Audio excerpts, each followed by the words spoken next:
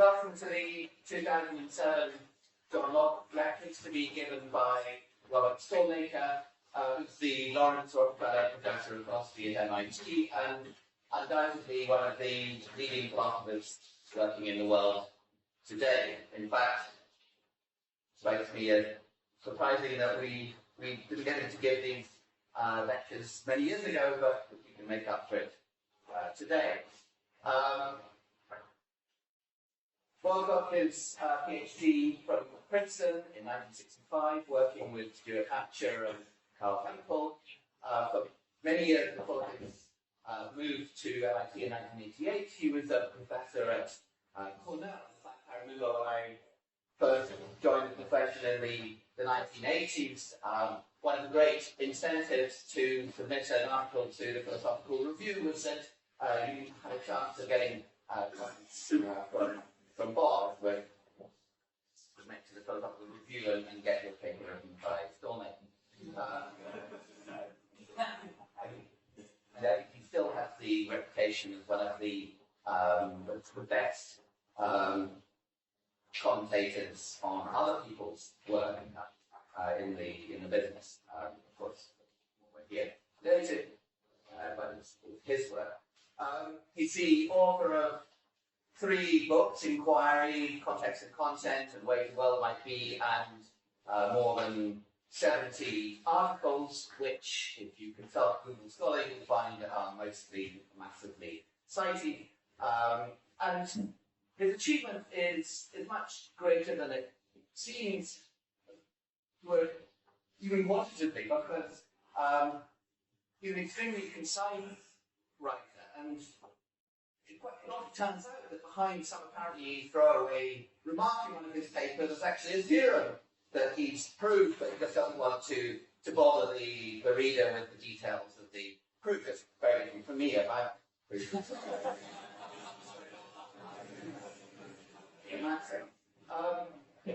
I think the first article of his that I read was Possible Worlds, which came as a blessed relief to start making the right distinctions and having a sober attitude and throwing out the bathwater, but still managing to keep the baby. And he's made hugely influential contributions in philosophical logic, philosophy of language, philosophy of mind, physics, and they're not those bits and pieces, but the more you work through them, the more that you come to understand that they make an integrated picture of thought, language, and their place in the world. He's also been extremely influential outside philosophy. Linguistics, for example, the possible worlds framework that he was the first person really to apply to natural language conditionals, and in his seminal 1968 paper, that's had an enormous influence on the semantics of natural language. So, as done by linguists, not simply by philosophers, and probably even more influential in linguistics has been the framework for pragmatics that he's developed, involving the notion of context that evolves over the course of a conversation, the notion of a common ground between participants in a conversation, and the related notion of pragmatic presupposition, which is by an enormous amount of work in contemporary linguistics.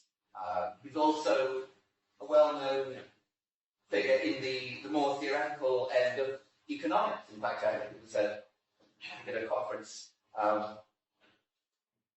in which most of the participants were economists that I first met him, because he's made contributions to game theory, and he's applied the notions of common knowledge, mutual belief, and some views about conditional to decision theory and game theory. He's well known in cognitive science for his work on non-monotonic logic, and something that may be less well known is that he's even a contributor to historical theory, because his very first article was on events, periods, and institutions in historian language. And I'm not just saying that because that's the first thing on his bibliography, but because I did actually look at it.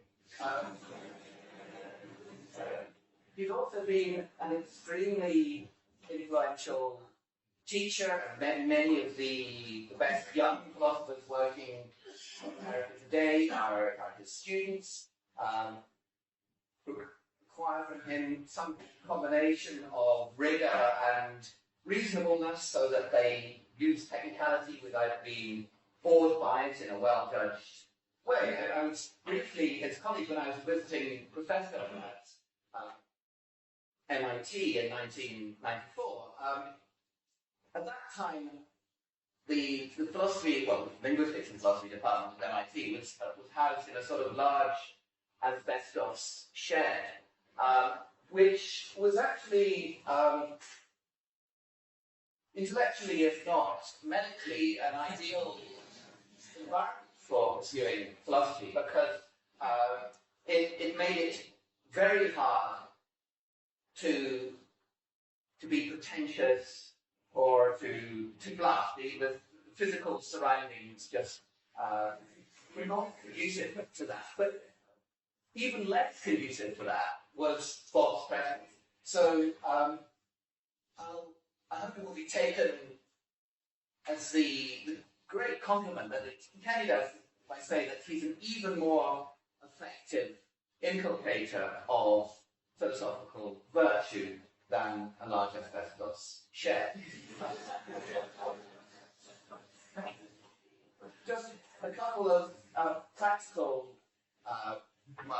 there will be some seminar sessions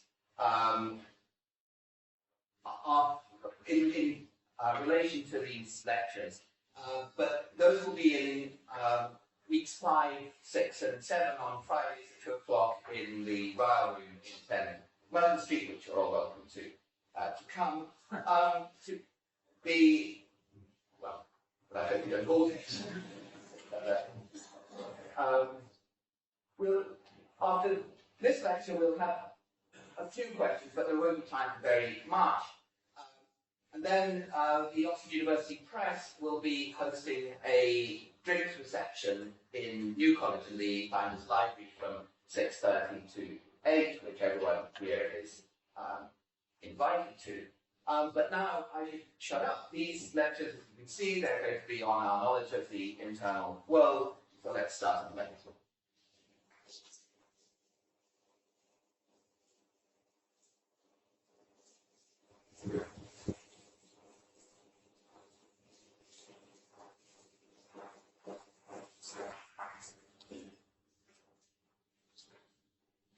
Thanks very much, Tim. I doubt very much if I can live up to that generous introduction. But it's a tremendous honor and privilege for me to give this lectures in a series that has been preceded by so many of my intellectual heroes, including, among others, Paul Grice, Sidney Shoemaker, Saul Kripke, David Lewis. Some of the work by some of these people will come in for some discussion in these lectures. I've given a couple of lecture series before that were named for distinguished philosophers, one Alfred North Whitehead, the other Josiah Royce. And I think with Locke, we're coming a little closer to philosophers that I have some hope of understanding.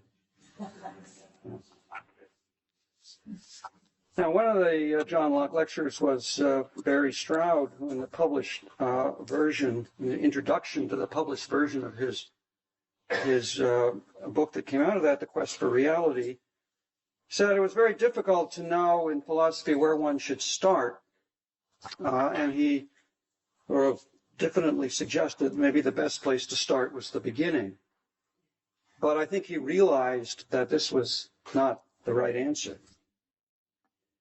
You got to start in the middle, and what I want to talk about today is try to get clearer about exactly what that means. So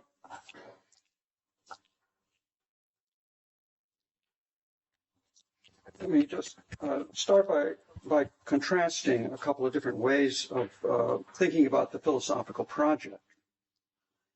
The Cartesian picture of the mind and of the world was under attack from a variety of directions through most of the last century. We were taught to do without private objects and private languages, the myth of the given, the ghost in the machine, the Cartesian theater, things present to the mind. So we were told to become materialists, or at least functionalists. We naturalized our epistemology. Instead of trying to build a foundation from the materials we found in our internal worlds, we were advised to start in the middle and to observe how people, in fact, went about justifying their beliefs and to explain their knowledge in terms of the way they interact with the things in the world that we, as theorists, find there. But despite all this anti-Cartesian thrust in the 20th century, the Cartesian beast is a hydra-headed creature that refuses to be slain, and I think continues to color our philosophical pictures and projects. So Wittgenstein, Ryle, Quine, Sellers, Davidson, not to mention Heidegger, may have cut off a few Cartesian heads, but they keep growing back. Now, Descartes is not the bogeyman he once was. Cartesian skeptical arguments are back in fashion. Arguments for the autonomy of minds and mental states, and philosophers feel free again to observe and contemplate the inner objects that Wittgenstein tried to banish. Now, the Cartesian target is, of course, broad and diverse, and critics of one aspect of the picture may embrace another. And anti-Cartesians sometimes accuse each other of being closet Cartesians. There's a cryptic and jarring remark I ran across in one of Donald Davidson's late papers. Quote, "I reject Quine's conception of knowledge, which is Cartesian and first personal." Quine being the paradigm case, the inventor of naturalized epistemology, but I maybe will have a chance to think a little bit about what Davidson could possibly have meant. Anyway, being myself still mired in the philosophical mindset of the 20th century, my discussion of various aspects of our knowledge of the internal world is going to be in the anti-Cartesian tradition. So my subject matter is the part of knowledge that the Cartesian internalist takes to be the most basic and unproblematic knowledge of our own phenomenal experience and thought.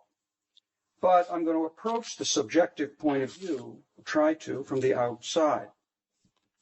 Now we'll get down to work on the details of some arguments next week and in succeeding lectures. But what I want to do today is to try to set the context by making some sort of big picture remarks about the way I see the contrast between a Cartesian philosophical project and an externalist alternative. Lots of attacks on the myth of the given and so on, but everyone has a somewhat different take on exactly what that comes to. So I'm going to sketch some old themes and look at some familiar patterns of argument.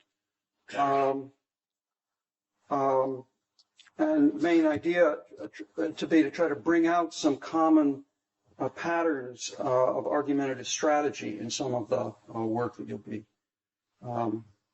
familiar with.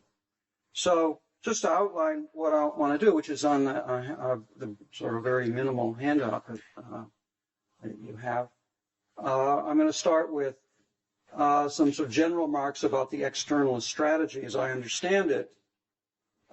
Second, I want to talk about 4 examples of a certain kind of externalist maneuver from the recent, well, most of it from the recent philosophical tradition, one starting earlier than that.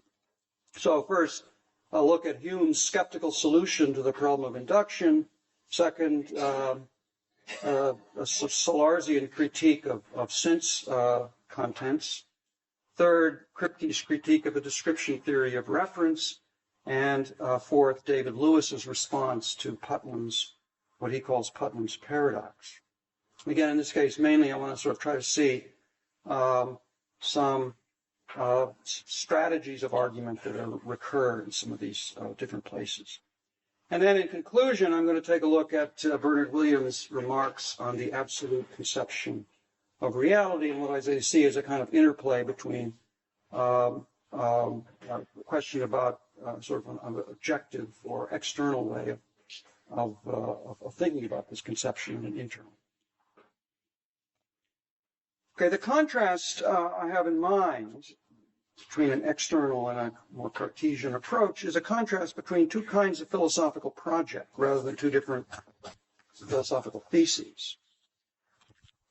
It's a contrast between decisions about where to start, between different assumptions about what's problematic and what's unproblematic, and about how to characterize the central philosophical problems. The Cartesian internalist begins with the contents of his mind, with what he finds by introspecting and reflecting. This is what is unproblematic. These are the things and the facts we know directly. The internalist problem then is, how do we move beyond these to form a conception of an external world? And how are we able to know that the world beyond us answers to the conception that we form? So the externalist, in contrast, proposes that we begin with the world we find ourselves in, and with what either common sense or, depending on the particular version of the strategy, common sense or our best scientific theories tell us about it. Among the things we find in the world are human beings, namely ourselves.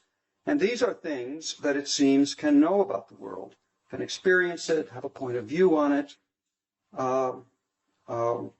interact with it. Our problem is to explain how our objective conception of the world can be a conception of a world that contains things who are able to think about and experience the world in the way we do. So these contrasting projects will formulate the central philosophical problems about knowledge and the mind in quite different ways. For the internalist, the central question, say, about intentionality is this: how can my representational capacities extend beyond my own mental life? I can take for granted, without explanation, my capacity to represent the contents of my mind and my capacity to reason about what I find there. At this point, there is no problem about the relation between my thought and its subject matter, since they are identical. The problem is to explain how I extend my representational reach beyond this. So the problem is a problem of explaining representational resources for a wider domain in terms of given representational resources for a narrower one. The problem is like the problem then, just to relate it to a familiar in the tradition issue, the way of explaining the logical and semantic relations between an observation language and a theoretical language. The externalist sees the problem of intentionality quite differently. We find in the world human beings with certain complex physical structure, a certain range of behavioral capacities and causal relations with their environment.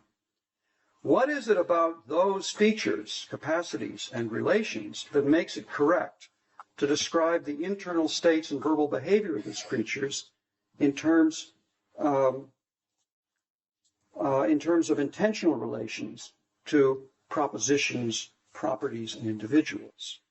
What is it for such complex physical objects to be in states that are about the world and about themselves? Now, internalists and externalists will each complain that the other is taking for granted what needs to be explained.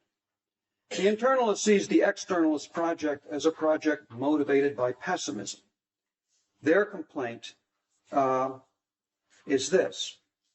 Imagine the internalist complaining here. He says, because you see no hope of reasoning your way out of your internal world, you give up and simply assume that there is a world that answers to your inner conception of it. You just help yourself to some additional material, taking it for granted because you see no other way to make progress. You decide that honest toil is so ill-paid that theft is the only answer. But the externalist rejects this way of understanding their project. It's not, they insist, that we're taking for granted what you take as given and more besides. It's you, we think, who are taking for granted phenomena that are in need of explanation. In our view, we can make sense of your starting point, the internal world, only by locating it in a wider world. The problem, we think, is not that skepticism is unanswerable from a purely internal point of view, even though it may be true that it is. In fact, we argue that the problem of skepticism seen this way is worse than you think. The problem is rather that skepticism about the external world has as one of its sources an uncritical acceptance and a false conception of our knowledge of the internal world. Now, it will be clear that as we go on, that my sympathies are with the externalist in this debate, but my main concern will be to keep clearly in mind what perspective it is that we're taking. Problems about knowledge in the mind have usually been posed in recent times in a way that presupposes the externalist standpoint. But Cartesian and traditional empiricist ideas that presuppose an internalist perspective continue to influence the way we think about these problems. And some of the puzzles about our knowledge of our own experience and thought may arise from equivocating between the internal and external perspectives. Now, the four examples that I want to talk about each deserve considerably more discussion than I'm going to give them. And as I say, my aim is mainly to sort of see some patterns that recur in the different in the dialectic of argument in these four different cases. Okay, I'm going to start with the classic example from David Hume, the classical example of a shift from an internal to an external perspective. And this is what Hume called his skeptical solution to his skeptical doubts about induction. The problem of induction is first posed from the perspective of the subject. The problem is how to justify the inferences one makes from one's evidence to hypotheses about the external world or about the future, where the available evidence is restricted to the subject's immediate sense experience. The shift, the external shift, once it's established that the problem posed from the internal perspective is insoluble, the shift is to view the subjects who are in this predicament, this skeptical predicament, as objects in the world who are making inferences about it, and to ask how they do it, why they do it as they do, and why it is that they are as successful as they are. The skeptical solution offers a psychological theory that provides, and this sort of general strategy is not tied to the details of the psychological theory, but in general, the project is to give a psychological theory that provides a descriptive account of the conceptual resources that these creatures, ourselves, use to form beliefs, and a causal explanation of how they acquire and use those resources. But the story, as I, at least I think one ought to interpret it, is not just a descriptive one. We observe not just that these creatures are disposed to behave in certain ways, but that they have a capacity to find their way about reliably in their environment. And our external theory provides an explanation for that capacity, an explanation for the fact that the methods of inference they use to form beliefs are reliable methods. Of course, the proponent of the skeptical solution is using the very methods that he is assessing in arriving at the conclusion that the world is one that is conducive to the success of those methods. But to acknowledge this is just to acknowledge the skeptical solution is not a solution to the skeptical problem on the internalist's terms. The explanation for the reliability of the inferential methods used by those creatures is still a substantive one, and it is not a foregone conclusion that the procedure will result in a positive assessment. What's required is that the story the externalist tells from the middle of things about what the world is like be one that is in harmony with the Hume, of course, uses the word harmony in this context, with the hypothesis that he is a creature who is able to tell this story and to have good reason to believe that it is true. Even this requirement may seem to be out of reach if one mixes the internal and the external perspectives in an inappropriate way. So, for example, and here I give, it's on the handout, a kind of parody of Hume's external story, which I take to be what Hume's skeptical solution is not. Okay, so imagine X, the Humean defender of the skeptical solution. There is really no such thing as causation. So the world is like a random sequence of states, but it is a sequence that happens by sheer chance to have exhibited up till now a certain pattern of regularity, and it will continue to do so, still by fortuitous coincidence. So we can be confident that our inductive methods will continue to work. So the internalist skeptic says, but what reason do you have to be so confident that the pattern will continue? And the Humean defender of the skeptical solution answers, I can't give you a reason, but I can give you an explanation for my confidence. I'm a creature of habit, and the regularity of the pattern up till now has irresistibly caused me to expect it to continue. I just can't help having this belief, and it's a good thing too, since I'm convinced that the pattern will, in fact, continue. Now, one might, with good reason, find X's line of argument here not just unsatisfying, but incoherent. I mean, it's a sort of display of the lack of the harmony that's required. Since what in this parody, what X purports to be doing is giving a causal explanation for a certain belief, while at the same time rejecting the applicability of causal concepts. But the real Humean does not reject causation and emphatically affirms the central role of causal hypotheses in inductive reasoning. What is rejected, although it's a matter of requires considerable debate, exactly how Hume's account of causation should be understood, but what's rejected, I'm suggesting here, is only a certain theory of causation that, according to the Humean diagnosis, tries to explain a relation between events in terms of a relation necessary connection that applies appropriately only to ideas. The Humean will also reject the conclusion that we can have reason grounded only in what's available from the internal perspective to believe any causal claims. But, one might say, so much the worse for the internal perspective. Now, I have to say that it's me who says so much the worse for the internal perspective and certain interpreters of Hume, but I can't claim that Hume says this. He remains profoundly ambivalent, taking his skepticism as seriously as his naturalism. There's some suggestion in Hume that he thinks it's a weakness that we are unable to stick consistently with the unmitigated skepticism that he argues for. But there's also a suggestion that it's a good thing that we're weak in this way. Okay, second example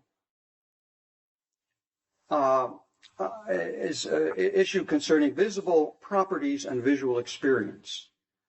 On the traditional empiricist picture, ideas of visible properties, of color, for example, derive from visual experience, which is then, in one way or another, the experience projected onto the world. This picture can be developed in various ways, giving various different accounts of the nature of the properties that colors are.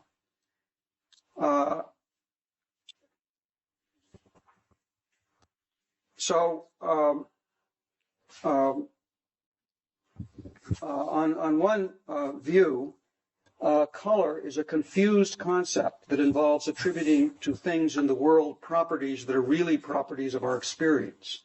On another, color is a power or a disposition to cause us to have experiences with a certain character, a power that resides in the physical objects that we attribute color properties to. On a third view, colors are whatever the categorical properties are, the possession of which by an object in the vicinity tends to cause the perceiver to have experiences with a given phenomenal character. But what all these theories about color have in common, at least approached in this way, is the assumption that our concepts of color properties are derivative from concepts of certain types of phenomenal experience. On a contrasting externalist view, as developed, for example, by Wilfrid Sellars in Empiricism and Philosophy of Mind, the ascribers of color properties begin with a naive view of an objective world, with things in it to which our most basic color concepts are applied. We don't begin with any kind of theory about how we are able to determine the colors of things, or about the nature of the color properties that we can see that things have. We just learn how to tell that things are red, or green, blue, or yellow. And the ability that we acquire when we do that constitutes our possession of the concepts that we are applying. When we become more critical and self-conscious about the nature of our capacities to detect these properties and of the limitations of those capacities, we theorize that our ability is explained by the fact that we are sometimes in certain internal states that tend to correlate with the presence of the property detected. And we also learn that the correlation is not perfect. As a result, we come to distinguish being red from merely looking red. The new, more sophisticated concept of looking to one to be red, or of there looking to be something red before one, applies when one is in the hypothesized internal state, even when the normal correlation fails to hold. Now, on this Sellarsian externalist picture of sort of the development of our coming to have color concepts and concepts for phenomenal experience, it's the objective properties or the concepts of them that have conceptual priority. The idea that we can be in internal states corresponding to the colors of things and our concepts of the qualitative character of those internal states are derivative, deriving from a quasi-theoretical hypothesis about our relation to those properties of visible things. But while the concepts of the qualitative properties of our experience are derivative, the qualitative properties themselves, the properties of experience, have a kind of explanatory priority. They play an essential role in the explanation of our capacity to detect by looking the colors of things, and an essential role in the causal explanation for our being able to acquire the concepts that we are applying when we detect color properties. The internalist mistake, according to Sellars' diagnosis, was to conflate the two kinds of priority, conceptual and explanatory. And this conflation distorted the epistemic role that something like sense contents played in our perceptual knowledge. Quine makes the same distinction between explanatory and conceptual priority and paints a similar picture most explicitly in the introductory chapter of Word and Object. And this is a quotation from Quine. There's every reason to inquire into the sensory or stimulatory background of ordinary talk of physical things. The mistake comes only in seeking an implicit sub-basement of conceptualization or of language. Our ordinary language of physical things is about as basic as language gets.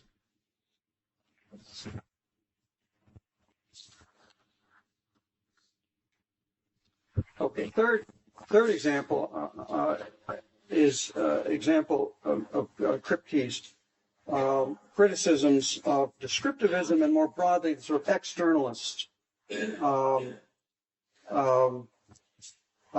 conception of propositional content, of mental content. The received view of reference that Saul Kripke criticized in Naming and Necessity has its origin in an internalist picture of representation. And even though at least some of the post-Cartesian, or rather post-Kripkean neo-descriptivists would disclaim any allegiance to a Cartesian project, I think the intuitions from the internalist project of going back to Russell and Frege plays a role in motivating defenses of this traditional account of reference. And that it's useful to see the parallel between the Kripkean critique and the kind of externalist project promoted by Sellers and Quine. So reference to individual concrete things such as human beings and physical objects and cities is particularly problematic from an internalist point of view, since such objects are paradigm cases of things that are not denizens of the internal world. And so they're not things to which we might have direct access from the inside. The descriptivist strategy is to explain the capacity to refer to concrete individuals in terms of a capacity to refer to the properties and relations that are exemplified by those individuals, things that might more plausibly be thought of as internal to the mind, or at least things that the mind could grasp from the inside. Now, of course, Frege was clear that the contents of thought are not themselves mental objects. They are something more abstract that can be objects of thought of different thinkers, the objects of the thoughts of different thinkers. But Frege still seemed to think, seemed to have assumed that the contents of speech and thought must be, in some sense, internal to the mind. Frege was famously incredulous at the idea that a physical object like Mount Blanc, with all of its snowfields, might be a constituent of a proposition. Russell disagreed, holding to the view that propositions might indeed have physical objects as components. But in the end, Russell took the bite out of this externalist doctrine by combining it with a view that propositions could be grasped only by someone who is acquainted with all of the constituents of the proposition, where acquaintance required the kind of perfect and complete knowledge that we could have only of mental objects or of universals. There are propositions with Mont Blanc as a component, and we can describe such propositions, but they cannot be the contents of what we think and say when we talk and think about Mont Blanc. So while Frege and Russell had different conceptions of a proposition, if we restrict ourselves to propositions that are candidates for the contents of speech and thought, then both of these founding fathers of the traditional or the received view of reference will agree that singular reference to physical objects must be mediated by general concepts that apply to those objects. Now, Kripke's externalist critique started, and much of the focus of the discussion is on the descriptive adequacy of the traditional analysis. So in some cases, Kripke argued cases that seem intuitively to be examples of successful reference, we don't know enough. We don't have the conceptual resources to refer according to, in a way that accords with a descriptivist account. In other cases, it was argued that the analysis implied the intuitively wrong result, that the thing we were referring to was something other than what intuitively we seem to be referring to.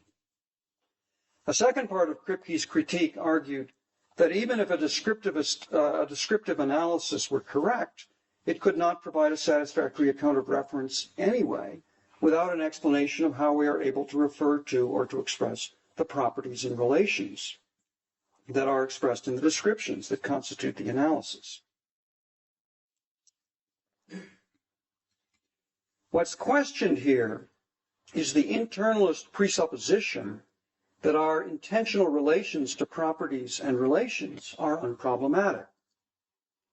A descriptivist analysis just passes the buck, as David Lewis used, from one kind of expression to another. This point was supported and reinforced by arguments that Tyler Burge gave against what he called individualism. If general terms, along with names and other singular referring expressions, depend for their semantic values on environmental conditions, then our intentional relations to them cannot have the kind of foundational status that the internalist project requires. Speakers and thinkers can't have the kind of perfect and complete acquaintance with properties and relations that is necessary, according to the internalist, to grasp the propositions expressed in the descriptivist analysis. And so further reduction would be required for the success of the internalist project. Here it's important that the anti-individualist arguments, the kind that Burge gave, apply to a wide range of general concepts, not just to a few natural kind terms and theory-laden scientific terms, but even to purely qualitative predicates. If only a relatively narrow range of terms and concepts are, to use the term of David Chalmers, twin-earthable, only subject to twin earth type experiments to show they depend on the environment, then there might be a prospect of a reduction of the concepts that are in this narrow range to those that are not. But the externalist argues that the phenomena brought out by the anti-individualist thought experiments, Putnam and Burge and so on, as well as by Kripke's arguments, the phenomenon is ubiquitous. There is no foundation. We need an explanation of another kind. And it's at this point that the externalist makes a distinction that I see as paralleling the distinction made by Quine and Sellers between conceptual and explanatory priority. Singular reference with proper names is conceptually direct, but that should not be taken to imply that there is no explanatory story to be told about what it is in virtue of which a name refers. Just as it's a mistake to confuse explanatory with conceptual priority in the case of visible properties and visual experience, so it's a mistake, according to the causal theorist of reference, to confuse an explanation for the fact that a name refers as it does with a conceptual analysis of what is expressed by that name. A definite description of an individual named might play an essential role in the explanation for the fact that the name refers to the individual, even if the proposition expressed with the name, the propositions expressed with the name, are determined as a function of the individual itself and not of some concept expressed by the description. Kripke took Frege's notion of sense to involve an equivocation between these two roles of a descriptive concept in the explanation of the relation between a name and a referent. This, again, controversial quotation from Kripke criticizing Frege, a criticism which I leave to the Frege interpreters to judge the justice of, but I think it surely applies accurately to some neo-Fregean philosophers. Okay, fourth example I want to just point to is the example of Putnam's paradox and its skeptical solution. Even though David Lewis defended what is, in a sense, an internalist project, he accepted the externalist's formulation of the problem of intentionality. And he argued that any solution to it will require a move that parallels the move that I see as paralleling the move in David Hume's skeptical solution of the problem of induction. Lewis's external shift, like Hume's, is a response to a skeptical problem that's posed from the subject's point of view. The problem is what Lewis calls Putnam's paradox, which is an argument that Hilary Putnam gave first in 1977, but in many other places since. And the rough idea of Putnam's argument is this: start with the fact that any consistent theory has many interpretations according to which it is true. As Lewis points out, a certain amount of model theory gets brought in, but that's kind of unnecessary. The basic point could be made more simply. All that needs to be assumed for the result that any consistent theory can be interpreted in such a way as to make all of the sentences in it true all that one needs is that there are enough things in the world. Nothing need be assumed about what those things are like or what they are. But anyone who is actually asserting or accepting or affirming a theory claims more than that. There's sentences that they're using express truths on some interpretation or other. They intend a certain interpretation, and the claim is that the theory propounded is true on the intended interpretation. What Putnam's skeptical argument challenges is the assumption that this restriction to intended interpretations provides any constraint at all on interpretations. For I might formulate my referential intentions in my public language or in my language of thought and add them to my total theory.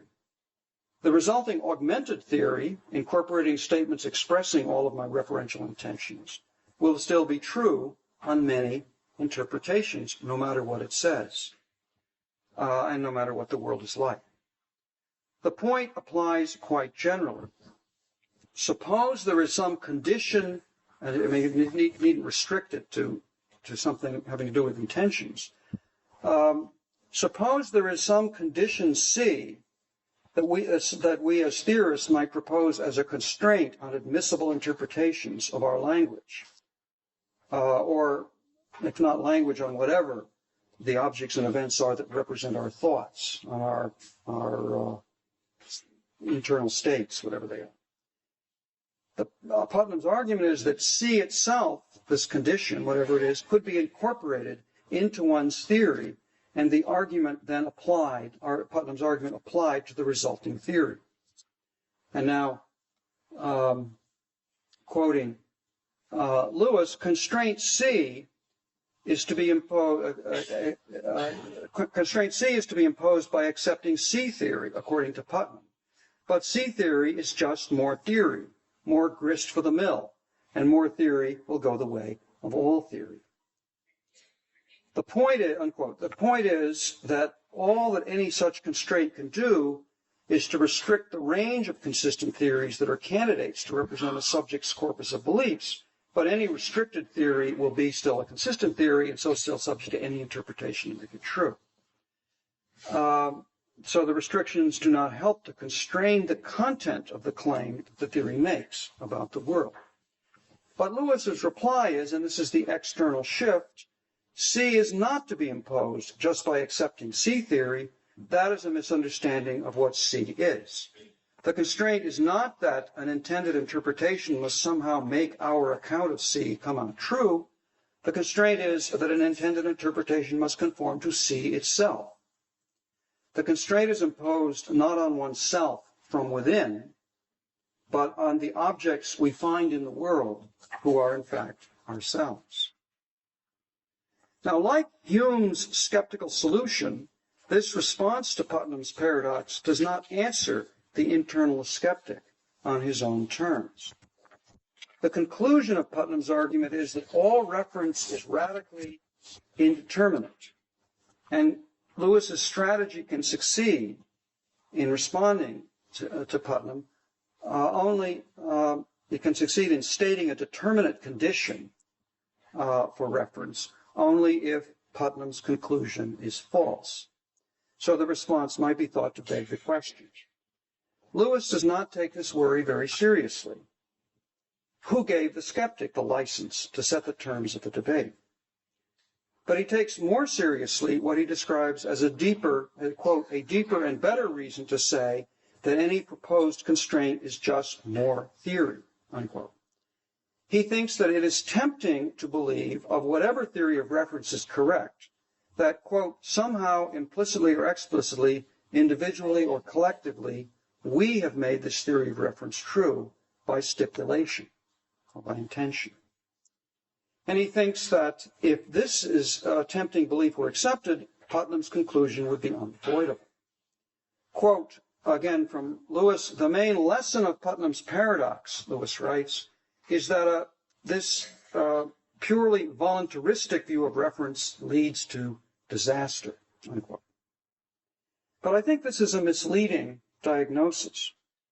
We don't need Putnam's paradox to see that any general solution to the problem of intentionality, any explanation of the nature of representation that tries to be purely voluntaristic would be incoherent. An intention is itself an intentional state. One obviously cannot explain what makes an intention, say an intention directed at Osama bin Laden, be an intention that's directed at him, an explanation for what makes the intention an intention directed by him, by saying that we intend it to be directed to him. A purely voluntaristic or intentionalist theory of reference makes sense only as a theory that aims to explain linguistic reference in terms of, or linguistic intentionality in terms of the intentionality of thought. And a project of this kind, for example, a Gricean project, is untouched by Putnam's paradox, which is a paradox concerning the general question of the nature of intentionality. I think the main lesson of Putnam's argument should instead be put this way: an attempt to give a purely internalist solution to the problem of intentionality leads to disaster. A clear view of the problem requires that we distinguish conceptually between, one, ourselves as theorists attempting to explain our intentional relations to things in our environment, and two, ourselves as the objects whose relations to things in their environment we are studying. But as in the case of Hume's skeptical solution, our two views of ourselves must be in harmony. A satisfactory account of intentionality must explain how it is possible for us as objects in the world to be the kind of thing that can have a theory of the kind that we as theorists have. And that is a theory, and also that's a theory that succeeds in saying things about the world. Okay, so I want to conclude by looking at what Bernard Williams calls the absolute conception of reality. It's tempting to think of this external standpoint that I've been trying to articulate as a view of reality from outside, or some people say sometimes from above. We retreat into our objective selves, use a term of Tom Nagel's, leaving behind our empirical selves, and take on the view from nowhere. This image, the perspectiveless perspective, is reinforced by the language of perspective. We talk about the external standpoint. But in a way, I think, this image gets things exactly backward. It's essential to the view from the middle of things that there is no place from which to observe and reflect on the world other than our place within it. It's essential that the theorist, viewing himself as an object in the world, is the same as the object being viewed. It's not that we're looking for a platform outside of the world on which to build our conception of it. Instead, we're trying to do without foundations at all. Now, both internalists and externalists are aiming at a conception of a reality that exists independently of our conception and knowledge of it. They differ about whether such a conception can be built from within, and perhaps also about what such a conception requires. Bernard Williams, who was concerned with Descartes' project of generating such a conception, suggested that there is something puzzling and problematic about an absolute conception of reality. And the long quotations from the handout, which I'll go over, is his articulation of this problem. Suppose A and B each claim to have some knowledge of the world. Each has some beliefs.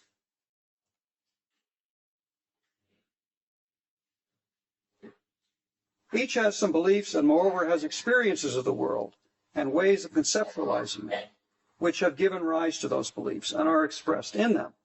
Let us call all of this together his representation of the world, or part of the world. Now, A's and B's representations may well differ.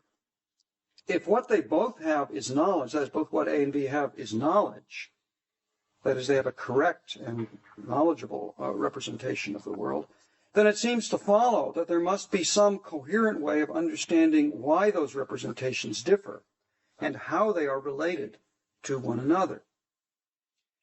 So pausing the quote here. We need, that is, to understand how the different representations, quote, can each be perspectives on the same reality, unquote. And this requires one to, quote, form a conception of the world which contains A and B and their representations. But this will still be itself a representation involving its own beliefs, conceptualizations, perceptual experiences, and assumptions about the laws of nature. If this is knowledge, then we must be able to form the conception once more of how this would be related to some other representation which might equally claim to be knowledge. Indeed, we must be able to form that conception with regard to every other representation which might make that claim. But the idea that there might be such a conception, Williams goes on to argue, poses a dilemma. Okay, so this is the dilemma. On the one hand, the absolute conception might be regarded as entirely empty, specified only as whatever it is that these representations represent. In this case, it no longer does the work that was expected of it. On the other hand, we might have some determinate picture of what the world is like independent of any knowledge or representation in thought, but then it is open to the reflection once more that that is only one particular representation of it, our own, and that we have no independent point of leverage for raising this into the absolute conception or the absolute representation of reality. Okay, all these quotations from around the same part of Williams on Descartes' project of pure inquiry.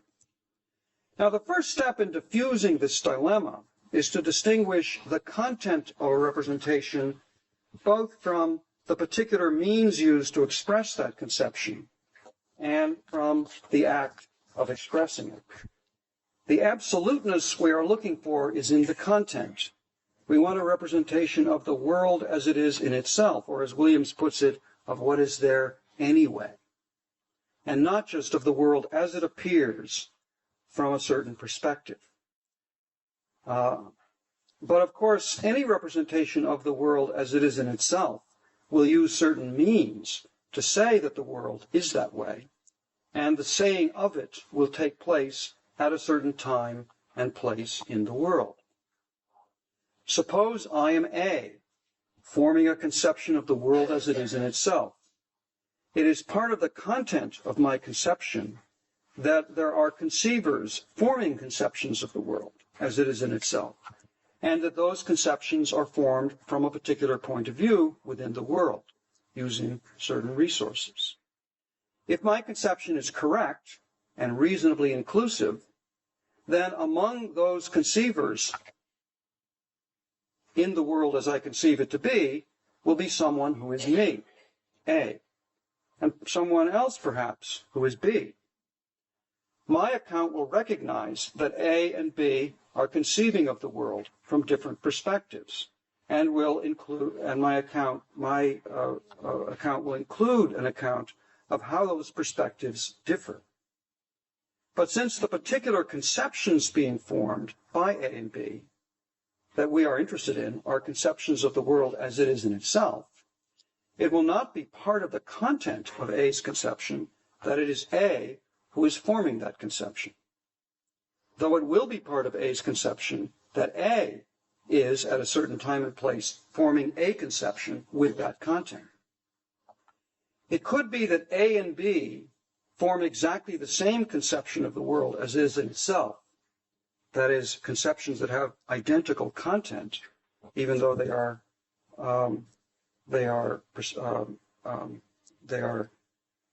conceptions formed at different places.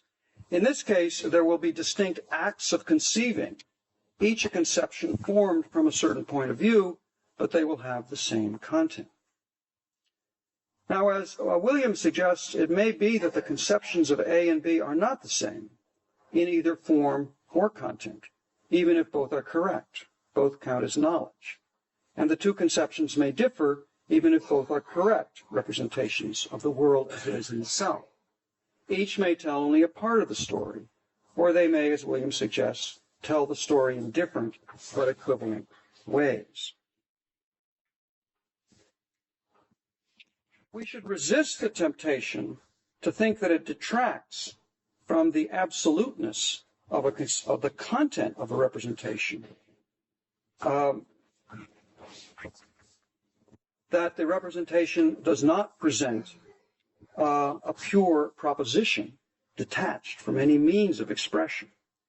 The search for a representation freed from any means of representation will face a dilemma that parallels the one posed by Williams for the absolute conception of reality. So now, paraphrasing, or perhaps parodying Williams, what a statement says, the proposition it expresses, must be independent of any linguistic item that expresses it.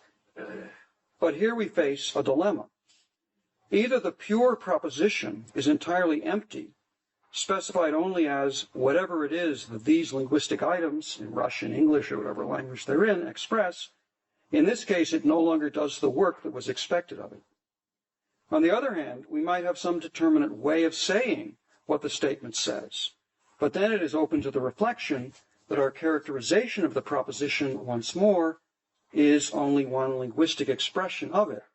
And again, we have no independent point of leverage for raising it into a pure proposition. Okay, end of paraphrase. Now, I trust that no one will take this dilemma seriously in this bald form. But there are real problems in the vicinity. It's a recurrent problem in all of the attempts to view the philosophical terrain from the middle that we, quote, have no independent point of leverage, unquote. We want to theorize about the relation between representations and their content, but of course we can do so only by using other representations. We need a conceptual distinction between the content of a representation and the vehicle in which the content rides. But there may be more than one way to make that distinction. And controversies about how to make it can interact with substantive issues about the subject matter that's represented. Now, next week, I'm going to start by looking at the case of Frank Jackson's thought experiment about Mary and the knowledge argument, and it's a situation where the interaction of the perspective of an individual and our objective or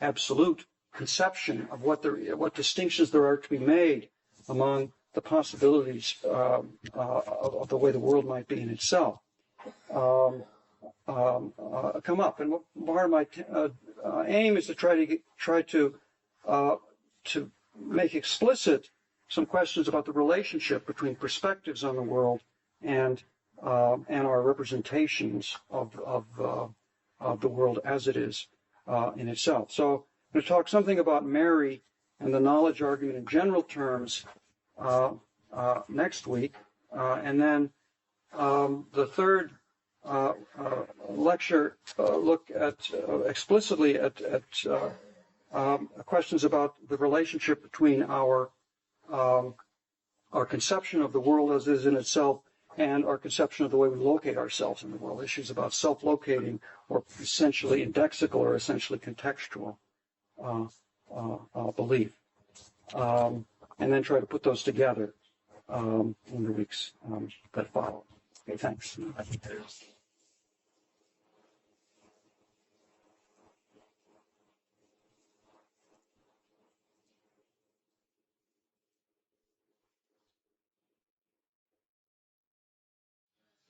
Welcome to the second John Locke lecture to be given by Bob Stalnaker. The series is our knowledge of the internal world, as you know, and as I'm sure you also know, today Bob's going to be talking about epistemic possibility and the knowledge of My general topic is the character of our knowledge of our own phenomenal experience and the content of our thought. I talked last time about an external approach to the issue. That is, the idea was to try to see the project as the task of characterizing from the outside the kind of thing that has an internal perspective, the kind of thing that we are, the kind of thing that has experience and the capacity to think about it among other things. So I'm going to be concerned throughout these talks with the interplay of perspectives, in particular, primarily the perspective of the theorist and the subject, but also the perspectives of an interlocutor, an interpreter, and an attributor of thought. So today I'm going to start with the story of Mary, which concerns one kind of difference between subjective and objective perspectives. So everyone knows about Mary. She's a brilliant scientist who has been confined since birth to a black and white room. She knows from reading the black and white books that line the shelves of her room all there is to know about the physics of color and the neurophysiology of color vision. But she has never had the opportunity to see colors. Even though she knows all the relevant physical and biological science, there's still something she does not know, something she will learn only when she first emerges from her room and sees colored things. She doesn't know what it's like to see colors. Now, this story, told by Frank Jackson, provided the context for an argument that he gave, which he called the knowledge argument. And it goes roughly like this. The story seems to imply that a person might know all the relevant physical facts while remaining ignorant of certain further facts, facts about the qualitative character of visual experience. So there must be facts to be known that are not physical facts. But if there are facts that go beyond the physical facts, then materialism or physicalism, the thesis that all facts are physical facts, is false. Now, it's a deceptively simple argument that raises a number of different issues. The conclusion is that a certain metaphysical thesis is false, and most of the responses to the argument have been attempts to rebut this conclusion by reconciling the thought experiment in one way or another with materialism. I'm going to review some of those responses, but my main concern will be with issues that are independent of materialism, but issues that the story and the argument about it force us to confront. So I want to consider what the story and some variations on it might show about our epistemic relation to our experience and about the relation between our experience and our knowledge more generally. And since the argument turns on the claim that there's some new information that Mary acquires when she leaves her room, evaluating the argument will require getting clear about what kind of thing items of information and contents of belief might be. Now, it's been suggested that the knowledge argument is a non-starter, since it, this is quoting Alex Byrne, my colleague, who is citing Terence Horgan, saying something like this. The knowledge argument, quote, illegitimately draws a metaphysical conclusion that physicalism is false from an epistemic premise that physically omniscient Mary would not know everything. But there's nothing wrong in general with deriving metaphysical conclusions from epistemological premises, so long as the argument is valid. And there's no mystery about how epistemological premises can have metaphysical consequences, since knowledge implies truth. Prima facie, at least, it's reasonable to take facts to be the things that are known. On this assumption, one can validly reason from an epistemological premise that Mary knows all the facts of kind K, but does not know the fact that P, to the metaphysical conclusion that the fact that P is not a fact of kind K. And that's a sort of very abstract sketch in a very simple version of the knowledge, form of the knowledge argument. Now, another way one might try to make the connection between the epistemological premise and the metaphysical conclusion is to follow David Lewis and make the distinction in terms of possibilities or possible worlds. And I'm going to differ from David Lewis at many points in these. I'm going to talk a lot about some of his different arguments, and in particular, I have a very different idea what a possible world is, but I'm going to follow him in trying to understand information in terms of possibilities. So what is known, according to Lewis, is an item of information, and information is to be explained in terms of the exclusion of possibilities. If there is a piece of information that Mary is ignorant of, then there are possibilities that she is not in a position to exclude. If she's omniscient about the relevant physical facts, then all of the possibilities compatible with her information, all that she cannot exclude, all the possibilities that she cannot exclude will be physically indiscernible from each other. So any possibility she is not in a position to exclude must differ, any possibilities that she's not in a position to exclude must differ from each other in some non-physical way. But what materialism claims is that all distinctions between possibilities, at least between possible worlds that share the same fundamental properties as the actual situation, all of them supervene on physical distinctions. So, Lewis argues, if we accept that Mary's ignorance is a lack of information, then we must accept what he calls the hypothesis of phenomenal information. And that's stated on the handout, and I'm going to talk about it some more in a couple of weeks, but just sort of get the sort of general view that Lewis sees one is committed to if one buys the knowledge argument. So two possibilities might be exactly alike physically, yet differ phenomenally. When we get physical information, we narrow down the physical possibilities, and perhaps we narrow them down all the way to one, but we leave open a range of phenomenal possibilities.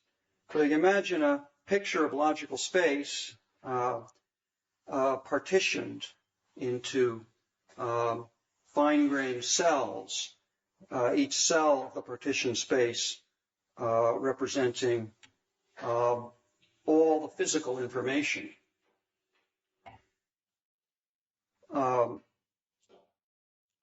According to one conception of the way the world might be.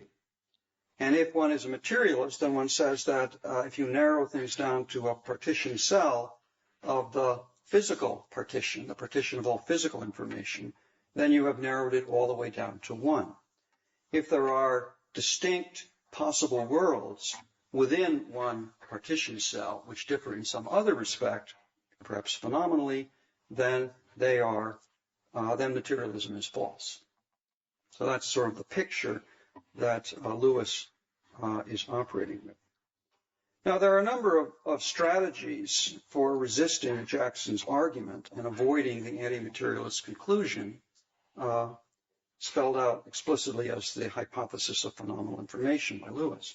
All of these ways of, or strategies for resisting the conclusion are ways of rejecting in one way or another the idea that Mary lacks a kind of information that distinguishes between possible ways the world might be in itself.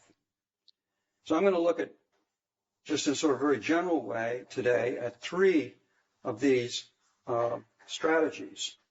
And again, these are sort of spelled out in the middle of the first page of the handout, just summarized. So first, what has been called the Frege strategy holds that we need a notion of information or content that's more fine-grained than one grounded in a distinction between possibilities. A notion of some kind of sense of a sentence or thought, which is more fine-grained than so that distinct thoughts might be necessarily equivalent, make the same distinctions between possibilities. So that's the first sort of general strategy. Second strategy is what Lewis called and defended, what Lewis called the ability hypothesis that he defended. And this strategy rejects the idea that it is information in any sense that Mary lacks. What she lacks is certain abilities. The third strategy is to grant that Mary lacks a kind of information, but to deny that she lacks information about the world as it is in itself. What she lacks is a kind of indexical or self-locating information, information about her place in the world rather than about what the world is like in itself. So I'm going to argue that, or I should say, in general, the different sort of ways of developing this third strategy, but the idea is that in some way there's an analogy between knowledge of the special kind of knowledge of who one is or what time it is, things like that, and the special kind of knowledge that one has when one has phenomenal knowledge. I'm going to argue that none of these responses, at least on first pass, succeed in resolving the puzzle, though I'm going to suggest that the last strategy points in the right direction. But I think the analogy between Mary's predicament and the predicament of a person who lacks certain essentially indexical information is a fruitful one, but seeing how it works will require rethinking the notion of indexical or self-locating attitudes. Okay, so first, look a little bit at the Fregean strategy.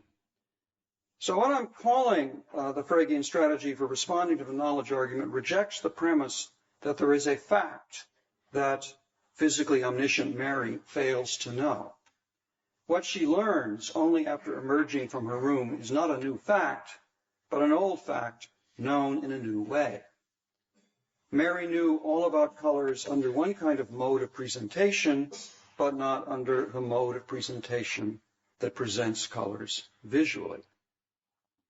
Now, this kind of response stands in need of a theory of senses or modes of presentation, and of what kinds of things the objects of knowledge and the contents of belief are, an account that will vindicate the idea that there are distinctions between objects of knowledge and between contents of thought that are more fine-grained than distinctions between the possibilities.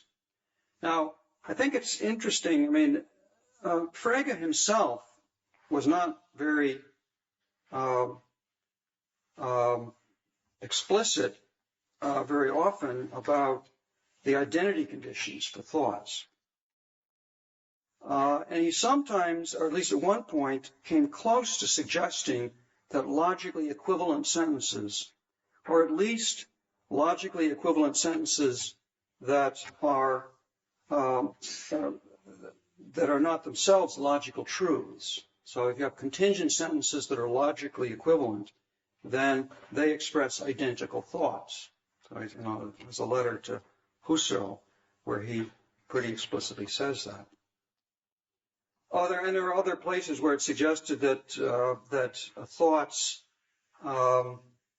that sentences with quite different structures might nevertheless express the same thought. What's presented, one of the problems of trying to understand or fit the Fregean idea of a mode of presentation to the idea of a thought, is that what's presented by a sense of any kind is something extremely coarse-grained. So what's presented by a sentence, so a thought is a mode of presenting a truth value, not a fact or anything like that. So it doesn't sort of follow straight away from the fact that senses are more fine-grained than the things that they present and reference, that therefore sentences or thoughts are more fine-grained than coarse-grained propositions. But the neo-Phrygian strategy has tended to take thoughts to be something quite fine-grained. But exactly what they are is less, often not very clear. So one worry about a mode of presentation, this idea of a mode of presentation, is that it threatens to blur the line between the content of a representation and the relation between the representation and its content, or between the content and the accidental features of the vehicle that carries the content.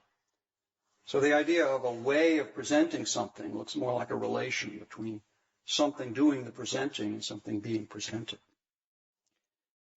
Even if thoughts or propositions cannot be identified with their truth conditions, that is, with the way they distinguish between possibilities, it should be uncontroversial that thoughts, whatever they are, have truth conditions, and that the truth conditions they have are essential to them.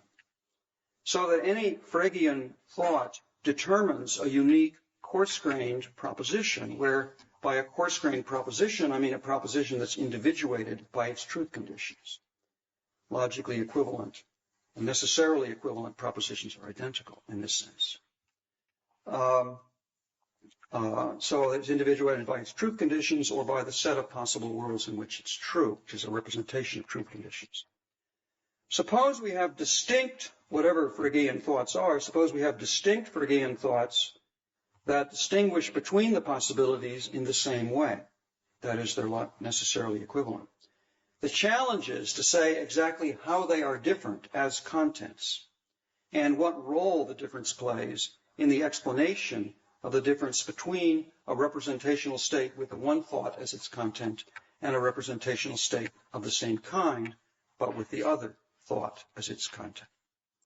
The explanation must preserve the idea that the thought is the content of the representation, where it's essential to the idea of content that it be detachable from the speaker or thinker, from the act of speaking or thinking, and from the form in which the content is represented in speech or thought. So this feature of content, this way in which it's abstracted from a representation, was required by the response to Bernard Williams' dilemma for the absolute conception of reality that I talked about at the end of the last lecture. It was acknowledged there that in that discussion that any representation represents the world from a particular perspective in the world and has the content that it has only in virtue of its relation to the things in the world that are being represented. The claim was that this is not a problem for a conception of the world as it is in itself, so long as we can separate conceptually the content of the representation from the parochial features of the situation that account for its having the content that it has. So this is sort of just a general kind of reason for suspicion of the sort of Phrygian strategy and for a need for more clarification about exactly what Phrygian thoughts are.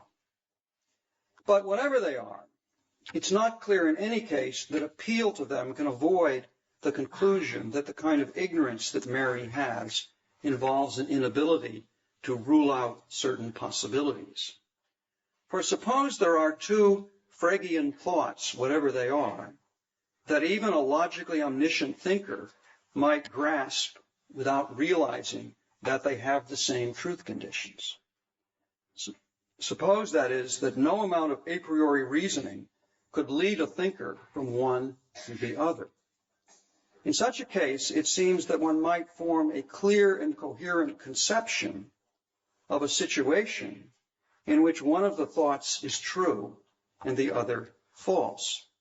And this seems to imply that such a situation would be at least a conceptual possibility, a possibility that something conceivable.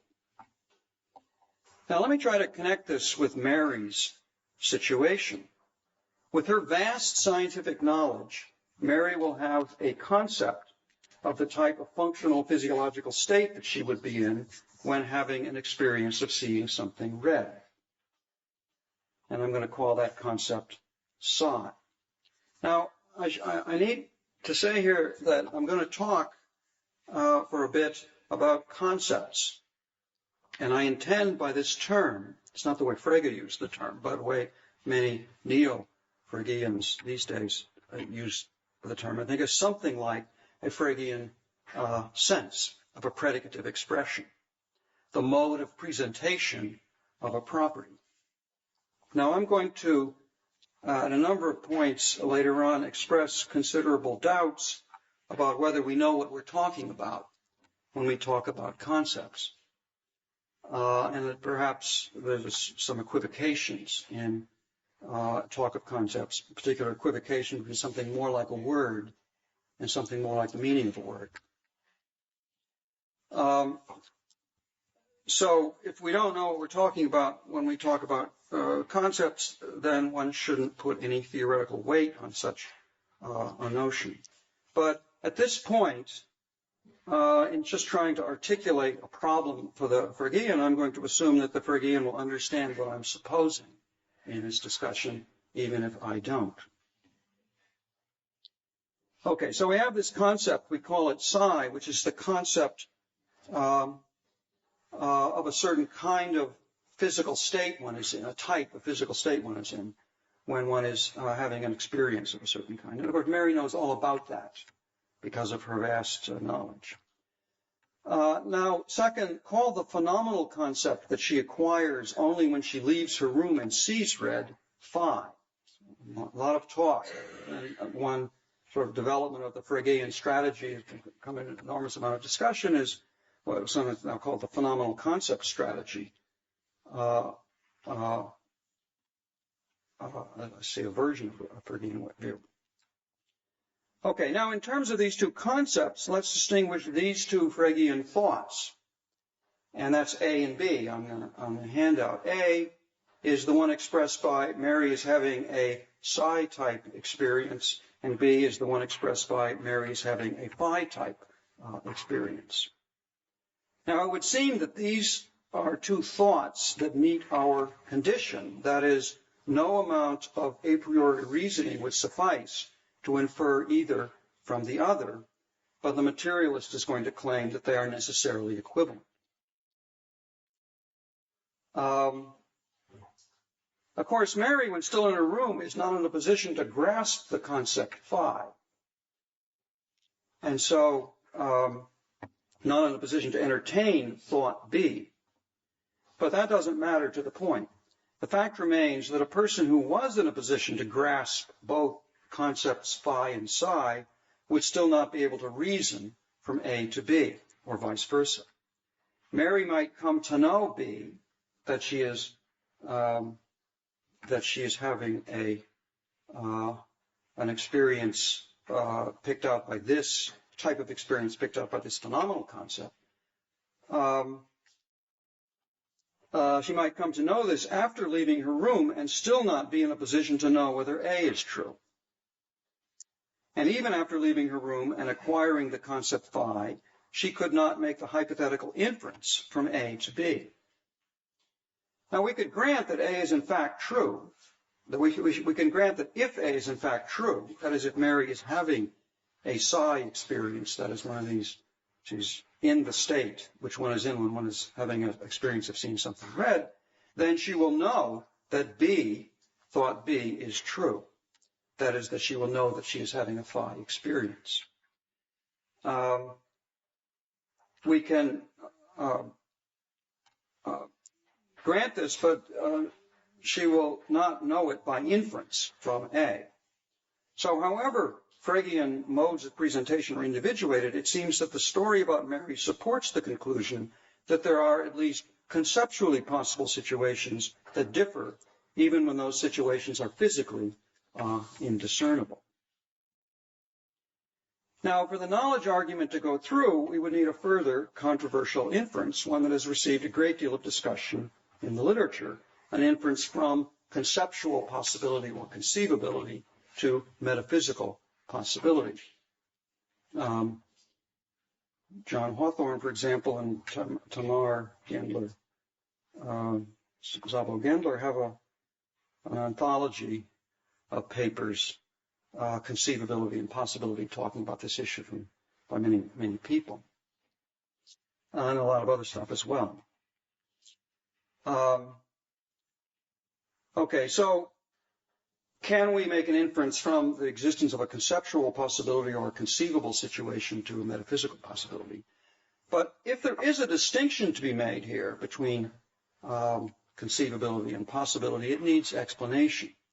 We don't want to defend materialism by invoking some kind of brute metaphysical law that rules some possibilities, including those that are physically like the actual world but phenomenally different from it, rule them out of bounds as simply violating the metaphysical laws. So, but let's look more closely at what a situation that's conceptually but not metaphysically possible might be like, if there could be such situations.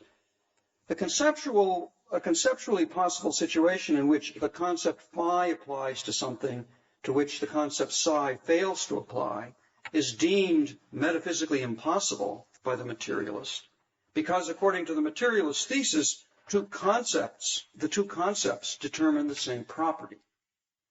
So again, a concept is something like a mode of presentation of a property. So there can't be a situation in which one of the concepts applies while the other does not. But one might respond that even though the concepts in fact determine the same property, it's not metaphysically impossible that those concepts should determine different properties.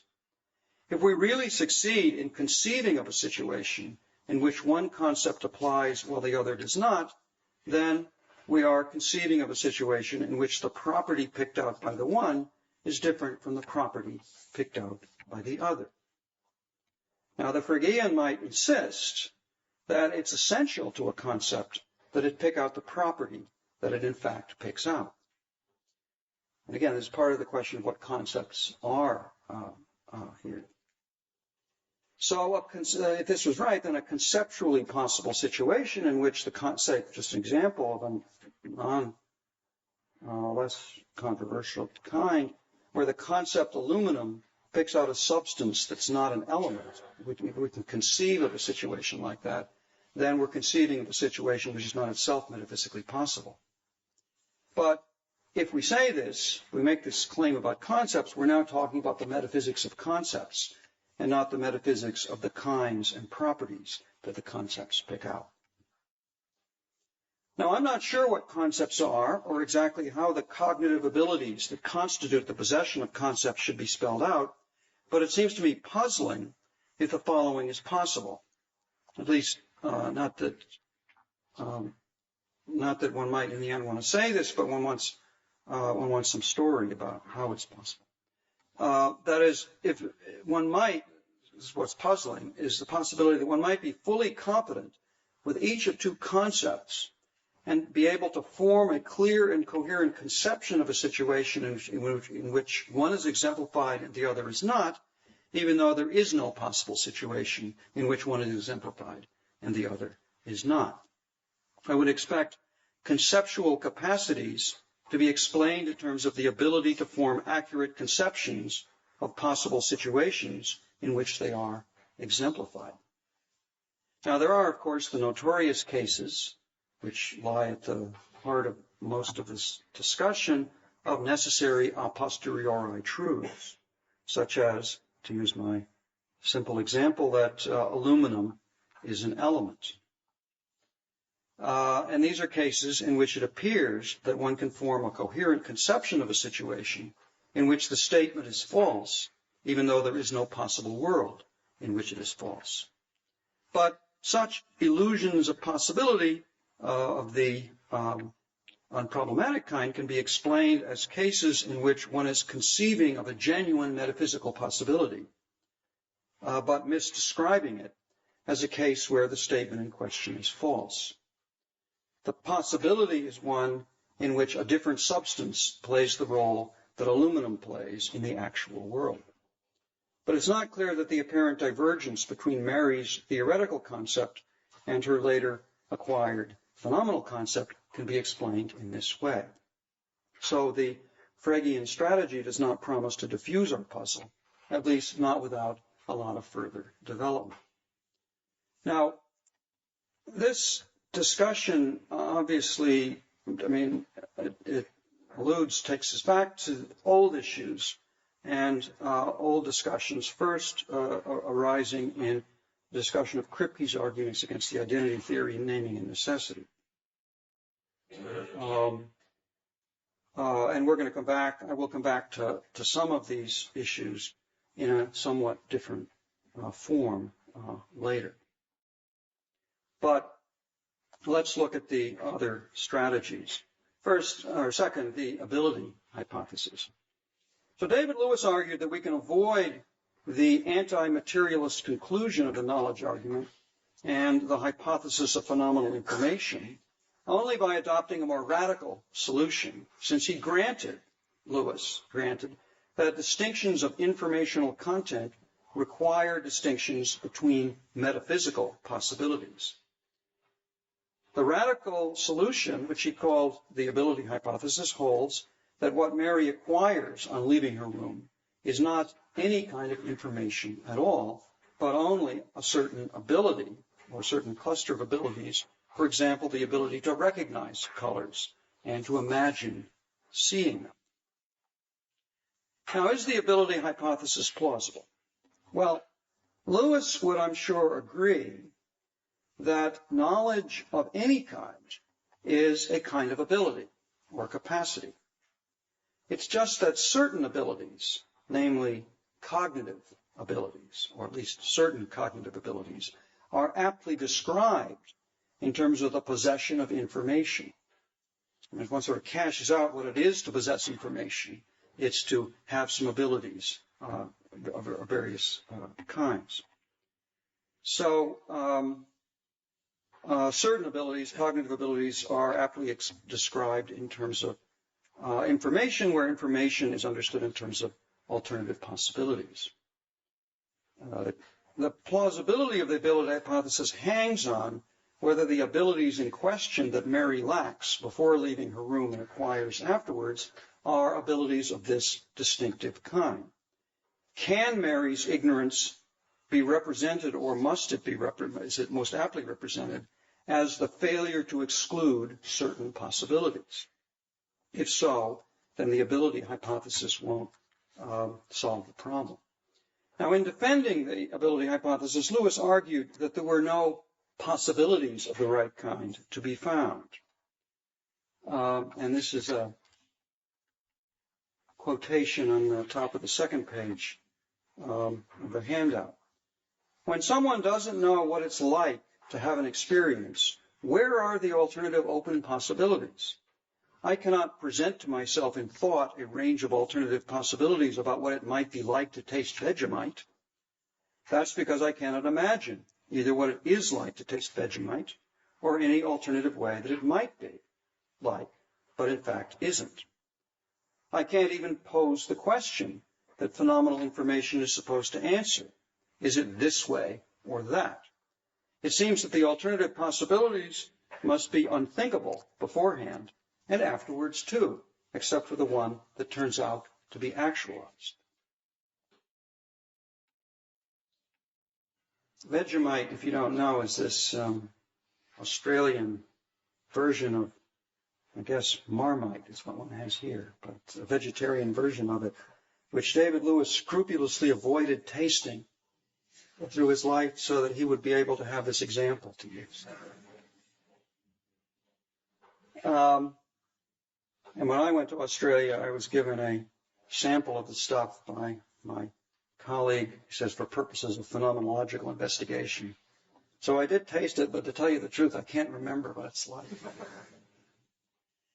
Now, it's a relevant fact, I think, about the story that the subject cannot present the alternative possibilities to himself in thought, or herself, in case of Mary, in thought. But this is not a reason to think that the possibilities are not there. The role of alternative possibilities in the characterization of information is an external one. That is, the theorist is the one who distinguishes possibilities and uses them to describe the state of mind of a subject. Possible situations that cannot be distinguished by the subject may still be relevant for characterizing that subject's cognitive capacities and limitations.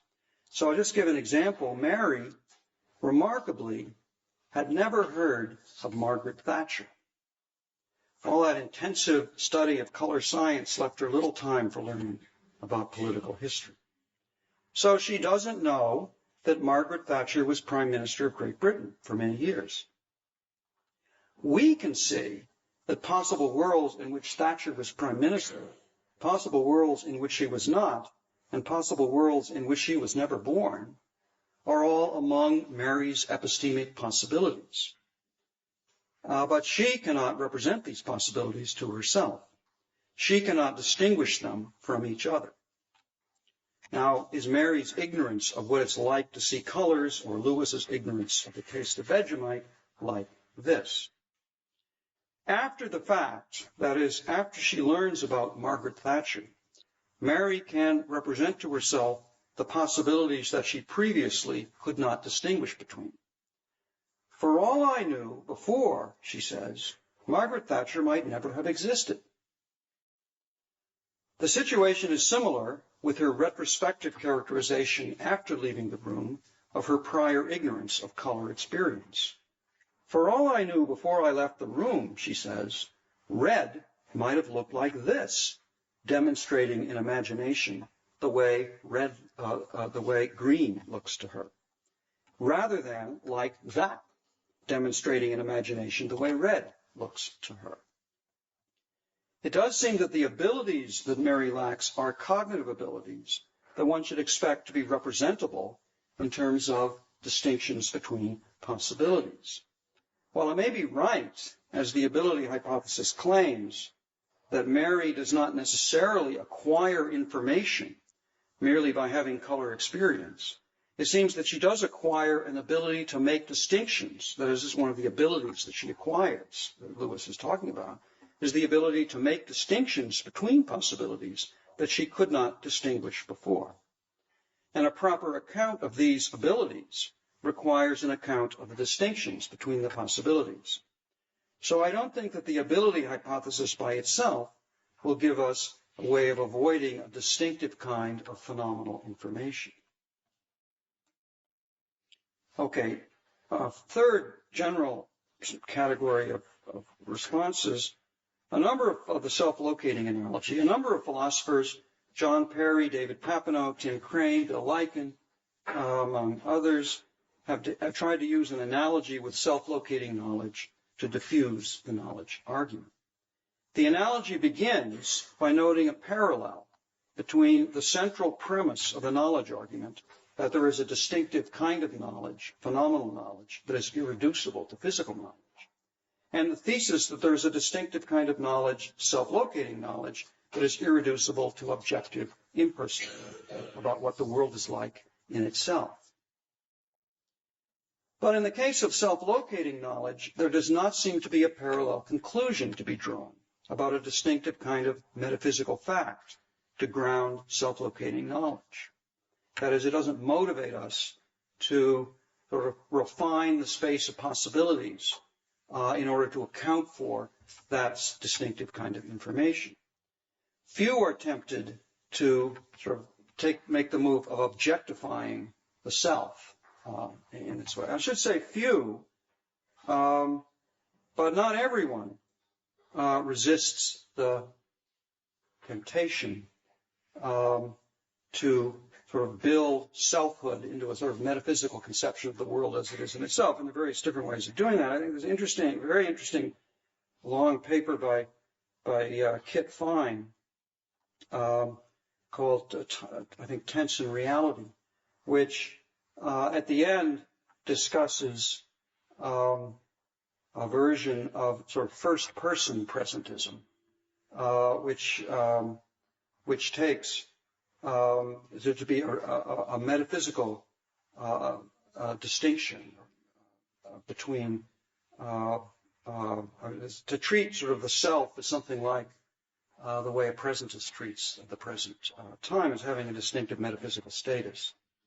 And my colleague Caspar Hare defends a rather far-out version of first-person presentism as well. Now, Tom Nagel develops a notion that he calls the objective self, but he's quite clear that he does not intend this to be a feature of an impersonal metaphysical conception of the world, and in fact argues that it wouldn't work if one tried. It wouldn't solve the problem of explaining the distinctive character of self-locating knowledge.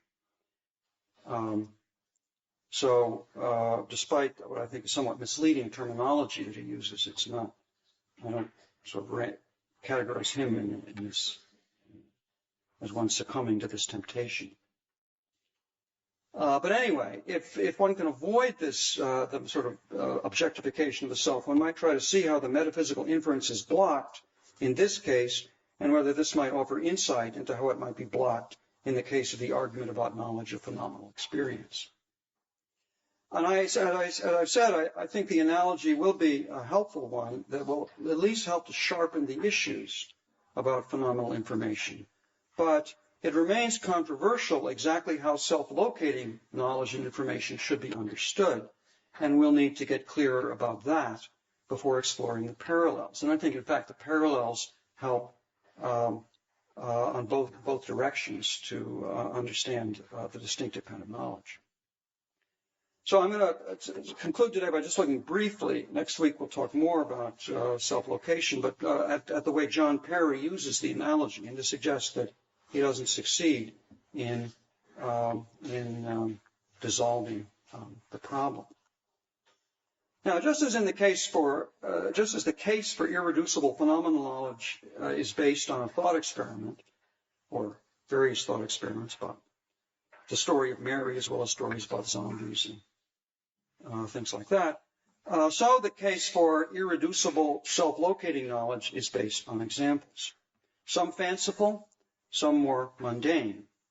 There are stories told by Hector Neri, originally by Hector Neri Castaneda a long time ago, more recently by John Perry, David Kaplan, David Lewis, among many others, to illustrate the fact that our knowledge of ourselves and our place in the world, knowledge about what's happening now, or here, or to me, cannot be reduced to impersonal objective knowledge about what the world as it is in itself is like.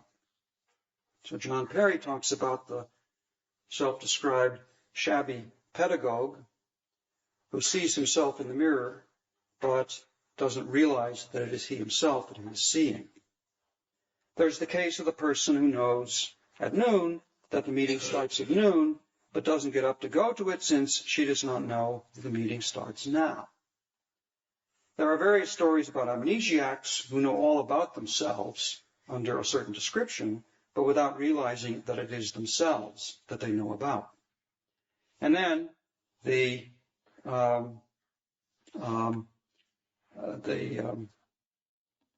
somehow one likes with philosophical examples to reach for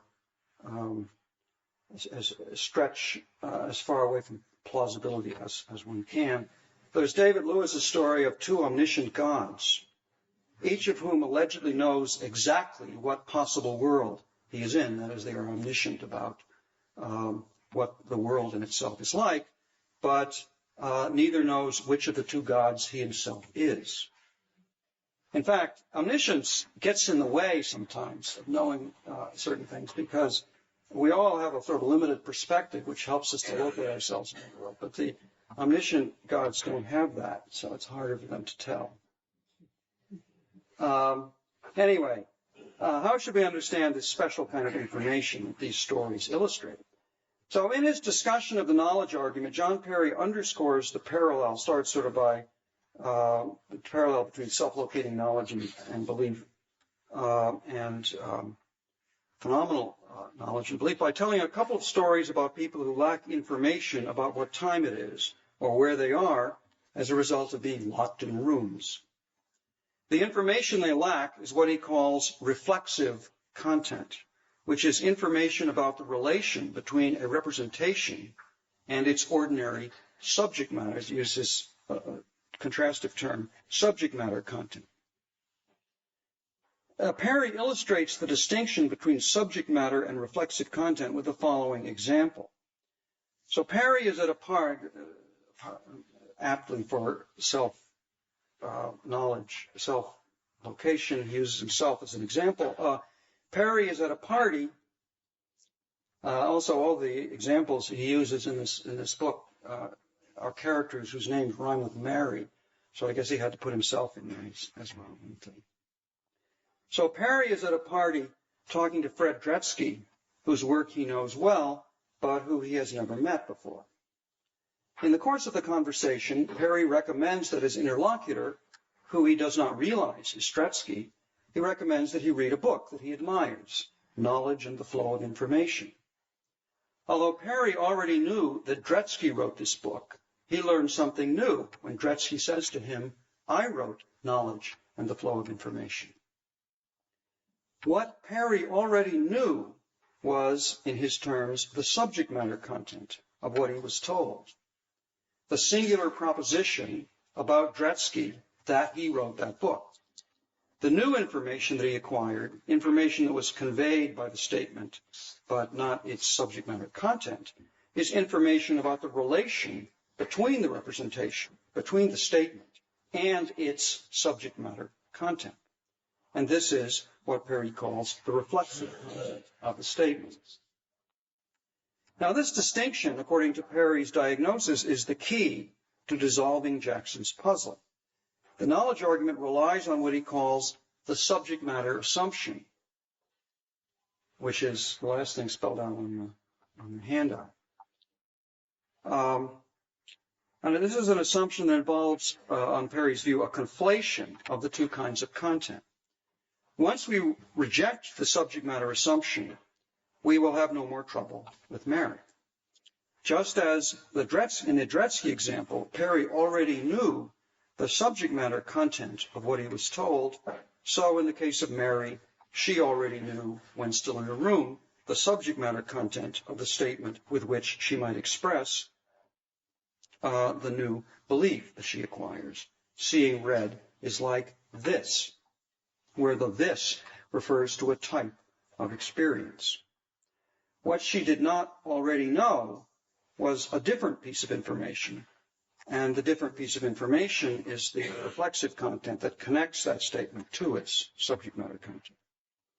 So the subject matter content, again, is spelled out. I'll read it. The rational content of a belief is that part of the full truth conditions of the belief that account for the role the belief has in theoretical and practical inferences. The rational content of a belief is the conditions its truth puts on the subject matter of the belief. The objects, the notion, and the concepts in the belief are of. Now, it's not perfectly transparent what that says, but basically the sort of the rough idea is the conflation of the two kinds of content, that is the subject matter assumption, to take something that's not a part of the rational content of a belief, in his terms, that's not the subject matter content. Take it to be the subject matter content. But the thing I want to focus on in this quotation is the expression a belief, the rational content of a belief. What is meant here by a belief? That is, what kind of object are we talking about when we talk about someone's belief? It seems to me there are several things that one might mean. First, one might be referring to the content believed. That is, Bert's belief about who is president of the United States, if he believes that George W. Bush is the president, is the proposition that George W. Bush is the president. If Alice also believes this, then her belief about the matter is the same as his, in the literal sense that the two beliefs are identical. Alternatively, one might mean, by Bert's belief that George W. Bush is the president, the fact that Bert believes this, or perhaps the state of having this belief, a state that both Bert and Alice are in. In these senses, all these senses, the belief is individuated by its content and not by some vehicle that expresses the content. So in either of these senses, or any of these senses, it would make no sense to talk about two different kinds of content of a belief in the way Perry does, even if the distinction is one that one could make when one was talking about utterances or statements. That is, one makes sense of the idea that an utterance or a statement or a representation has two, or is associated with two different contents, or has a content has content in two different ways, and so therefore is related in different ways to different contents. But it's not clear that it makes sense to talk about beliefs in this way. As I understand the distinction that Perry is making, reflexive content is a relative, or at least should be understood as a relative notion. As Perry points out, the reflexive content of one utterance might be the subject matter content of a different utterance. So, for example, the reflexive content of Dretske's utterance, "I wrote knowledge and the flow of information," is the subject matter content expressed by a different utterance, one that Perry himself might have produced on the occasion. That is, quote, "The person talking to me wrote knowledge and the flow of information." So, "you wrote knowledge and the flow of information," said by Perry to Dretsky, incredulously, is something which has as subject matter content the singular proposition. But the different statement, "the person talking to me wrote knowledge and the flow of information," makes explicit this, the reflexive content of the other statement. So to apply this, if we were to apply this distinction to states of knowledge or belief as well as to utterances, we would have to assume a kind of linguistic model of such mental states, and to apply the distinction either to the mental sentences that are presumed to reside in the belief box, or perhaps to the sentences that the knower or believer would most naturally use to express his belief or knowledge. But even if one were to take this notorious belief box myth seriously, who knows in what particular form Mary might store the information she receives, and how can that be relevant? The puzzle about Mary is a puzzle about the nature of the information itself, and not the way it is represented or expressed. Now, Perry sketches a metaphorical model of an internal mechanism that might underlie the cognitive events that take place in the Dretsky example, as well as in the case of Mary, a model that is a little different from the belief box picture, but similar in spirit. In the Dretsky case, to apply his little model to this, there's a perceptual buffer containing a notion of a person currently being perceived, and a file of that's one thing. And then second thing, there's a file of information associated with a standing notion of Fred Dretsky. What happens when Perry learns who he is talking to is that a plug from the former is plugged into a socket from the latter, allowing information to flow between them. The model for the cognitive event that takes place when Mary leaves her room is supposed to be similar. She has some kind of quasi-perceptual buffer in which, when she's looking at something red, gives her access, in some sense, to an internal state about which she has a standing notion associated with a rich file of information that she acquired when still in her room. When she connects them, she knows what it's like to see red. Now, just a parenthetical remark, I'm suspicious of these models of representational mechanisms with their boxes and buffers and files, since what they do is to mix intentional and non-intentional descriptions in a way that may give an illusion of explanation of intentionality where there is none. That is, there are these file folders. What's in them? Not pieces of paper, but information. One doesn't open a folder and find a proposition between the covers. One needs an explanation of what it is that gives whatever one finds in there the intentional content that it has. And that's the question that tends to get slurred over when one talks about, in sort of mechanistic terms, about buffers and files and stuff, and also talks about notions and information. But anyway, even if something like this story, this story about the mechanism of representation and information processing is what happens, the information that Perry and Mary receive is not information about the cognitive mechanism. They can only speculate about that. In the Dretske case, what Perry learned was a fact about the world, namely that the person he is talking to is Fred Dretske. That is an unproblematic piece of contingent information that can be characterized independently of any mechanism by which it is represented. When Perry received this information, he updated his beliefs by excluding certain possibilities that were compatible with his prior beliefs, those in which the person he was talking to was someone other than Dretske. Can we give a similar straightforward account of the information that Mary acquires? If we could, that would dissolve the problem. But there are several problems with the analogy. First problem, it's useful to see the first problem. It's useful to divide Mary's cognitive achievement when she learns what it's like to see red into two stages. First, she has the experience of seeing red, and then she learns that it is red that she is seeing. And it's in the second stage that she connects her experience with all of the information about the color and all of the internal and knowledge about the internal physiological states involved in experiencing it.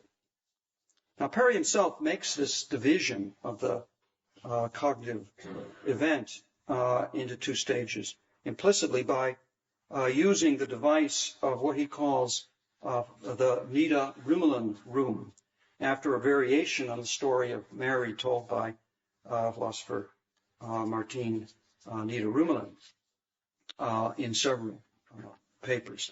So her room is a room wallpapered with random shapes which have various colors, but with no recognizable colored objects. So in the Nida Rumelen variation, Mary, or her Nida Rumelen's alternative character named Marianne, learns what it's like to see red and the other colors by moving to this room, but she remains ignorant of which color she is seeing. And I'm going to talk about later about an example of this kind. It's at stage one that the problematic cognitive achievement, the learning what it's like, takes place. But it's at stage two that plugs are connected to sockets.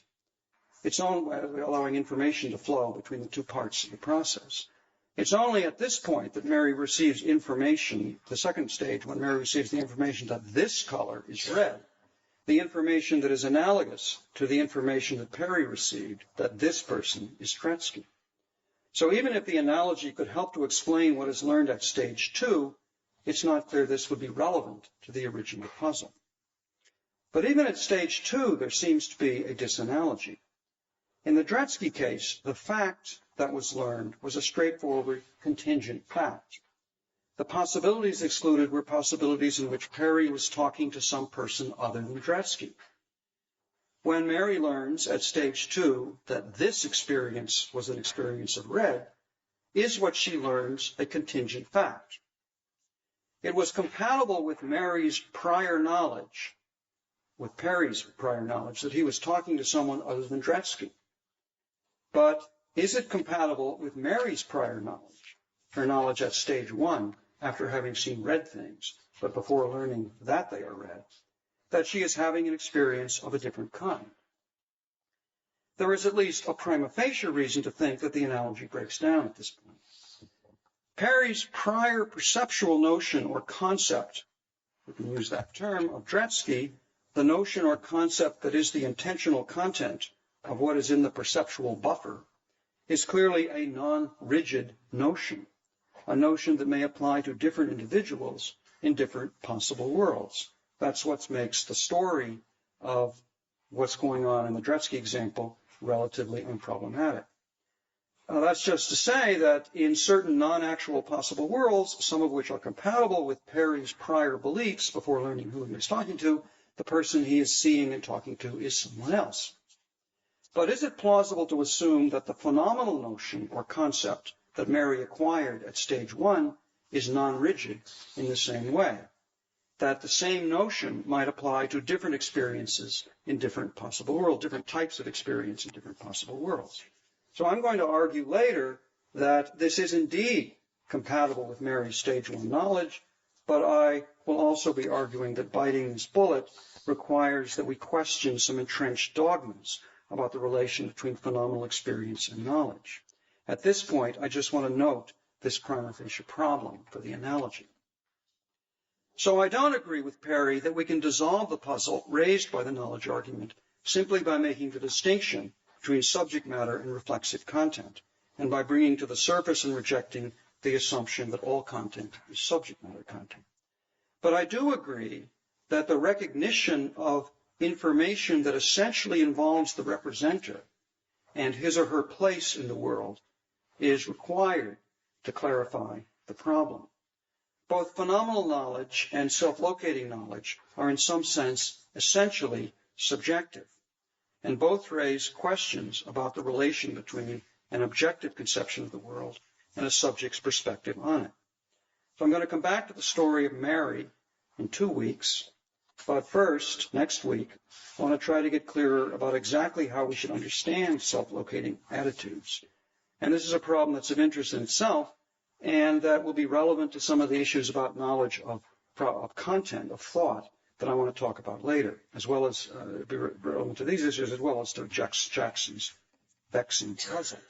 So next week, I'll sketch a way I think self-locating knowledge and belief should be represented, and look at another puzzle that has preoccupied some philosophers in recent years, the case of Sleeping Beauty. Thank you.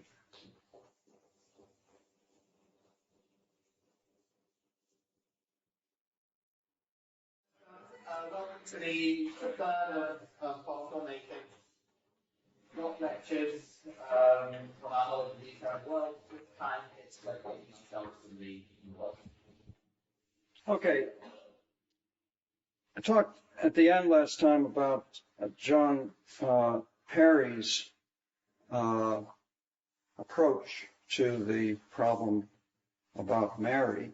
He argued that we need to recognize a kind of representational content, which he called reflexive content, that essentially involves the subject who is doing the representing and her relation to what's being represented. And he argued that if we distinguish this kind of content from subject matter content, this will dissolve the puzzle about Mary.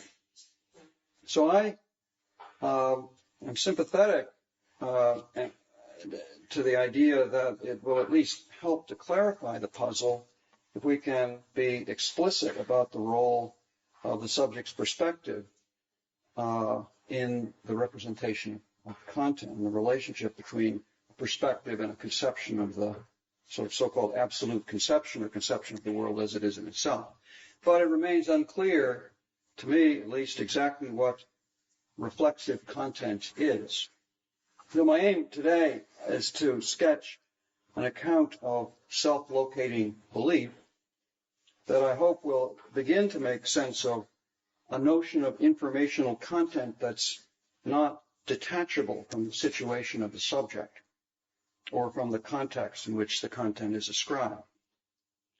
Now, Perry's, as we talked last time, Perry's discussion made use of a model of a representational mechanism, a little sort of metaphor of plugs and sockets and so on, a model of a form that internal representation might take.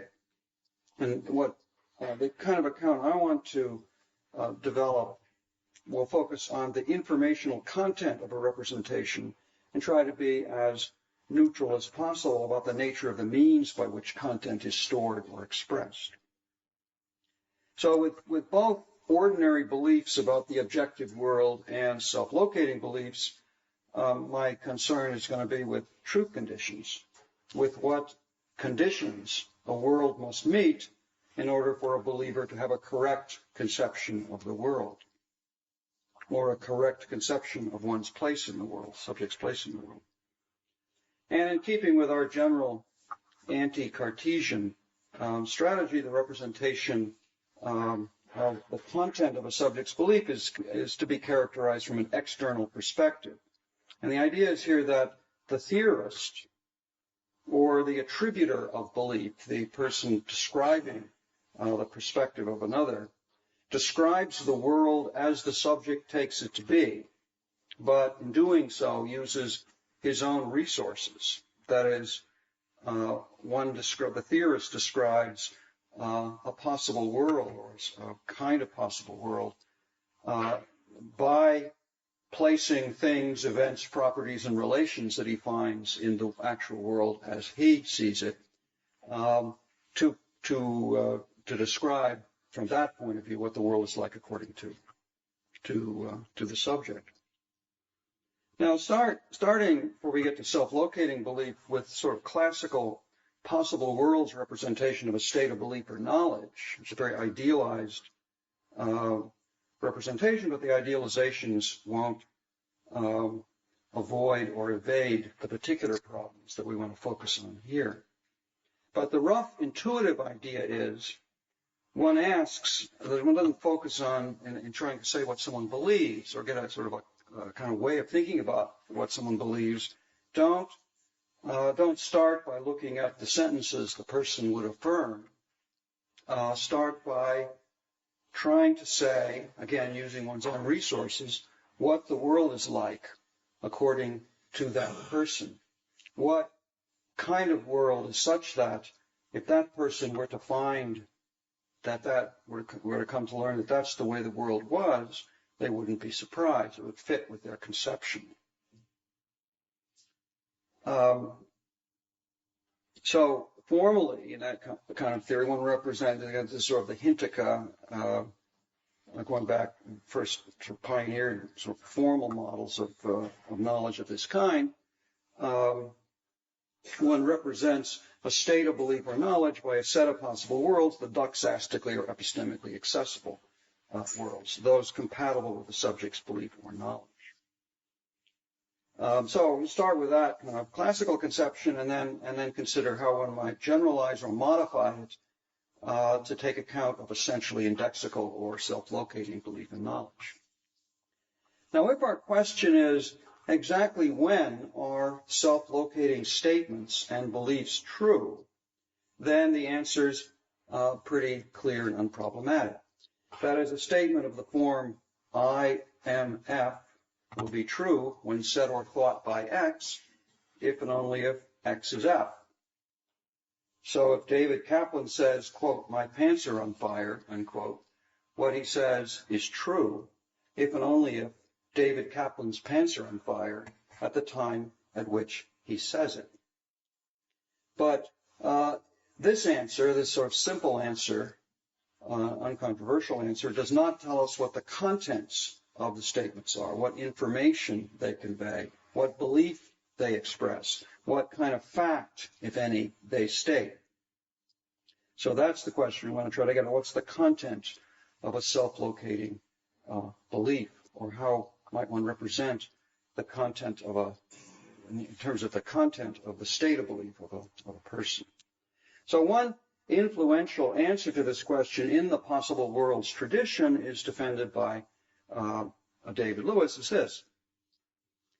If the contents of ordinary beliefs about objective facts can be represented by sets of possible worlds, then the contents of self-locating beliefs can be represented by sets of centered possible worlds, where a centered possible world is a pair consisting of a world plus a center, which is a designated time and person. So you find a subject in the world and a time, and you sort of designate that, and then that sort of abstract object is in a centered possible world. Since, quote, I am sad is true if and only if it is said or thought by a sad person, its content will be represented by the set of centered possible worlds that have a sad person as their designated center. a person who's sad in that world as their designated center. The content of, quote, the meeting is about to start, unquote, will be the set of centered worlds at which the meeting in question takes place soon after the time that is designated as the center. Now, this sort of is an elegant modification of the standard account because it's a generalization. That is, as Lewis observed in developing this kind of what he called de se belief, ordinary beliefs about the objective world can be seen as a special case of self-locating beliefs, beliefs where the center is irrelevant.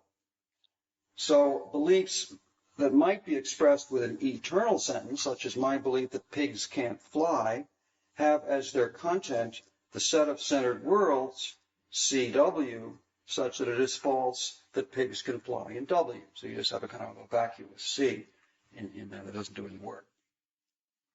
Okay, so that's the general picture. Now I want to sort of give some little pictures of little toy possible worlds to sort of sketch start with sort of the classical account and then move to the centered world account. Just kind of get a picture to go with the formal theory. Okay, this is a possible world. There's two guys in it. They're both happy. And this is another one where one guy is happy and the other one is sad. And a third possible world where we have the same two guys, or two guys anyway, both sad.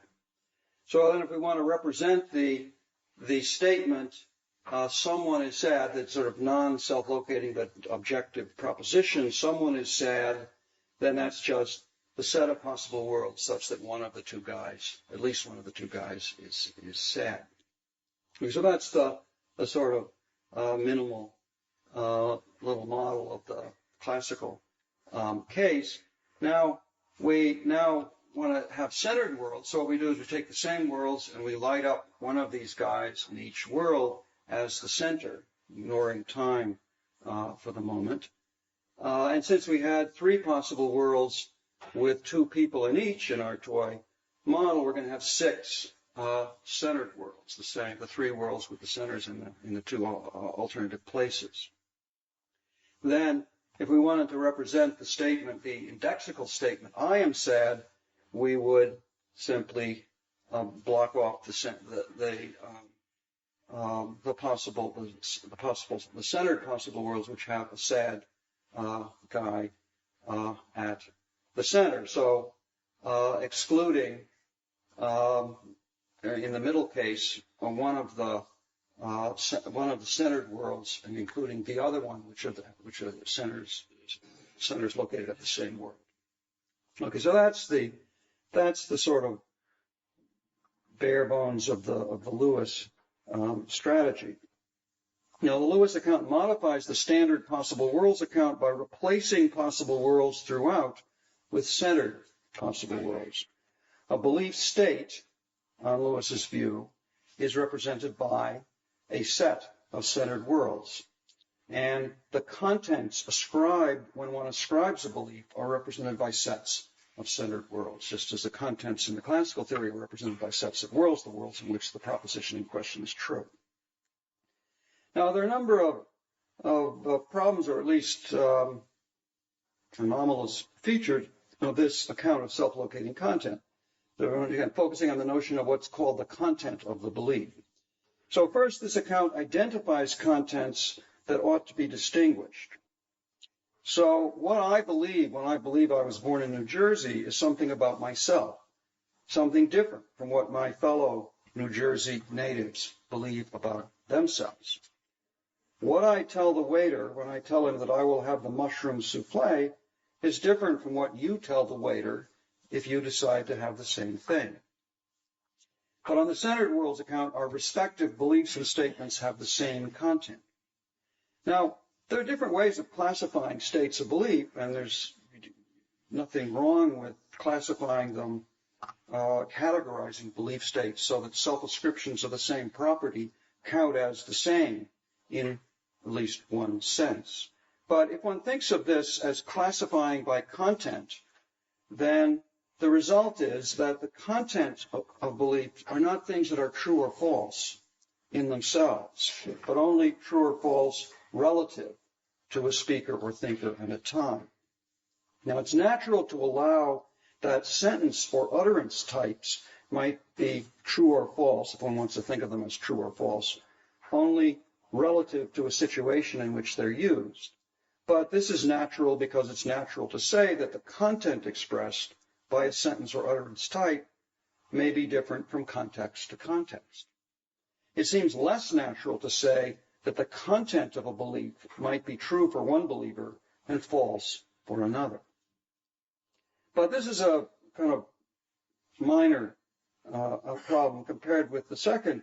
More important point is that Lewis's account distinguishes contents that ought to be identified.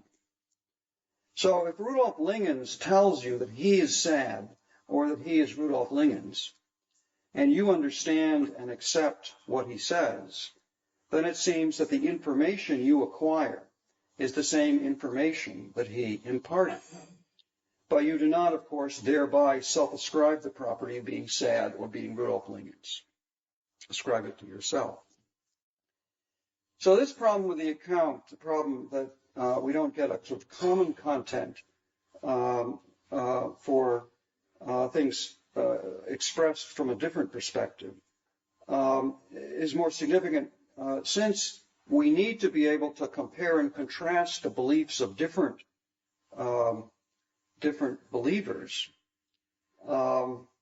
different subjects, in order to give an account of communication. That is, we need to be able to represent agreement and disagreement in order to understand what people know and in order to understand what goes on in a communicative situation. So the Lewis-centered world account is in a sense solipsistic. That is, it provides no account of content that allows it to be transmitted in the normal way. The fact that contents of belief are tied to a time, the time of the center, also makes it much more difficult to understand the way beliefs of a single believer change over time. The account, and this is a problem that's become familiar in the sort of self-locating belief framework, is how to understand the dynamics of belief, how to understand persistence and change of belief. So the Lewis account provides no distinction between a change in belief that is a change of mind and a change that results from a change in the facts. So I may stop believing that it's raining because it stops raining, or because I learned that I was mistaken. In the former case, where I stop believing that it's raining because it stops raining, it may be that I still believe, in a sense, what I believed before, namely that it was raining then. And one wants an account of the content of tensed beliefs that allows for this. And this, in general, is the sort of main aim of what I want to do in modifying the Lewis account, is to give an account which allows for the calibration of beliefs, allows the sort of the way in which to understand the way in which one person's self-locating beliefs relate to another person's self-locating belief.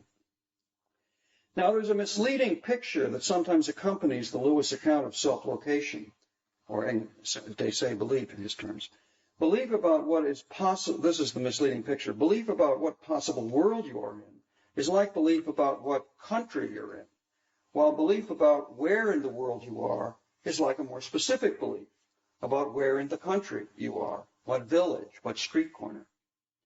But ordinary belief, this is a sort of false analogy, ordinary belief about where you are in the world is always, even relatively specific, is always also belief about what possible world you are in, what possible state of the world is actual.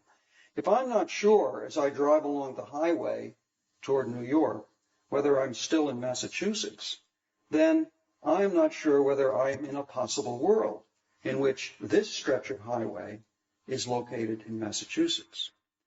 If I know that the meeting starts at noon, but not whether it starts now, then I don't know whether or not I am in a world in which I'm sitting in my office thinking this thought at noon, or in a world where I'm thinking it at some earlier time.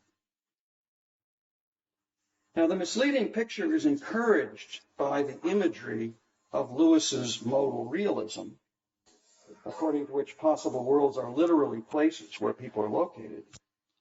But, and many people who are sort of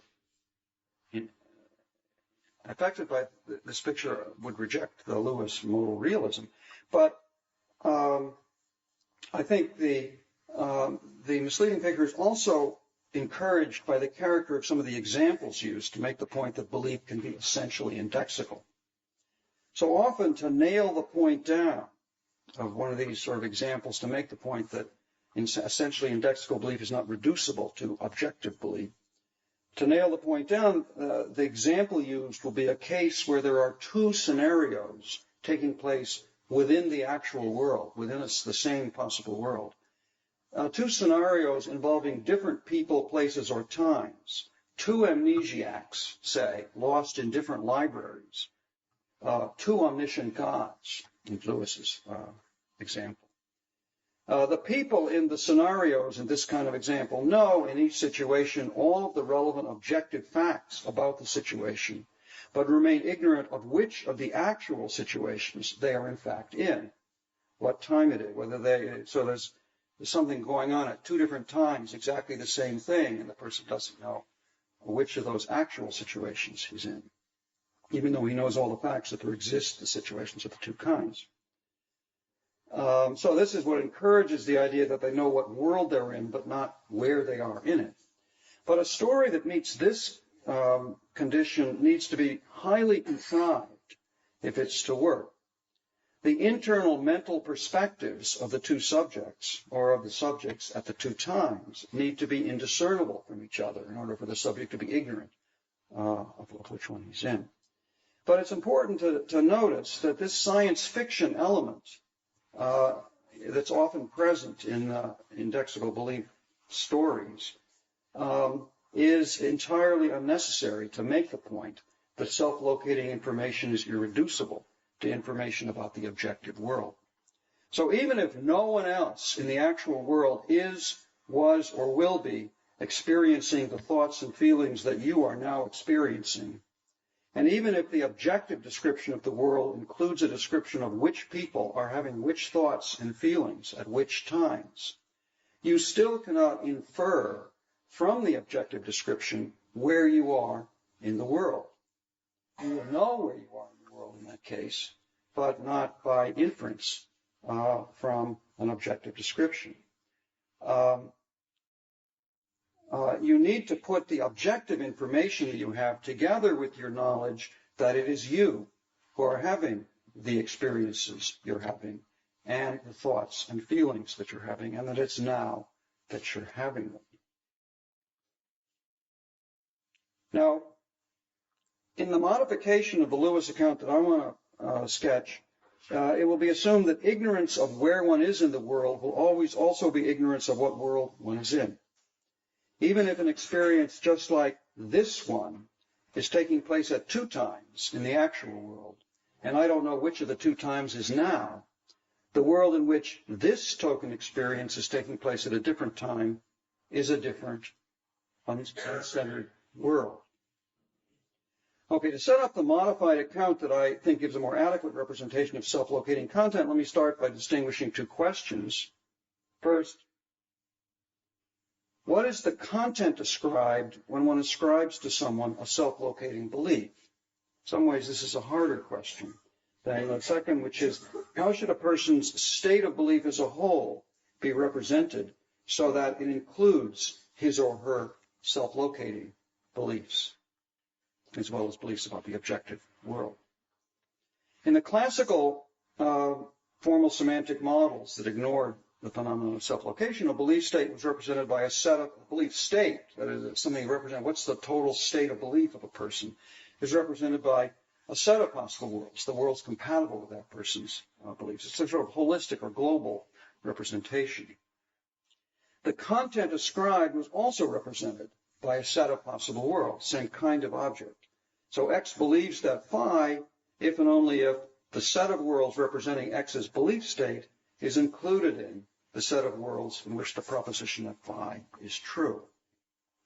So the Lewis account that I've sketched tells a parallel story with centered worlds replacing worlds, leaving the structure of the theory the same. In both cases, the representation of a belief state and the content described are abstracted from the believer.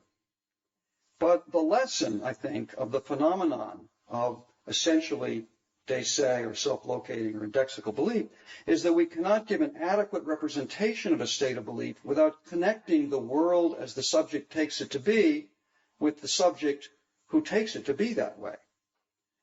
What we want to represent is the state of belief that a particular individual X has at a particular time T in a particular possible world.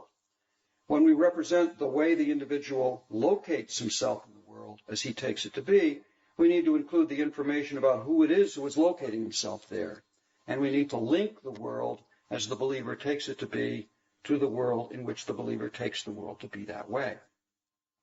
So I'm going to use, in sort of this informal pictorial sort of way of sketching this account, uses what I'll call a set of labeled or indexed possible worlds to represent a state of belief, which are really just centered worlds thought of in a little different way. So the idea is that the set of centered worlds is indexed to a particular individual time and world as the source or the base of that set of belief, the individual who is in that belief state at that time. Okay, so another one of these pictures, and this one's outlined. This is a possible world with 4 guys in it this time, and we circle it in red because this is the actual world. And we light one of the guys up, Mr. Green, and we light him up not because he locates himself there, but because this is the guy whose beliefs we want to represent. If we had times, we would indicate a time to indicate the time at which he has the beliefs. Then, okay, so that's Mr. Green in the actual world. This is the set of possible worlds compatible with Mr. Green's beliefs, those doxastic alternatives for him. And then we light up those to indicate where it is that Mr. Green locates himself in the world and link that to the guy who has the beliefs. Now, this then is the kind of answer we want to give to the second question. How do we represent overall a state of belief? The representation of a state of belief as a whole is a pair consisting of a centered world and a set of centered worlds. And that can all be represented in the sort of using standard machinery of sort of cryptic structures with a relation, accessibility relation, but accessibility relation relating centered worlds rather than ordinary worlds. But when it comes to answering question 1, what is the content of a self-locating belief? What content is ascribed when one ascribes content? The answer will be an ordinary proposition, a set of uncentered worlds. By linking the world according to the believer to the world in which the believer has the beliefs, we can represent and compare the beliefs of more than one person. So this is sort of the calibration kind of question. So here is the same world where now we light up 2 guys in the actual world, Mr. Green and Mr. Brown, and link each one of them to a set of centered worlds. But we can see that Mr. Brown and Mr. Green disagree because there's no overlap between the worlds, the uncentered worlds that are at which these 2 individuals are locating themselves. Alternatively, the picture might have been this with overlap, which would imply that Mr. Brown and Mr. Green, while they have different beliefs, they know or believe different things, their beliefs are compatible, at least in one possible world. And in the compatible possible worlds, we'll have 2 guys lit up, one linked to Mr. Green and one linked to Mr. Brown. But it's in a sort of a assumption of the theory that the worlds themselves are distinct. You may never have the same world with different centers in it linked to a single believer.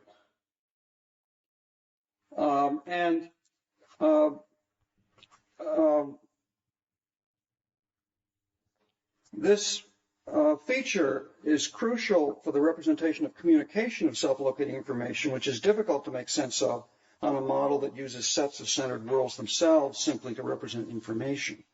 We want, for example, to connect the belief Alice expresses when she tells Bert that she is Alice with what Bert comes to believe when he accepts what she said.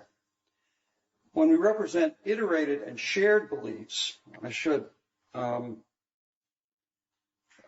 also make the point we represent iterated belief, since we can now light up Mr. Brown in one of the worlds compatible with Mr. Green's beliefs and ask what in that world, not in the actual world, but in that world, what does Mr. Brown believe, and link a belief set to him. And this then represents that it's compatible with what Mr. Green believes, that Mr. Brown believes, that Mr. Green is happy, say.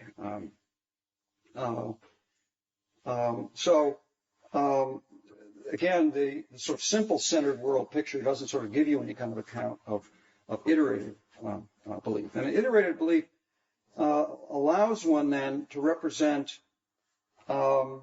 iterated and shared beliefs together.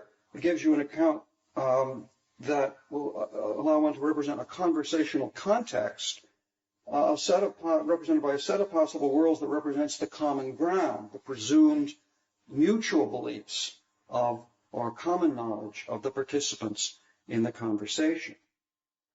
And which would be the sort of belief, what Mr. Green believes about what Mr. Brown believes about what Mr. Green believes, and so on. And so when you have sort of representation of common ground, so this sort of multiply iterated belief state, you'll have multiple indices. And so if you want the common ground for two people, you'll have sort of an index for each, which is not only where Mr. Green locates himself in the worlds compatible with his beliefs and worlds compatible with the common ground, but where Mr. Brown and Mr. Green locate themselves.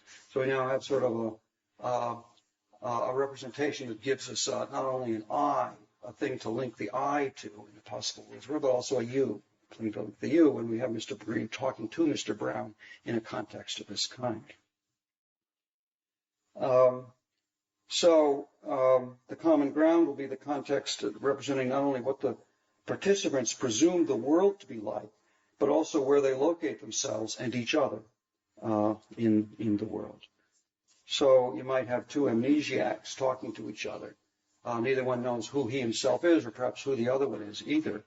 But they nevertheless have a kind of, they can calibrate their beliefs with each other because they'll have sort of a common way of locating themselves mutually if they are in a conversation together.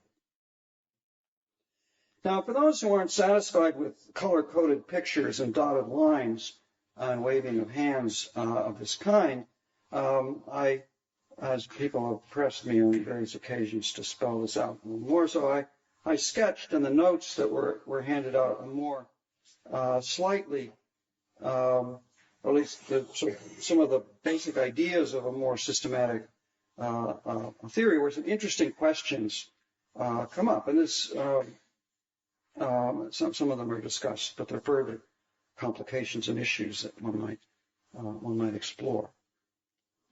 This model, this theory, uses the same resources as the Lewis theory, centered worlds, and they are related by a doxastic accessibility relation as in a standard Kripke model for a logic of knowledge or belief of the kind first developed by Jaakko Hintikka. In a Hintikka-style theory, there's an accessibility relation for each subject when you want to represent multiple knowers or believers. A lot of development of theories of multiple knowledge and belief in that framework. So a separate accessibility relation for each subject. Time generally doesn't come into it, but if it does, you have a separate accessibility relation for each time. In our theory, the subject and time are built into the relata rather than the relation. So we have a single doxastic accessibility relation where the believer whose beliefs are being modeled and the time are in the relata, which define the centered worlds. This provides the resources to compare the attitudes of different agents, even when the beliefs are self-locating and the same agent at different times. And these are resources that are absent both from the classical models and from Lewis's modification of them. So the possible worlds in various belief states are labeled by the time of belief, but we can still represent the way beliefs persist and change, since we can compare in context beliefs of a person at different times, just as we can compare the beliefs of different persons. So when beliefs persist or are updated, a thinker may locate herself at a past time as well as in the present by memory. And the same possible worlds that are compatible with a believer's belief at one time may still be compatible with them at a later time, with the labels shifted forward within the same world. So just to use an old example, we'll consider O'Leary, who managed to lock himself in the trunk of his car. I guess I should say the boot of his car, since I'm here. Americanisms in that. And is wondering, as he hears the clock toll, whether it maybe he doesn't quite count the tolls. I'm not sure whether it's 3 o'clock or 4 o'clock. Now, there are two relevantly different alternative possible worlds compatible with his beliefs. A world in which he's thinking that thought at 3, and a world in which he's thinking it at 4. Now, it might well be, to give it a kind of example that I discussed before, where you have the same events taking place within the world, it could very well be that he knows that he wakes up at both times, both 3 and 4, but doesn't remember at 4, the 3 o'clock waking. So there's another waking. Well, first of all, let's draw the line between them here. But there's another waking that takes place at 4 in the 3 o'clock world, and another one that takes place at 3 at the 4 o'clock world. But we assume that they are different possible worlds rather than different centers within the same world. Even if O'Leary actually woke up and thought the thoughts both times, there's still only one time in the actual world at which each particular token thought occurred. Now, let's suppose O'Leary's rescued in the morning, and so at 8 a.m. he is still, he remembers one of the nighttime wakings, not the other one. He remembers one of them and thinks, I still wonder what time it was then. Okay, so 8 a.m. Now we no longer are at 3 or 4, we're at 8. So that's the center now of the representation of O'Leary's beliefs at this later time, but it's the same worlds. So he's remembering, and he's wondering now, the same two worlds are compatible with his belief. He's wondering, was it 3 or 4 o'clock then? And if there's going to be a fact, that he is a causal fact, that is one of those events that he's remembering and not the other.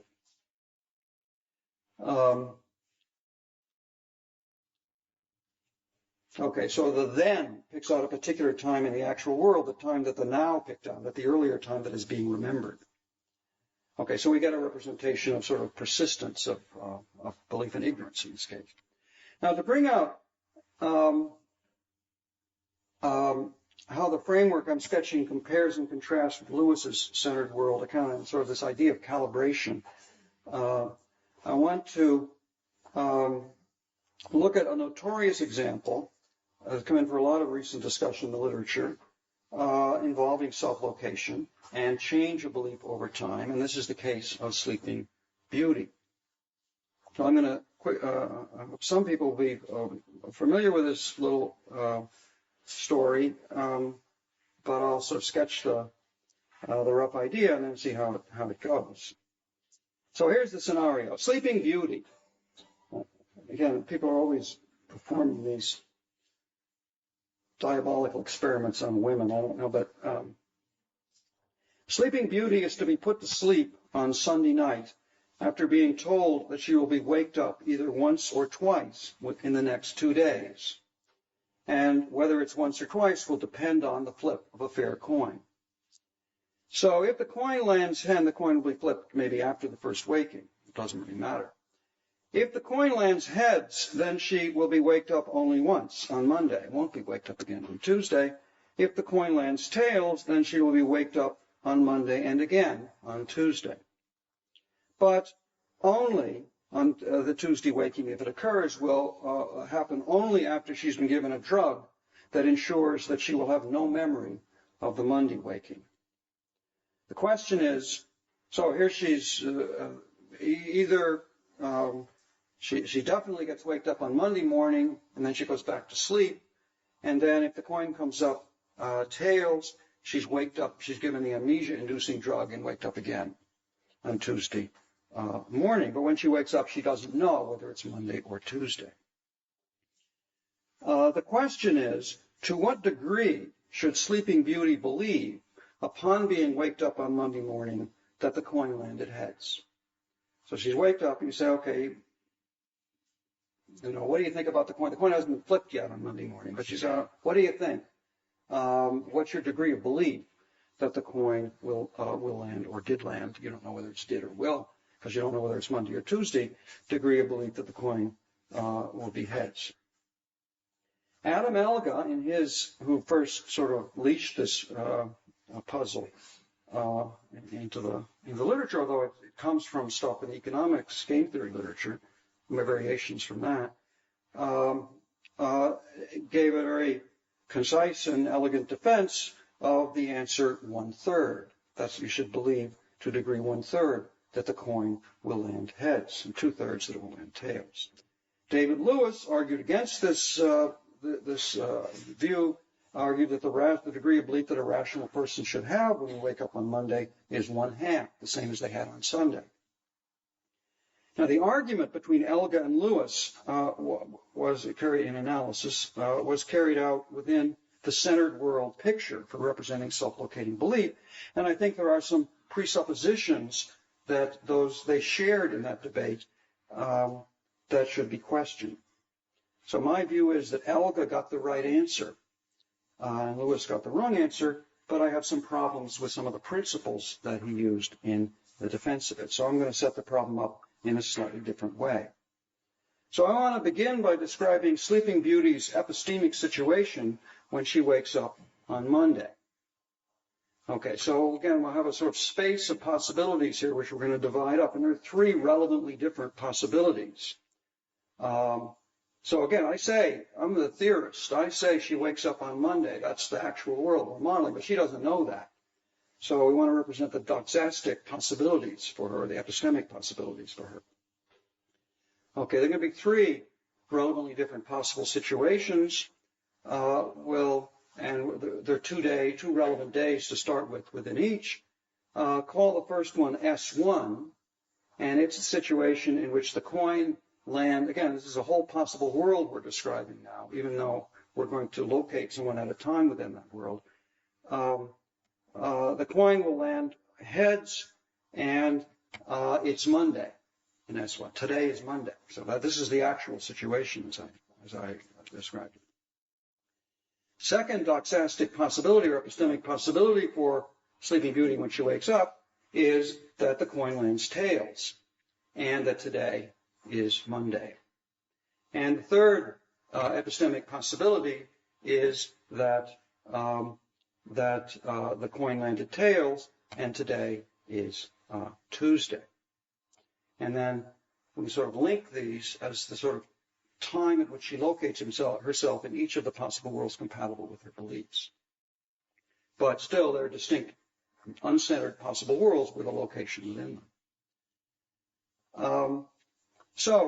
Sleeping Beauty might describe the situation to herself this way: either today is Monday and the coin will land heads, or today is Monday and the coin will land tails, or today is Tuesday and the coin has already been flipped and it landed tails.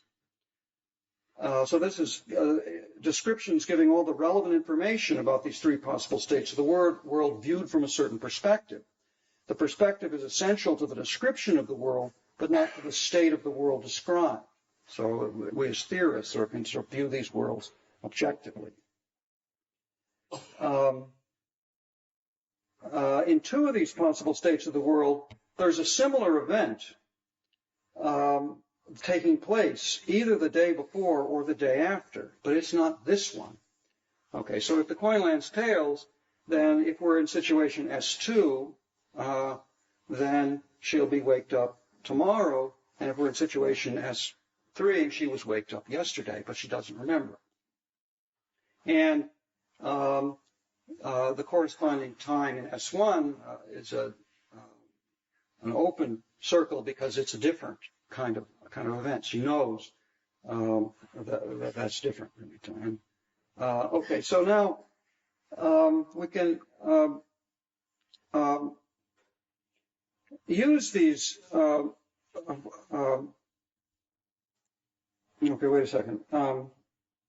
There's a fourth possible state of the world that is not compatible with Sleeping Beauty's knowledge on Monday, but that she might describe from her perspective, the perspective we're considering, by means of two suppositions, one of which is counterfactual and the other of which is not. So here's the way I think of Sleeping Beauty, again, her perspective. She's thinking, suppose that today is in fact Tuesday. That is, in effect, she's saying, suppose we're in situation S3. But suppose, and this is the counterfactual part, a sort of further supposition now, suppose that instead of coming up tails, the coin had landed heads. I know this is not the actual situation. It's not compatible with my beliefs, because if it were, I would not have been waked up. And I was.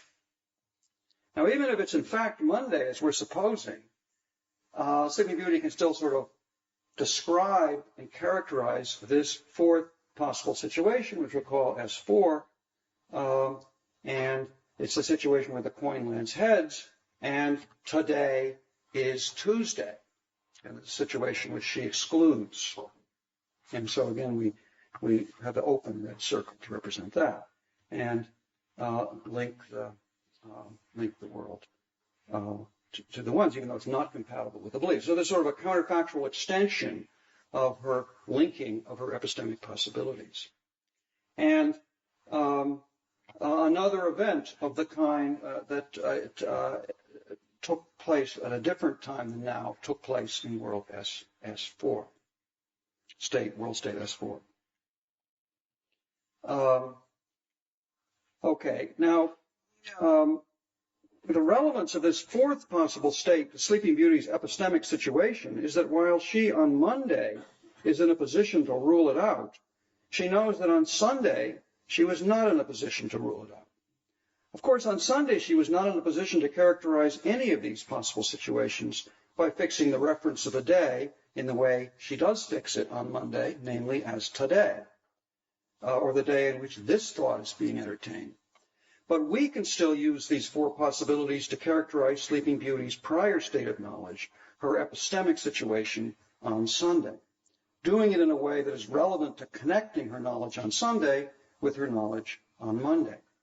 Specifically, we can say what information it is that Sleeping Beauty acquires when she wakes up on Monday. What possibility that was previously compatible with her knowledge is now incompatible with it. So on Sunday, let me say, I just connect these just to emphasize the symmetry of the situation. Now, Elga claimed in his argument about Sleeping Beauty that Sleeping Beauty receives no new information on being waked up on Monday, so that her rational change of belief from 1/2 to 1/3, which is what he argues for, that she starts off believing that there's a 50% chance the coin will land heads and winds up with a 1/3 chance, was a change in this change of belief was a change induced by something other than new information. Elga claimed this because he identified new information with objective information, and in a centered worlds framework that he was using, Sleeping Beauty learns nothing about what the world is like in itself. This surprising rational belief change without new information was the main reason David Lewis, who accepted this sort of analysis of the basic problem, but the reason why he resisted Elga's conclusion and wanted to say, since he learned something new, his degree of belief must remain 1/2. According to Lewis, since Sleeping Beauty receives no information, she has to continue believing the same thing. Elga also notes that on his analysis, we have a counterexample to a reflection principle defended by Bos von Fraser and the various versions of reflection principles, but they run into trouble in these self-locating cases. So any agent who is certain that she will tomorrow have credence X that should be proposition R, though she will neither receive nor new information nor suffer any cognitive mishap in the intervening time, ought now to have credence X in R. So you know that tomorrow your belief will be so-and-so, that you will not either gain any new information or, say, be drunk or forget or something like that, then you ought to update your beliefs right now. But on our account, Sleeping Beauty does receive new information, so there's no violation of the reflection principle.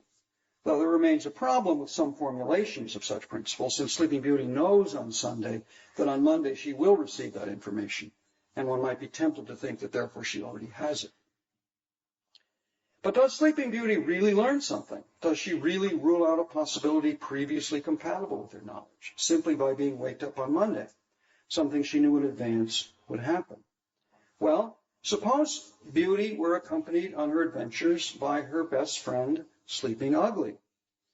He, let us suppose, will be waked up, put to sleep, and given the same amnesia-inducing drug as Sleeping Beauty, but Sleeping Ugly will be waked up on Tuesday as well as on Monday, whatever happens with the coin. And he will observe each time whether or not she is awakened. Surely Sleeping Ugly learns something new upon being waked up on Monday. He looks over and sees the Sleeping Beauty was also awakened. Does he learn anything that she does not learn? If we allow him to tell her what he has learned, assuming she's awake, is there anything he can tell her when they both wake up that she does not already know? Obviously not, so she learns it too. All right. Now back to our picture. Let's change perspectives. Let's now consider, given these possible worlds we've defined in terms of the Monday perspective, let's consider the Sunday perspective. How should Sleeping Beauty's degrees of credence be allocated on Sunday to the four? I should say, let's link those. That's now the epistemic situation we're talking about is her Sunday situation, and now the full symmetry of the Monday-Tuesday situation comes out because there's no longer any special status to those. Although we can still say S1 is the actual world. How should Sleeping Beauty allocate her credence, her degrees of belief on Sunday? Well, since she knows the coin is fair, she should obviously, let me just label here the Monday and Tuesday worlds the two perspectives, the A perspective and the B perspective. Okay, it's the same picture then. So how should she allocate her credence as well? Since she knows the coin is fair and it's Sunday, everybody agrees she should divide her credence values equally between the heads worlds, S1 and S4, and the tails worlds, S2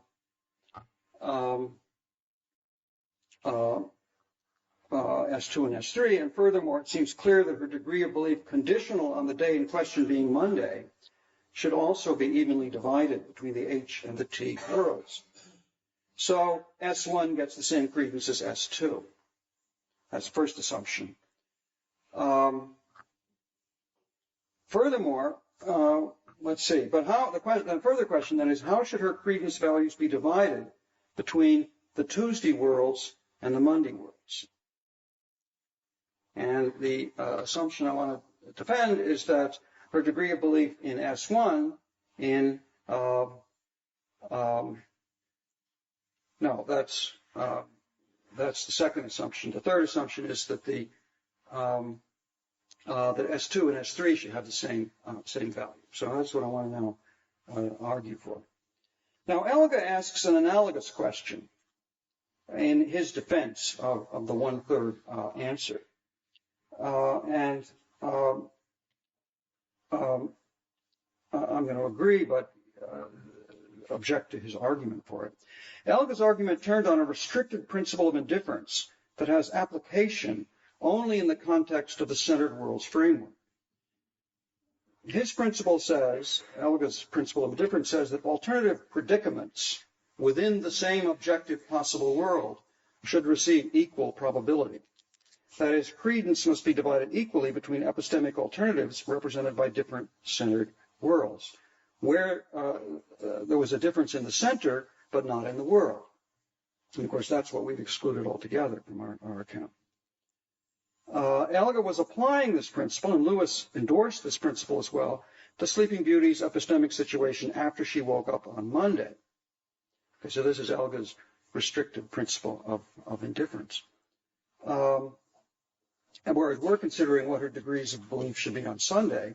And in any case, Elga's principle can have no role in my argument, since I've rejected the analysis that treats two actual situations as epistemic alternatives. I want to allow the Monday waking could have occurred on Tuesday, and does occur on Tuesday in another possible world. But the actual Tuesday waking, should it occur, will be a different event. Still, there's a close connection between my question, how should Sleeping Beauty's credence on Sunday be divided between the Monday tales and the Tuesday tales worlds, and the question to which Elga's restrictive principle of indifference provides an answer. How should she, on waking up, divide her credence between the Monday tales and the Tuesday tales worlds?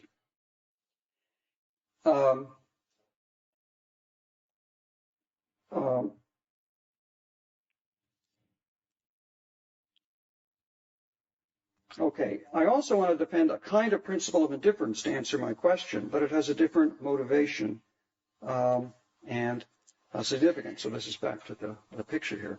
The reason that Sleeping Beauty on Sunday must assign equal credence to the Monday world and the Tuesday world is that she lacks the conceptual resources to distinguish them.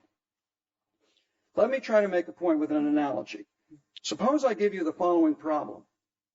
A pair of dice is purchased at a novel, so there's a store, Hoyle, says games, puzzles, magic, across the street from Queens College. I thought this is where these dice came from.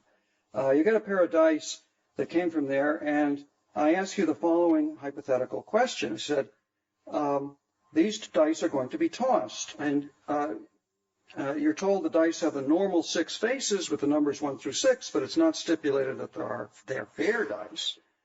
They might be loaded. So it's compatible with what you are told that the dice are biased, 4 against 6, or that one is biased for 6 and the other against.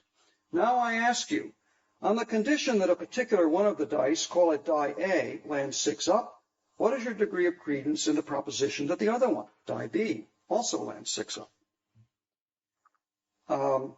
However you answer this question, I now ask you the following follow-up question. Suppose instead the condition had been that it was die B rather than die A that landed 6 up. What's your degree of credence on this condition that die A as well landed 6 up? My principle of indifference doesn't tell you what answer to give to the first question, since rationality doesn't forbid you to have opinions about the distribution of loaded dice in such experiments, or about whether pairs of dice of this kind tend to be biased in the same or in opposite ways. But it does require that you answer the two questions the same way. And the reason is that they are really the same question. The labels A and B were the theorist's labels, and any situation in which 2 dice were tossed could equally well have been described with the labels permuted. So,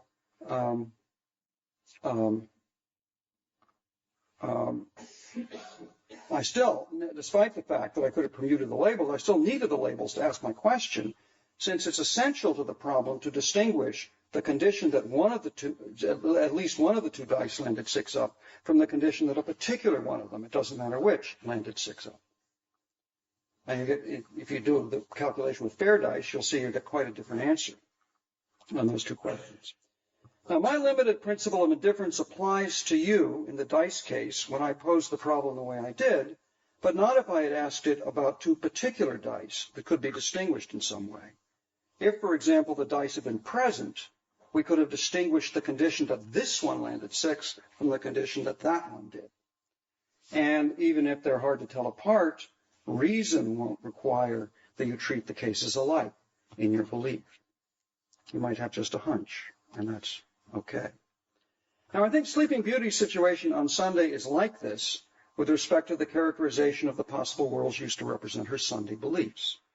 Sleeping Beauty might have characterized the space of possibilities on Sunday this way. There are two relevant days on which waking might, for all I know, take place. Call them day A and day B. And then when the time comes, I can say this one is day, let's let this one be day A. But from the Sunday point of view, there's nothing different between A and B, and you could switch S1 and S4, S2 and S3, and A and B, and you just have an alternative description of the same problem, the same representation. And so this is the reason why these two things have to get the same value. Now, just as with the dice case, our indifference principle is quite fragile. Once the day comes, we can't rule out the reasonableness of a hunch that maybe today's probably Tuesday, I think. Perhaps a dog barks in the distance, or doesn't. One feels slightly more or less tired than usual. The bed sheets are rumpled in a certain way, and one judges that these particular circumstances are slightly more likely to occur on a Tuesday. The indifference principle carries over to the time of the waking only with the help of a reasonable stipulation, which is made explicitly in some versions of the problem or implicitly in others in describing the problem, and that is that the only relevant evidence that Sleeping Beauty receives on waking up is that she wakes up. Anything else she learns is not taken by her to be relevant. Given this stipulation, our analysis yields the definite result that is from these three assumptions. It follows that once you've excluded S4, that the degree of belief in heads is 1/3. Okay, I'm talked too long here, but I want to just leave you with one small further twist to help bring out the complex relationship between the external representation, as a given here, of a subject's epistemic situation and the representation, or thinking of this from the subject's point of view, because we've sort of been going back and forth between saying here's the story told from our perspective, and here's the way it appears or seems to Sleeping Beauty. So I'll just describe the twist and leave it you to think about how to understand it. Consider what happens to Sleeping Beauty when she wakes up on Wednesday. Wednesday morning, the experiment is over. Let's suppose the amnesia-inducing drug is still in effect, assuming it was administered at all, which would have been only if the coin had landed tails. So Sleeping Beauty remembers exactly one waking, no matter what, which is the most recent one, or the only one if the coin landed heads. And suppose Sleeping Beauty knows from the beginning that this is what's going to happen in the end. So, okay, so now this is our perspective, and this is her memory of the earlier time. So if S1 is the actual world, it's waking A that she remembers. If a dog barked on Monday, she will remember that a dog barked. Now, on Monday, Sleeping Beauty did not know it was Monday, and so did not know whether she was in states S1, S2, or S3, but on Wednesday, she can eliminate S2 because she doesn't remember. She would not have remembered the event that she in fact remembers if she had been in situation S3. So her Wednesday belief state is obtained by eliminating S2, leaving just S1 and S3 with equal credence. We get the intuitively right result that on Wednesday her degree of belief that the coin landed heads is back to 1/2. But this is right, but there's something further puzzling about this. For according to this analysis, Sleeping Beauty knows throughout, on Monday, on Tuesday, should she be waked up then, and on Wednesday, that on Wednesday she will wake up reasonably believing to degree 1/2 that the coin landed heads. Furthermore, she knows that on Wednesday she will know more than she knew, either on Sunday or on Monday or Tuesday. So how can it be reasonable for her to have a belief different from this in the intermediate epistemic situation? This situation is more convoluted than the original case, but I think I think there's still no real violation of a reasonable reflection principle. Okay, next week, this has been I want to use some of the sort of ideas about the differences in perspective and the different way the way in which perspective comes into the representation of self-locating belief, to see if we can throw some light on the story about Mary. Thanks.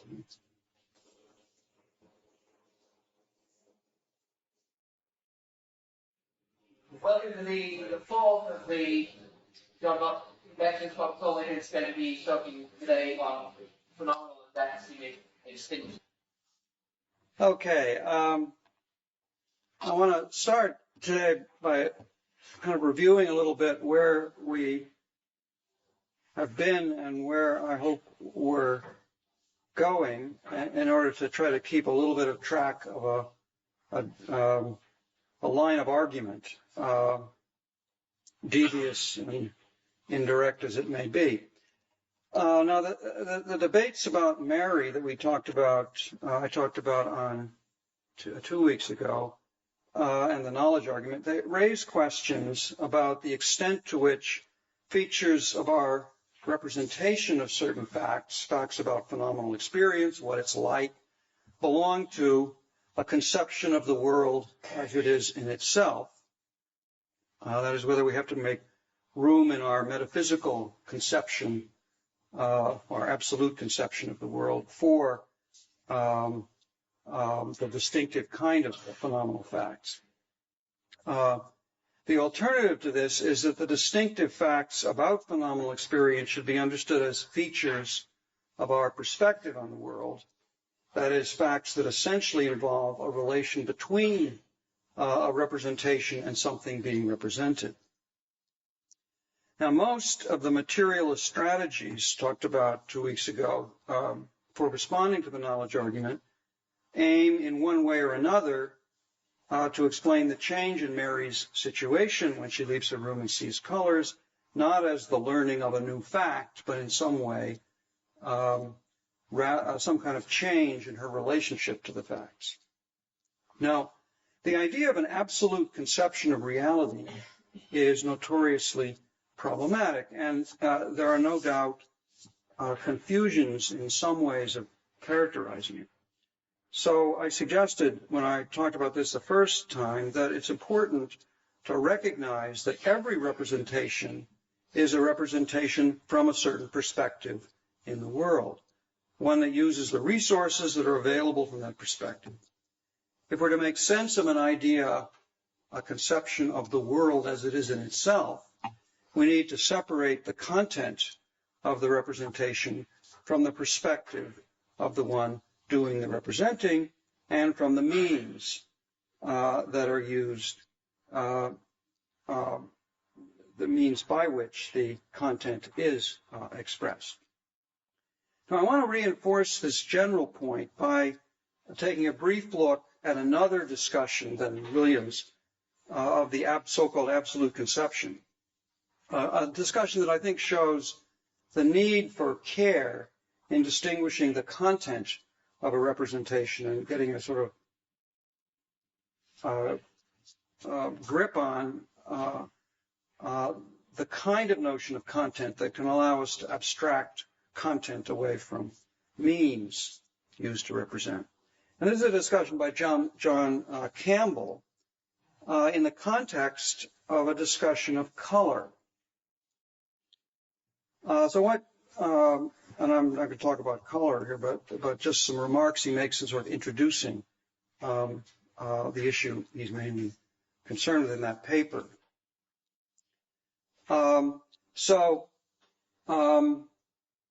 This is a quote from Campbell: "There is no absolute or objective conception which refers to particulars." The argument for this, or the sort of general line of argument is, strategy of argument is that the world might contain qualitative duplicates, which are symmetrically arranged in such a way that it would be impossible to distinguish different particular things except by their relation to the one who is identifying them. And since, again, quote from Campbell, the defining feature of such a description of reality, again, shift now from conception of reality to description of reality, that is an absolute description. The defining feature is that understanding it does not require one to exploit anything idiosyncratic about one's own position in the world.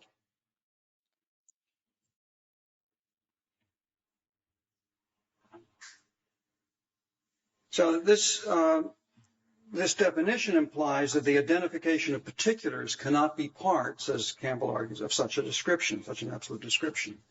Now this seems to me confused.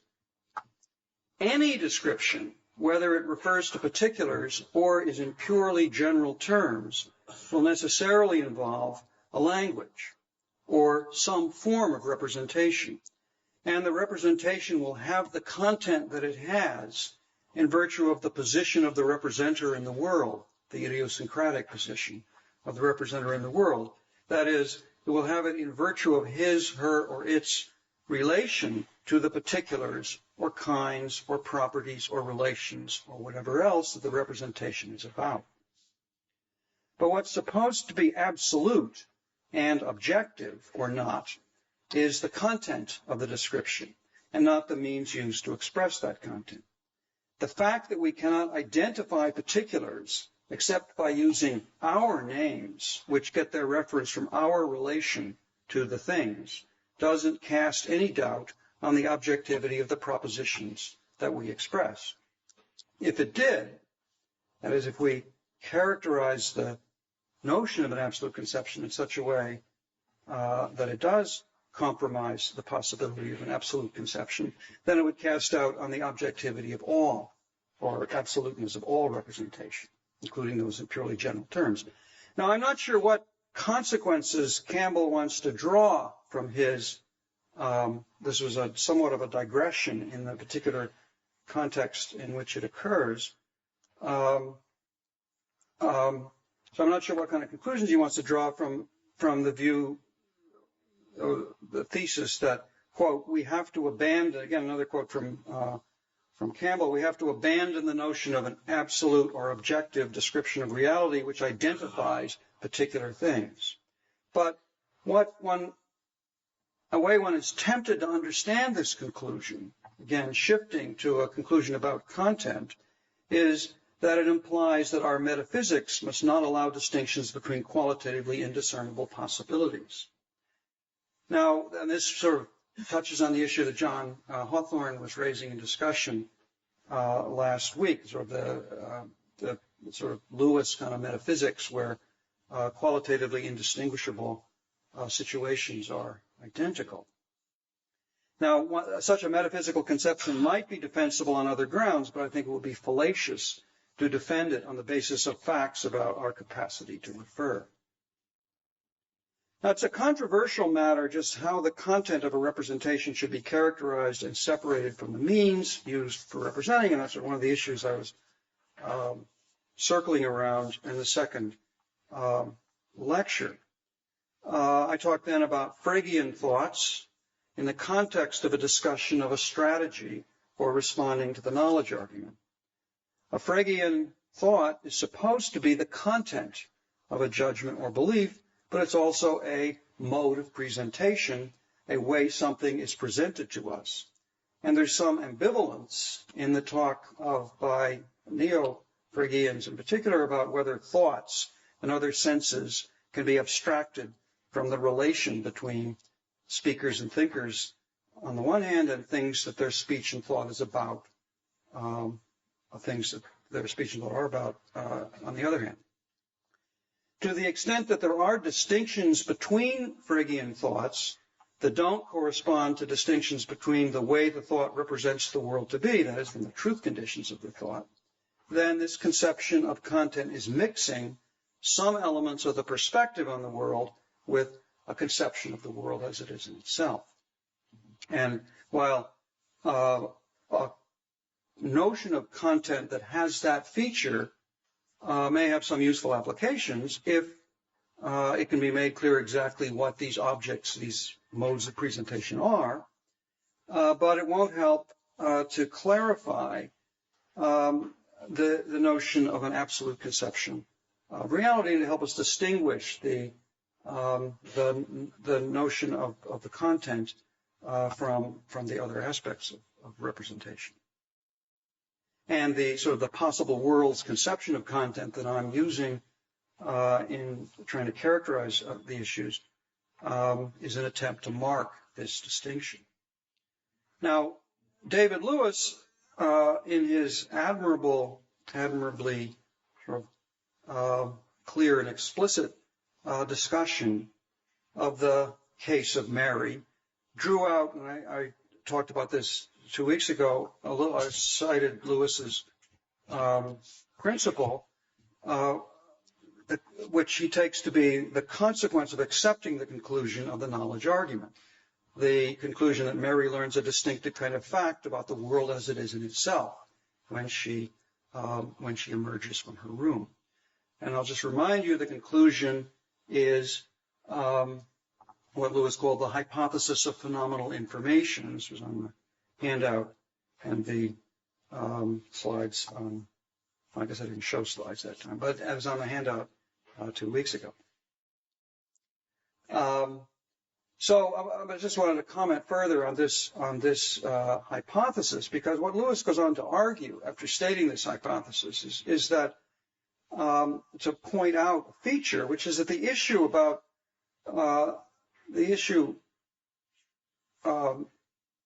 that the argument raises is not really materialism or physicalism. That is, he notes that in giving the knowledge argument, no assumptions about the content of a materialist or physicalist theory play any role in Jackson's argument. So Lewis suggests, suppose some dualist theory were true.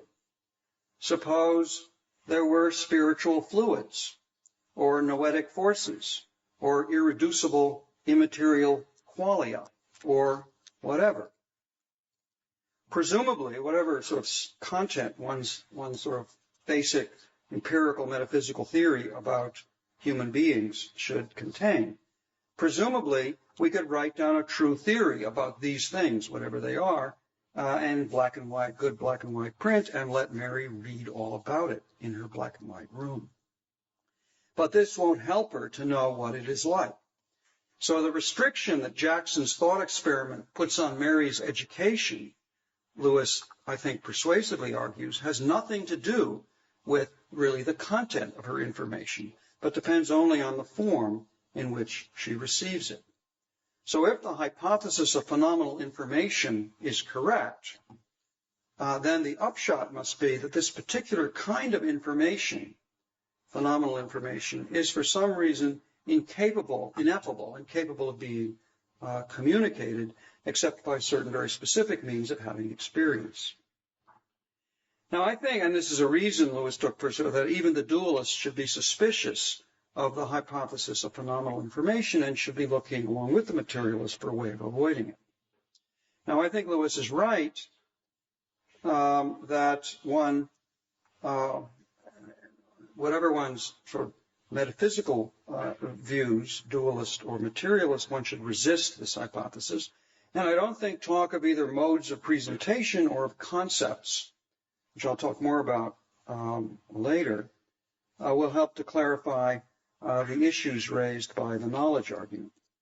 But the strategy of developing an analogy with self-locating thought seemed to me, which I talked about at the end and last week, 2 weeks ago and last time, seems to me more promising, since the phenomena of self-locating thought can be represented in a way that makes explicit the relation between a conception of the world as it is in itself and a conception of the thinker's perspective on the world. The idea is trying to sort of make very clear how those two things interact.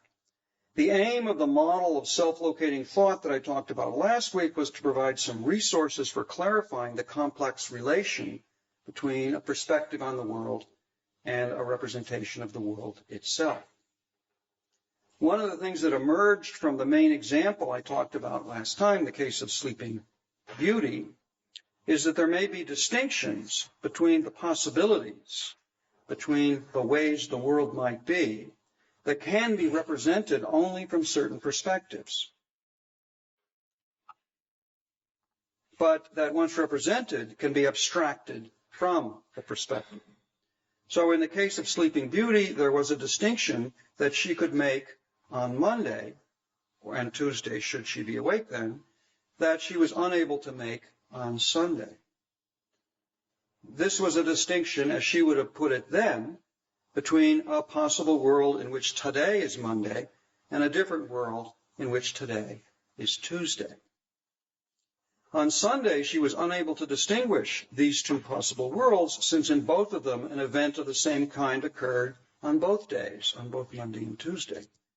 To make the distinction, one had to be there, or alternatively, to remember later, having been there, so that one has the capacity by causal memory connection to make a reference. So one had to be in a position to refer uniquely to that time that I was awakened. But even on Sunday, Sleeping Beauty was able to describe the distinction that she was unable to make, to describe two possible situations which she could see to be different, but she couldn't distinguish from each other. Now, it's true in general that what is said, whether it's self-locating or not, is said in a context, against a background of shared information that includes information about the context itself.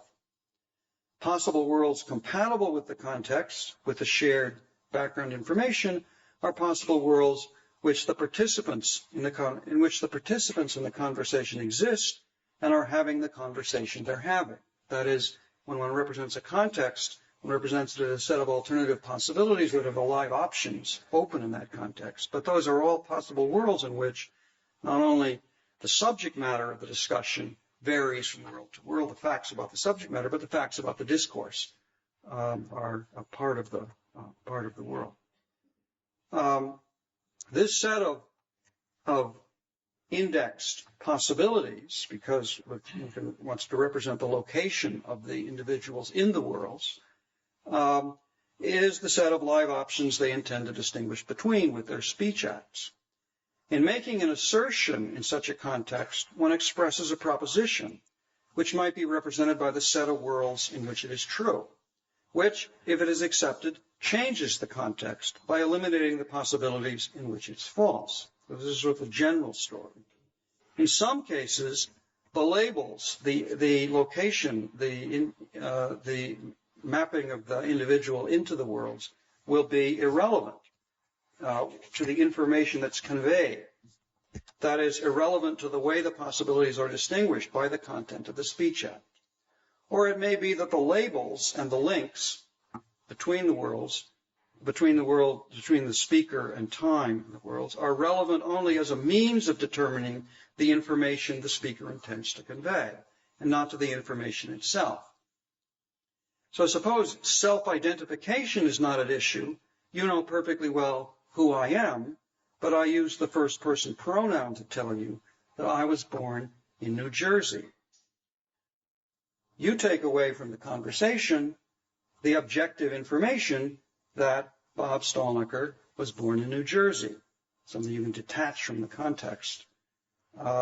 In such a case, we can detach the information from the context in which it was expressed or from the situation in which it's believed. So we can identify the content of what's said or thought, the way it distinguishes between possibilities, independently of the fact that it was something that was said or thought on that particular occasion.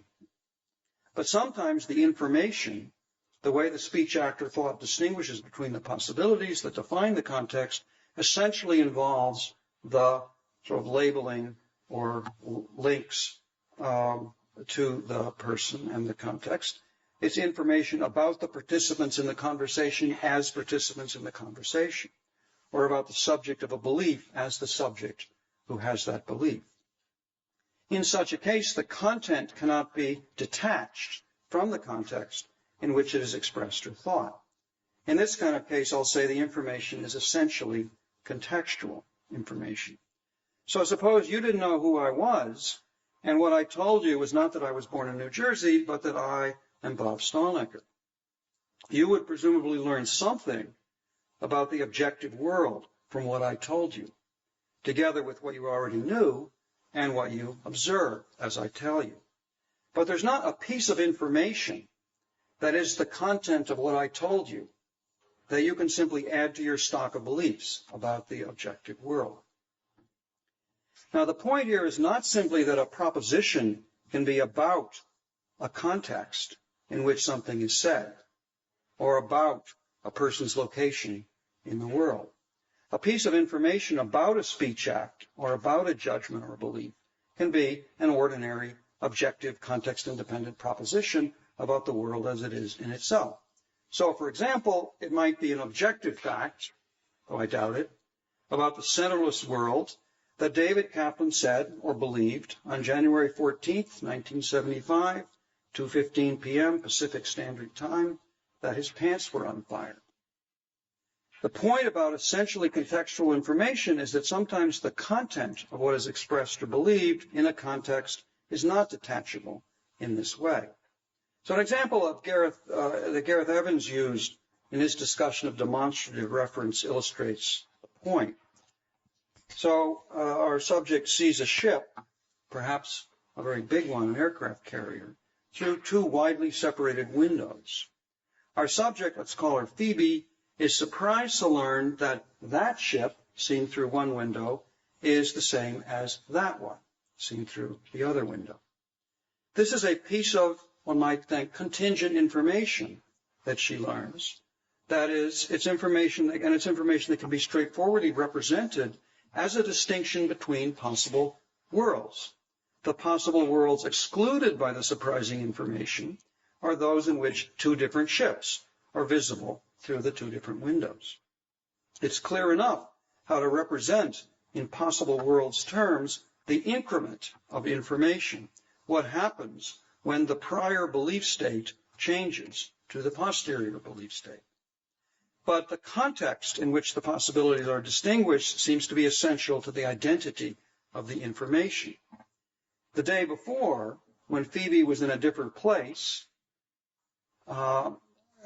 she was not in a position to know or to be ignorant of the fact, this fact, about the identity of the two ships. Now, I think it seems intuitively right to say that the information acquired in such a case is not detachable from the situation in which it's acquired. But can we say more explicitly what this comes to in the context of the kind of possible world model we're talking about? So one should think of the acquisition or imparting of information in incremental terms. So one begins in a prior belief state or in a context. Let's see if here we have a very just completely abstract representation of a space, a logical space of possibilities, and the oval here represents the possibilities compatible with a particular context in which a discussion is taking place, or perhaps compatible with if we're talking about an individual's change of belief, compatible with a person's prior state of belief. So this is a prior context or a prior state of belief. Then when the acquisition or expression of new information is constituted by the elimination of some of those possibilities. So you want to eliminate the possibilities on one side of this line, and so this then represents the posterior context. You can take sort of the receiving of information as the elimination of possibilities in that sense. Now, normally, one thinks of the job of the expression of a piece of information. A piece of information is itself a proposition. So it's natural to think that the way in which those possibilities were eliminated is that one learns some proposition to be true, which is also true outside of the context, and that's what does the job of eliminating the possibilities.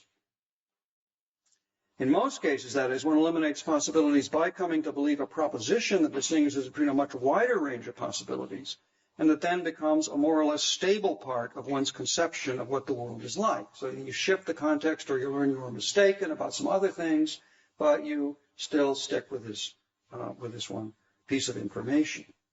But in some cases, what is said or learned distinguishes only between the possibilities in a local context. And in particular, the kind of self-locating information has that, often has that feature. Linguists often represent the meaning of a sentence as its context change potential, that is, as a function from prior context to posterior context. So they sort of think of the meaning in that way. And this is a representation of the meaning of an expression that's restricted to the minimal job that a piece of information does, namely to change a context.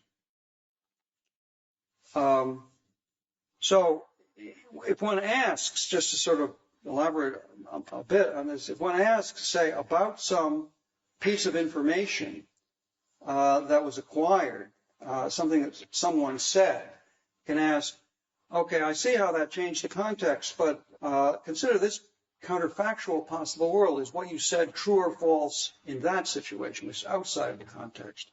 In the sort of stable, objective proposition case, you're going to get an answer to that question, but the more sort of local a piece of information is, the less you can say about what the truth conditions are for that outside of the context. So in particular, you imagine the amnesiac who has a belief about himself.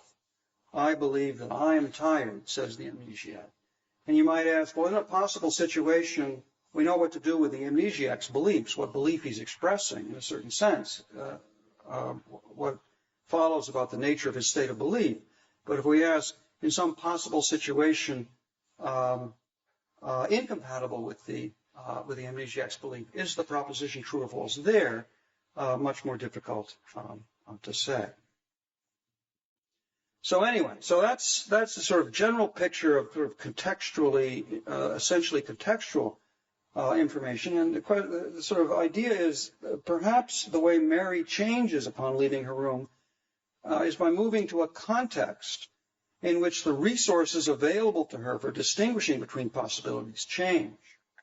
Perhaps her new knowledge is essentially contextual in a way that's something like the way our knowledge of who and where we are in the world. So what I'm going to do is first try to develop this analogy a little bit and then look at a consequence of taking it seriously, a consequence that will provide some intuitive ground for resistance, and also will have some sort of consequences for the way we think about knowledge more generally. So I'm going to start with a simple, unproblematic case of self-locating belief. And this is on the handout. Alice of the Homeland Security Bomb Squad is in the Rose Garden on Tuesday morning at 10:47 p.m. And again, this is our theorist description of her situation. She points to the ground beneath a particular rose bush and says, a bomb is buried there, and unless we defuse it now, it will explode within 5 minutes. Okay, that's the first part of the story. Second part of the story, Barry is in a room far away from the Rose Garden on Monday, the day before, and he knows that the next day at 10:47 a.m., there will be a bomb buried under the rose bush, which is 10.25 meters east and 4.35 meters north of the southwest corner of the garden, the very place that Alice will then be pointing to. And that unless this bomb is diffused very soon after that time, 10:47, it will explode before 10:52. Okay, so that's what Barry knows. Now, Barry knows a lot about the situation in this little story, but he doesn't know what Alice will know the next day. He's not in a position to know that. Is the knowledge that Mary lacks in Jackson's story something like this? That is, it is knowledge that after she gets it, is naturally expressed with a demonstrative. Now I know that seeing red is like this. And her relation to what she's demonstrating, presumably some kind of type of experience that she is either having or recalling, seems to be essential to the character of the information it's used to express, the demonstrative used to express in this way. in the same way that it is in the case of Alice. But the analogy, if it implies that Mary is not ignorant of any relevant fact about the world as it is in itself, in the way in which Barry is not ignorant of any of the relevant facts about what's going to happen in the rose garden, unless certain things take place, the analogy, if it implies that Mary is ignorant in this way, may seem strained. So before considering one reason why it might be strained, let me sketch a variation on the story of Mary, just to try to make the parallel precise. And this is a variation on the story which I talked about in a paper a year or two ago about Thomas Nagel's objective self. Okay, so this is the coin flip scenario. So Mary is still in her room. She's told that she will be subjected to the following experiment. She will be shown either a red or a green star to be chosen by the flip of a coin, and she's told in great detail the exact circumstances of the two possible scenarios that will then take place. So given her extensive knowledge of neurophysiology and color science, she knows that when the experiment is performed, she will be in the presence of a star with one of two specific light reflectance properties, because she knows all about the light reflectance properties of red and green. She also knows that she will be one in either one of two, in one of two specific brain states, relatively quite detailed specific brain states. Both before and after the experiment is performed, then there are two possible worlds compatible with Mary's knowledge. Call them worlds R and G. So she says, I'm either going to be in the situation, if the coin flip comes up one way, in which I see a red star, and with my brain in just this state, and the reflectance coming off the thing of that kind, and so on, or I'll be in world G. As it happens, the red star is chosen, so she's in fact in possible world R. Now, in a sense, after the experiment is performed, Mary knows what it is like to see red, although not under that description. Now I know, she says, either what it is like to see red or what it is like to see green. I just don't know which it is. Since for all I know, this experience could be the experience of seeing red or of seeing green. So to use the terminology I talked about in discussing John Perry's response to the knowledge argument, the experiment takes Mary only to stage one of the cognitive achievement of learning what it's like to see red. Now, what changed about Mary's epistemic situation when she was shown the star is that she was then in a position to represent information about this experience, just as Alice, at the scene of the impending explosion, was in a position to represent in her speech and thought the contextual information that that bomb is about to explode. That is, will explode soon after now. Now notice that in terms of the analogy with sort of self-locating belief, Mary's situation is not being compared with the situation of amnesiacs or people who don't know what time it is or where they are. Rather, the analogy is this: Mary is like Barry, who is not in a position to know a certain piece of contextual information because he's not in the relevant context. Mary's situation with respect to color, when she's still in her room, is like his situation with respect to Alice's, the events going on in the rose garden. And his situation with respect to Alice, whose warning about the bomb took place far away and at a different time. Barry knew the relevant objective facts. There's no further information we might have given him in his room on Monday to bring it about that he knew what Alice knew.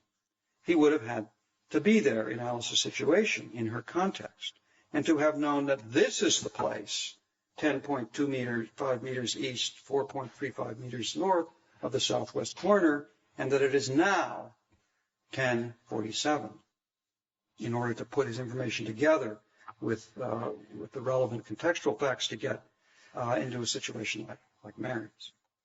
Now, if you buy this analogy, then I think you can see the knowledge that Mary lacks when she's still in her room. You can explain it. You can understand the knowledge in terms of the elimination of possibilities, genuine possibilities, without invoking the hypothesis of phenomenal information, without sort of refining the possibilities in the way in which that hypothesis requires. But the fans of qualia will protest, the analogy won't fly. There is nothing essentially indexical or demonstrative about the information Mary lacks. Let's assume she had, while still in her room, a name, Fred. That's spelled Ph-Red, for red-type qualitative experiences, for phenomenal red. So she had a name for phenomenal red, whatever kind of property it is, a name for a type of qualitative experience. The type of experience that people like Mary would have when looking at red things in normal conditions. Presumably, the property of being in a Fred state is correlated with a physical functional state type. And if materialism is true, then presumably that property is a functional physical state type. Mary, because of her vast empirical knowledge, knew all about the physical functional property that is or correlates with the property of being in a Fred state, though she didn't know what it's like to be in a state of that type. Then, when she's shown the red star, she wonders whether this experience is a Fred experience. But Mary could then coin another name for her experience. Suppose, following, again, John Perry's terminology, she names it wow. Now she can express her question. That is, again, at the stage before she's learned which of the two colors she's seeing, she can express her question, which she initially posed with a demonstrative, with an essentially indexical expression. Whether this is a Fred experience, she can pose it as a question about a context-independent objective proposition. Okay, so here's the coin flip scenario. We have world R and world G. Mary looking at a red star, looking at a green star. She doesn't know which situation she's in. So both possible worlds are compatible with her knowledge. She's thinking, is this Fred? That's the demonstrative question. So she says, let's this experience be named wow. And now she says, does wow equal Fred? And of course, Mary also is in the counterfactual world G. And in that world, she is asking, is this Fred? And she's saying, let this experience be named wow. And then she's asking, does wow equal Fred? So the same, since she knows that she is asking these questions, that she is coining these words, they are taking place in all the worlds that are compatible with her knowledge. Okay, so the defender of the view I'm promoting here against this objection says, but note that the same kind of maneuver, the maneuver of naming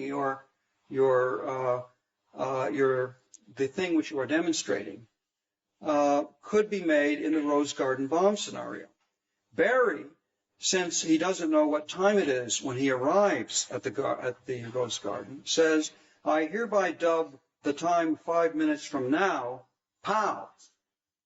I know the bomb will explode by 10:53 a.m., he said, but will it explode at pow? That is, does pow equal 10:53? But, the objector continues, the cases are different. And they seem different in this way. When Barry named the time pow, let this objective time be named this name, he didn't know what time it was he was naming. He said he didn't know what time it was when he got there. So he didn't know what time he was naming, and so therefore he didn't know what objective proposition he was asking about when he asked, is this time pow? But when Mary saw the red star and named her experience wow, she knew what she was naming. Since she was acquainted with the experience, she had acquired a pure phenomenal concept of it. So what I want to question here is, in promoting the analogy, is the assumption that there's something, phenomenal experience, that has both an autonomous place in a conception of the world as it is in itself, and also this kind of distinctive epistemic role, something that brings a kind of special epistemic kind of acquaintance. So I'm going to conclude by looking at an intuitively attractive, and I think implicitly widely shared assumption about the relation between knowledge and experience that I think is one of the sources of resistance to the strategy of you building on this analogy to diffuse the knowledge argument. So the assumption that I want to talk about is I'm going to call the principle of phenomenal indistinguishability. Again, it's on the handout. So the principle says if two possibilities are epistemic alternatives for a knower at a time, that is, both are compatible with his or her knowledge, then they are phenomenally indistinguishable to the knower at that time. Okay, so then the question is, what's phenomenal indistinguishability? The notion I have in mind is a simple behavioral capacity. Two experiential states of a person are phenomenally indistinguishable to a person, just in case she can't tell the difference when she shifts from one to the other. So suppose, to take a standard example, we have two quite different light reflectance properties that seem exactly the same color to a normal perceiver, that is,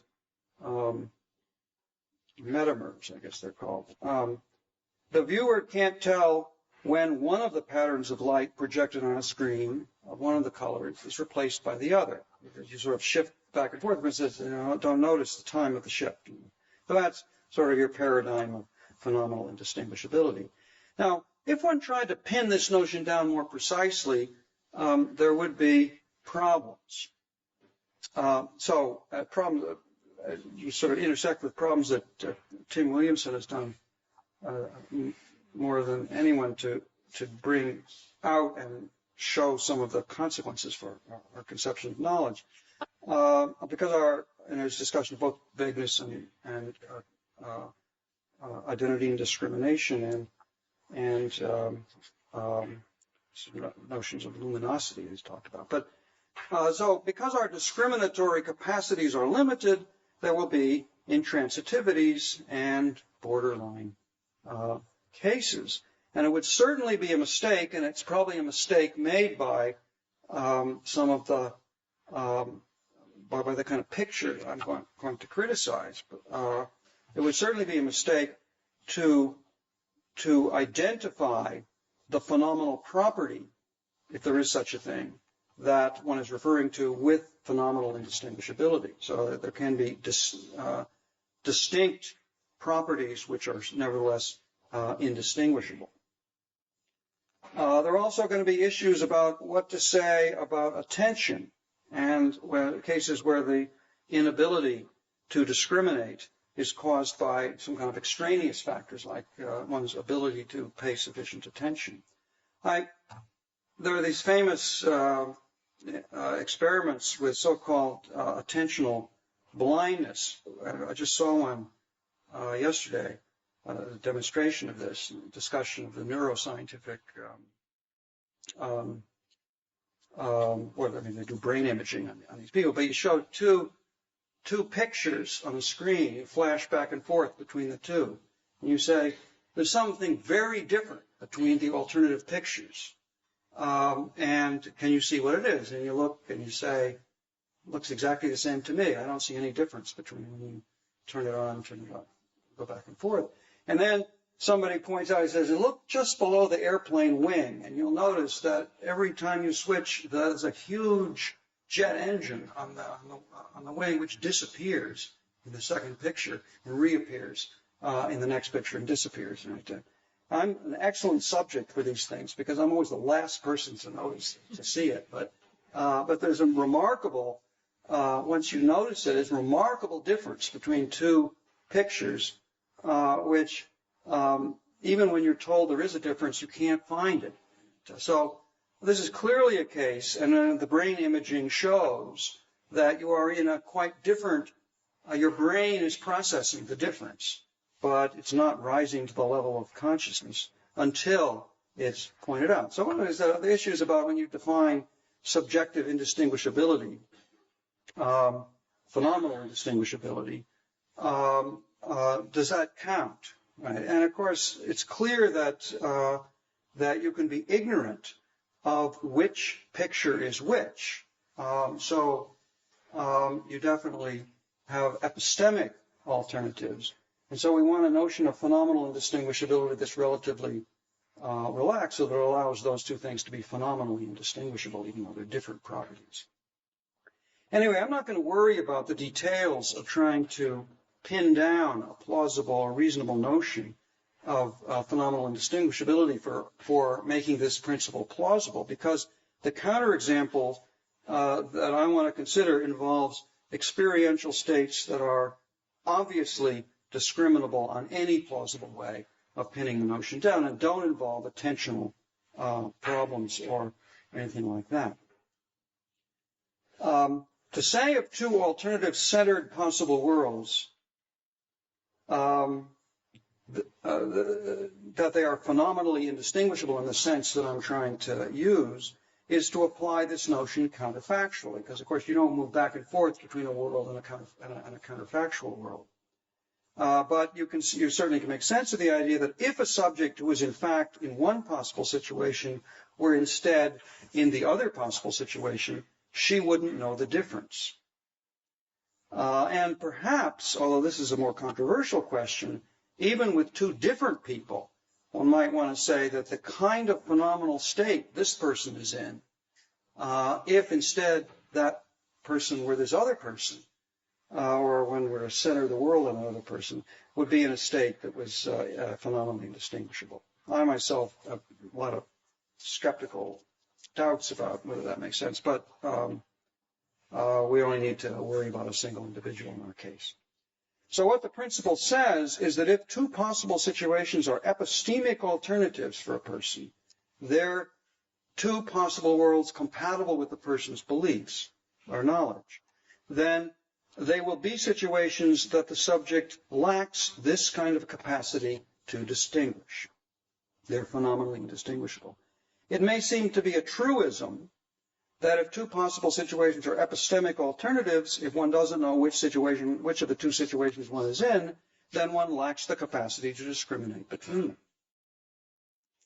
Now, the empiricist holds that the evidential basis of all our knowledge is experience, and for the traditional empiricists, it's phenomenal experience.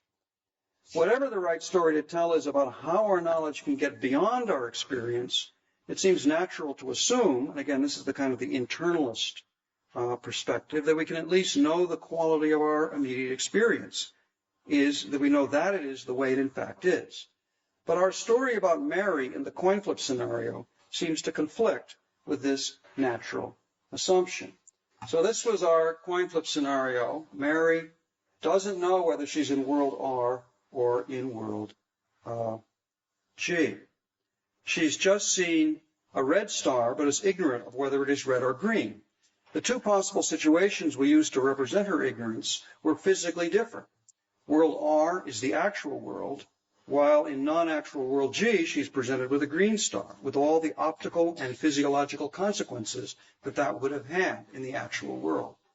Since Mary knows all the general optical and physiological facts, these facts will hold in all worlds that are epistemic possibilities for her.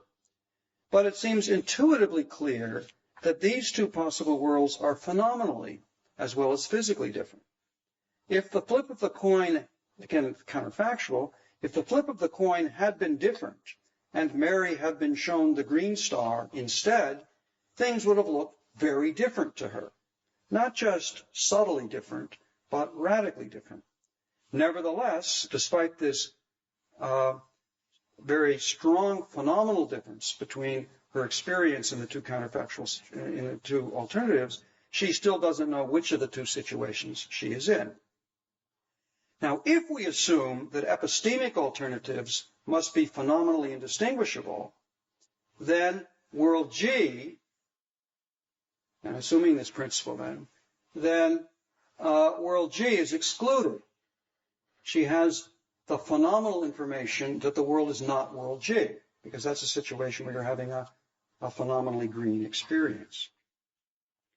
To account for Mary's ignorance of which color she is seen in this case, one will be required to suppose that there is a different possible world, G star, which is physically just like world G, but phenomenally just like world R. And if we accept that, then we have bought the hypothesis of Lewis's hypothesis of phenomenal information. Now, just before looking at the upshot of rejecting the principle of phenomenal indistinguishability, I want to take a quick look at what happened to Mary after you might be interested to know about her experiences after the experiment took place. She was unfortunately not allowed out into the world, but she was confined again, but this time into the Nida Rumelin room, which you'll recall is the room which is wallpapered with random colored shapes, no recognizable colored objects. This time Mary is accompanied by her friend Pierre, about whom we'll hear more next week. Pierre, at this time in his career, was still a monolingual French speaker, a language that Mary does not know. She never does learn which of the two colors it is that she is seeing when she goes back into the room. But she experiences many other colors, not knowing which they are either. But Pierre teaches her the names of the colors in French. Perhaps she learns a lot of French from Pierre, not by translation into English, since he doesn't know English, but from the ground up. So she comes to know that the star she first saw was the color named rouge in French, but she still doesn't know whether it was red or green, or at least whether it's the color called red or the color called green. Now, I know it strains credibility to tell you that the brilliant Mary couldn't figure out what the colors are after all this time and with all this information, but we left realism behind a long time ago. I don't think the points I want to make depend on the story being realistic. But anyway, assuming all this, should we still say at this point that Mary doesn't know what color the things she sees are? She knows of red things that they are rouge, and of rouge things that they give rise to the wow type phenomenal experience. Why does her old word red connect more directly to the property red than her new word rouge? And why does her old word Fred connect less or more directly to her phenomenal experience of red than her new word wow? We, who attribute belief and knowledge, refer to properties and things and qualia, if there are such things, and we characterize the contents of other people's belief in terms of those things. Decades of discussion of Frege cases have gotten us used to the fact that things and properties can impact our cognitive lives in different ways, and that we may be unaware of the fact that it's one thing rather than two that we know about in two different ways. If I don't know that Hesperus is phosphorus, does that mean that I don't know what Hesperus or what phosphorus is, or what Hesperus or phosphorus refers to? The notion of knowing what or knowing who someone or something is notoriously problematic and context dependent. Some people have argued that we never, and I'll discuss this argument next week, that we never really know about things in the external world what they are in themselves. That is, we never know what they are in what David Lewis calls, quote, an uncommonly literal and demanding sense, unquote. But phenomenal experience was supposed to be different. It is presented directly. It is supposed to be its own mode of presentation. Pure phenomenal concepts, such as the one Mary allegedly acquires when she leaves the room, this is a couple of quotes from Dave Chalmers, quote, these concepts characterize the phenomenal quality as the phenomenal quality that it is. Another quote, the referent of the concept is somehow present inside the concept sense in a way much stronger than in the usual cases of direct reference, unquote. Now, what I'm skeptical of is that there are things, pure phenomenal concepts, that have these mysterious properties, or that there's anything that will connect our knowledge to our experience in a way that vindicates the principle of phenomenal indistinguishability. But whether or not one shares this skepticism, my main sort of argument here is that if we do buy that principle, the principle of phenomenal indistinguishability, on the handout, then we're stuck with the hypothesis of phenomenal information that Lewis outlined with all of its problems. So that's the conclusion that the principle of phenomenal indistinguishability, together with the facts about what Mary knows and does not know in the coin flip scenario, entail the hypothesis of phenomenal information. Now, on the other hand, if we reject the principle, then we're left without an intentional foundation, a point at which our thought meets its subject matter in a direct and context-independent way. Our epistemic relation to our experience on the view that rejects this principle is like our epistemic relation to anything else in the world. If this is right, then we should not think of our epistemic relation to Hesperus or Bismarck or water as indirect in a way that contrasts with some alternative, more direct epistemic relation. Perhaps there is no, quote, uncommonly literal and demanding sense in which we know things as they are in themselves. Perhaps our knowledge of the internal world is as indirect as our knowledge of what lies beyond it, or more plausibly, perhaps we need a better conception of what it is for knowledge to be direct. Thanks.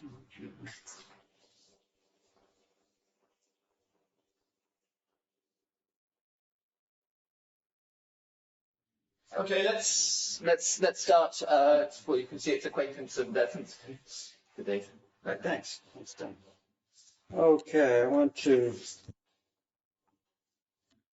move a little bit what I'm talking about to look at the content of thought as well as the qualitative character of experience as the subject matter of the kind of knowledge I'm looking at. Although, basically today I want to talk about the connection between the two.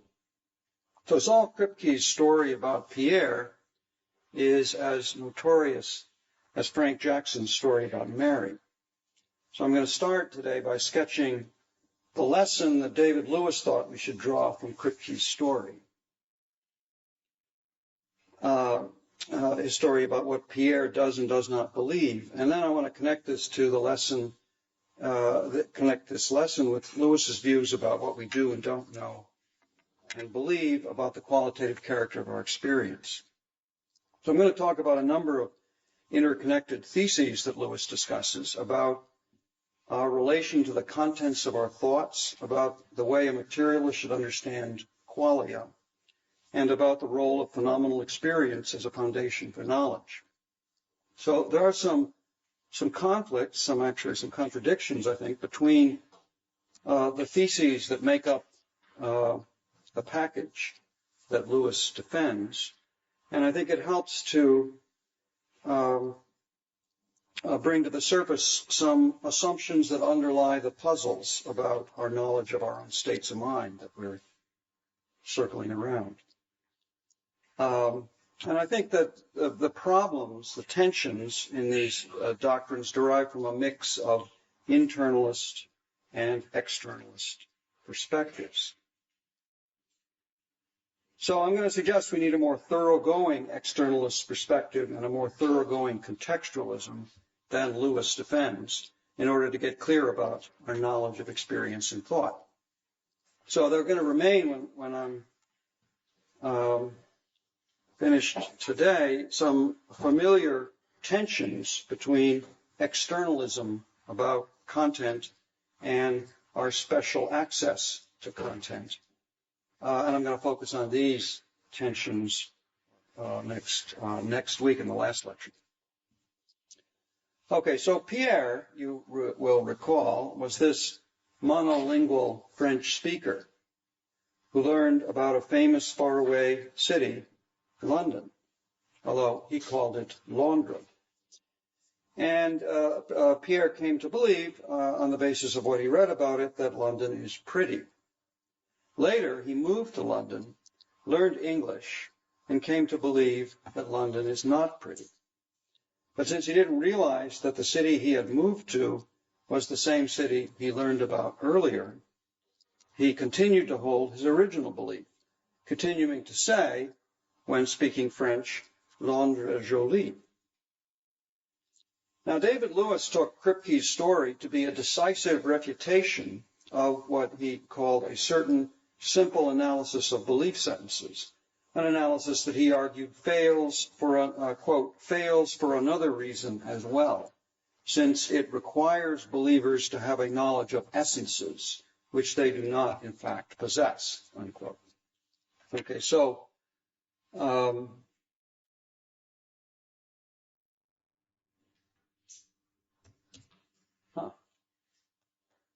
we go. This is the simple analysis. To say that Pierre believes that London is pretty is to say Pierre believes the singular proposition that is true in possible worlds in which the actual city, London, is pretty, and false in possible worlds in which it is not. So basically the puzzle that Kripke raised presumed that we can take the content of Pierre's belief to be what it straightforwardly seems to be, namely the singular proposition. The analysis is refuted, Lewis argued, because it yields the conclusion that Pierre, according to the story, has contradictory beliefs. That is, he believes the singular proposition and believes its negation. But Lewis agrees with Kripke that this conclusion is unacceptable. Although Kripke was perhaps a little equivocal about this since he didn't present a solution to his problem, just presented the puzzle.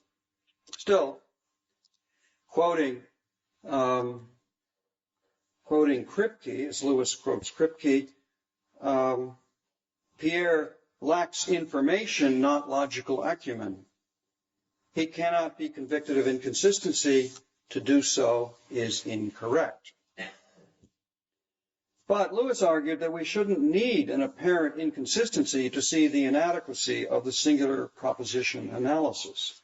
We should reject it even in an ordinary case where the believer thinks of London or George W. Bush or the Eiffel Tower or whatever in only one way.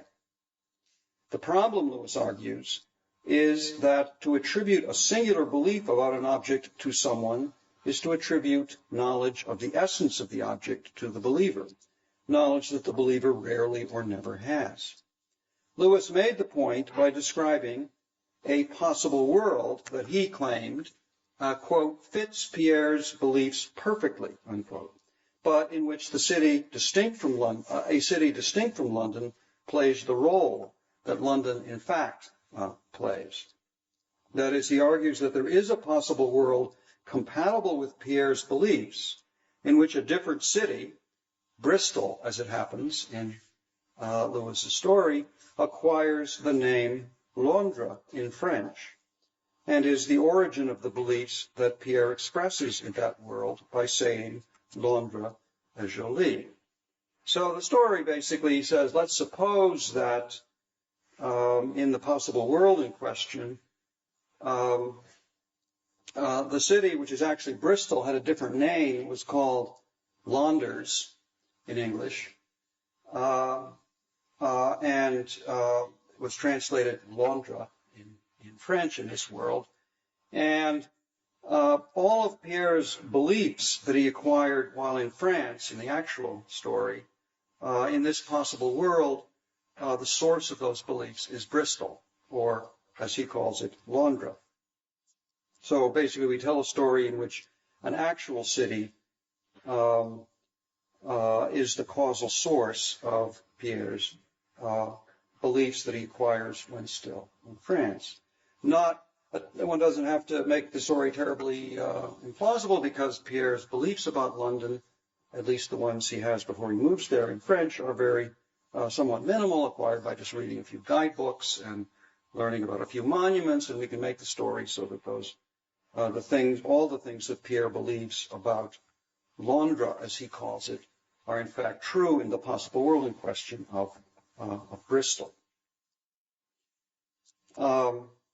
Okay, since Pierre is ignorant of some of the essential, we don't need this particular story. Lewis makes the general point that since Pierre is ignorant of some of the essential properties of London, there will be possible, since he's ignorant of them, therefore there will be possible worlds compatible with his knowledge in which the city in question lacks some of the essential properties of London.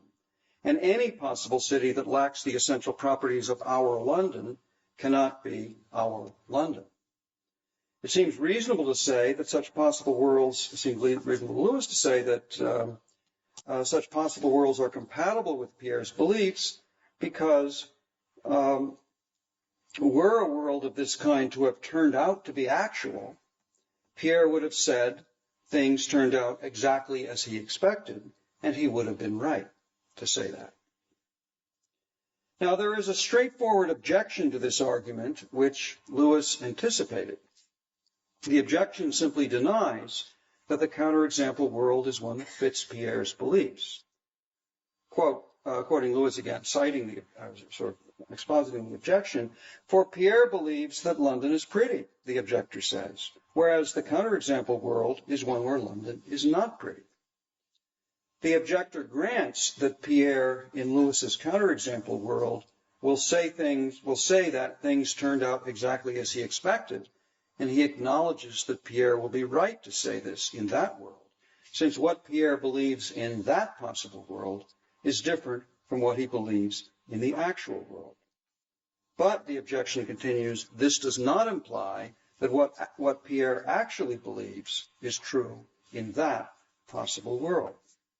So, here's the actual world Pierre is thinking, Londra et jolie. This is the counterfactual world where Londra refers to Bristol, and Pierre is thinking a thought which from the inside seems just the same, Londra et jolie. And then we can say that this matrix representing the truth values of the proposition that he thinks in the actual world, it's one that's true in the actual world and false in C, whereas the proposition that he's thinking in the counterfactual world is one that's false in the actual world and true in, I shouldn't say that, because that implies that Bristol is in fact not pretty, and I don't want to say that. Right, so maybe it's true in both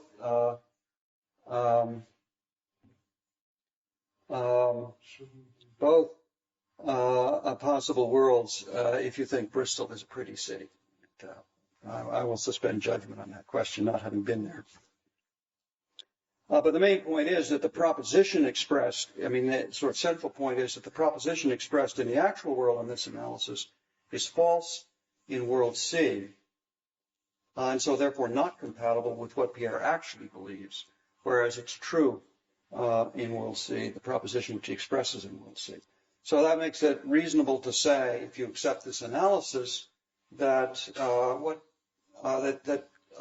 that Pierre is right in world C to say everything turned out just as I thought, but that does not imply that the actual belief that he had is one that's true in the counterfactual world.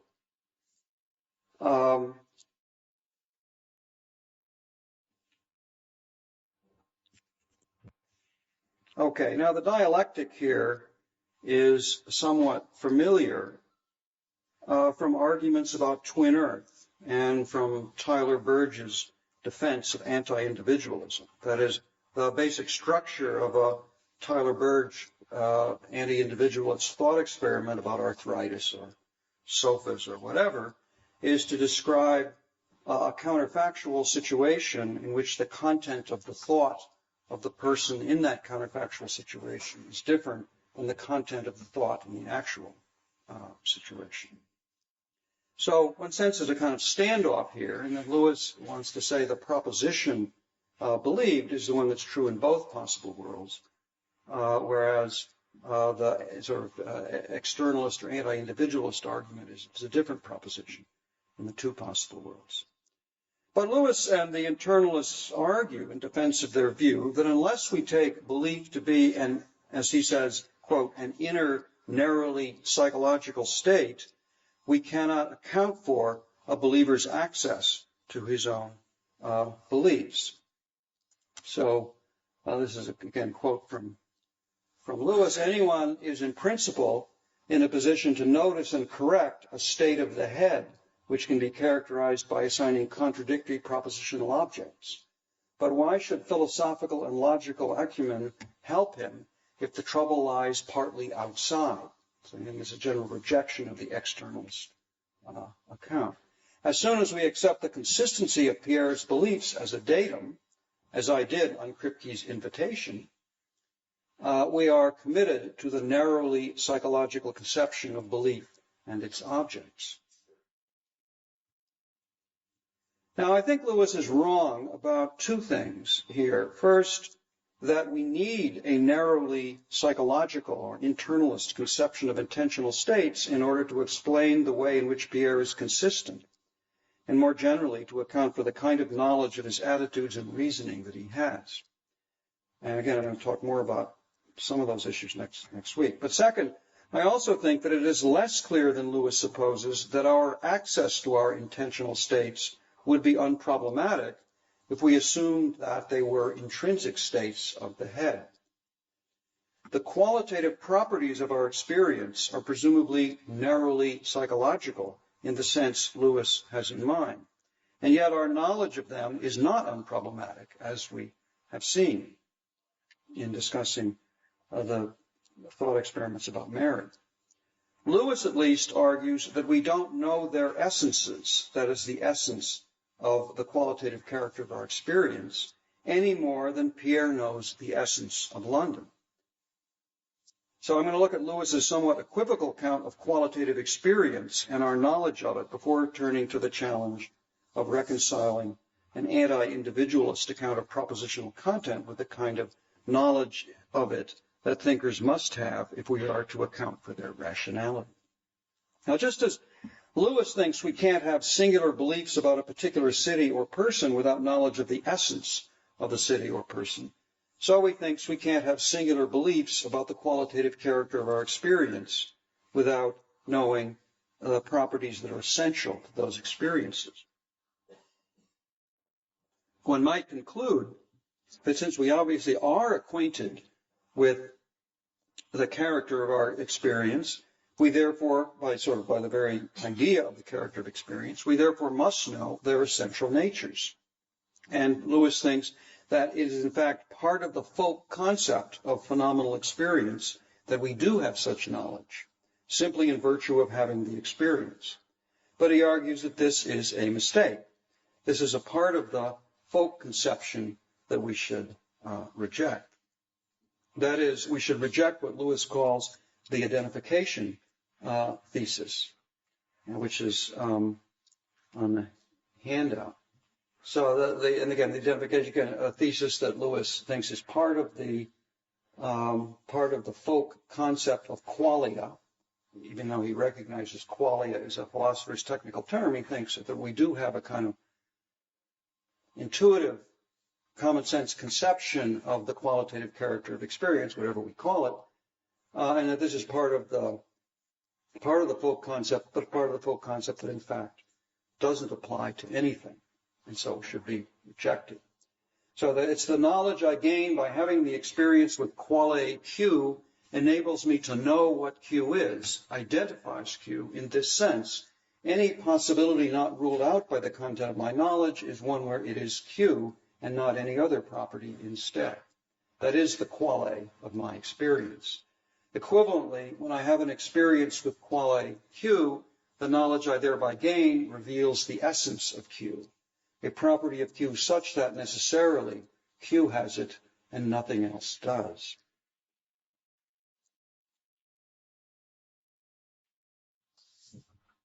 Now, a materialist who's committed to the thesis that qualia are physical properties of physical events must reject the identification thesis, as Lewis does, since it's clear that simply having experience does not reveal the specific physical nature that, according to the materialist, they essentially have. And of course, that's what comes out in the Mary experiment. That is, she being so knowledgeable about the physical and physiological facts about color and color experience, knows the essential character of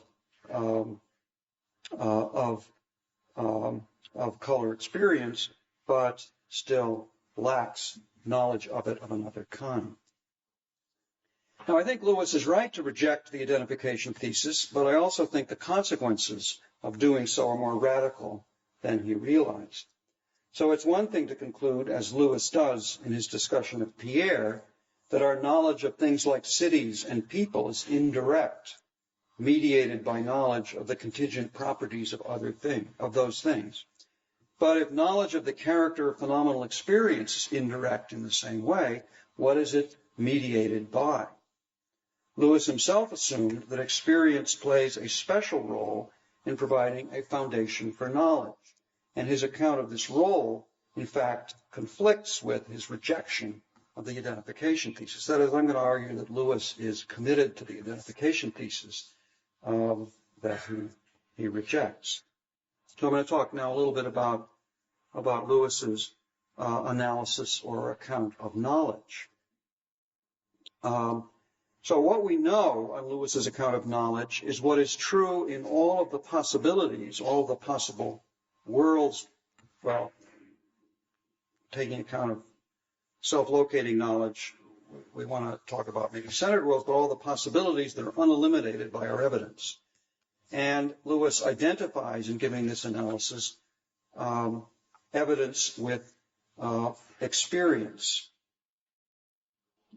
Lewis gave a characteristically sharp and clear formulation of what it means for a possibility to be eliminated by the evidence. So, and again, a lot of the work of the paper is to start with this very simple account of knowledge and then spell out the various terms involved in it, say more about them. But subject S knows that P, if and only if S's evidence eliminates every relevant possibility which is not P.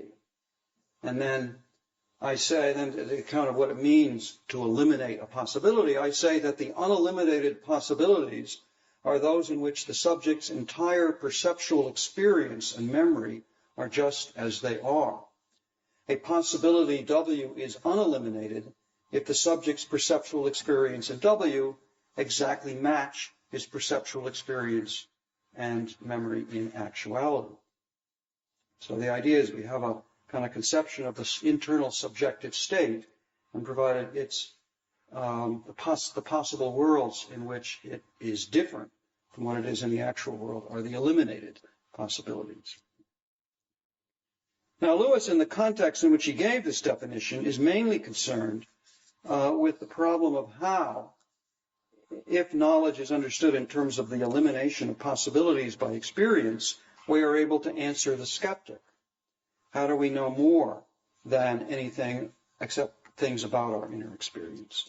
His strategy for reconciling the thesis that knowledge requires the elimination of possibilities by experience, reconciling this with the possibility of knowledge that goes beyond experience, was to give a contextualist account of knowledge that permits us in context to ignore certain possibilities that are not eliminated by experience.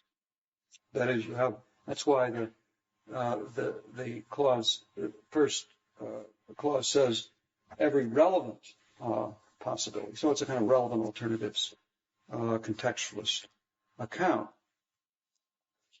But on Lewis's account, we will at least know in any context that the possibilities excluded by our experience, possible situations in which our experience does not match our actual experience, we will know that these are possibilities that are incompatible with our knowledge.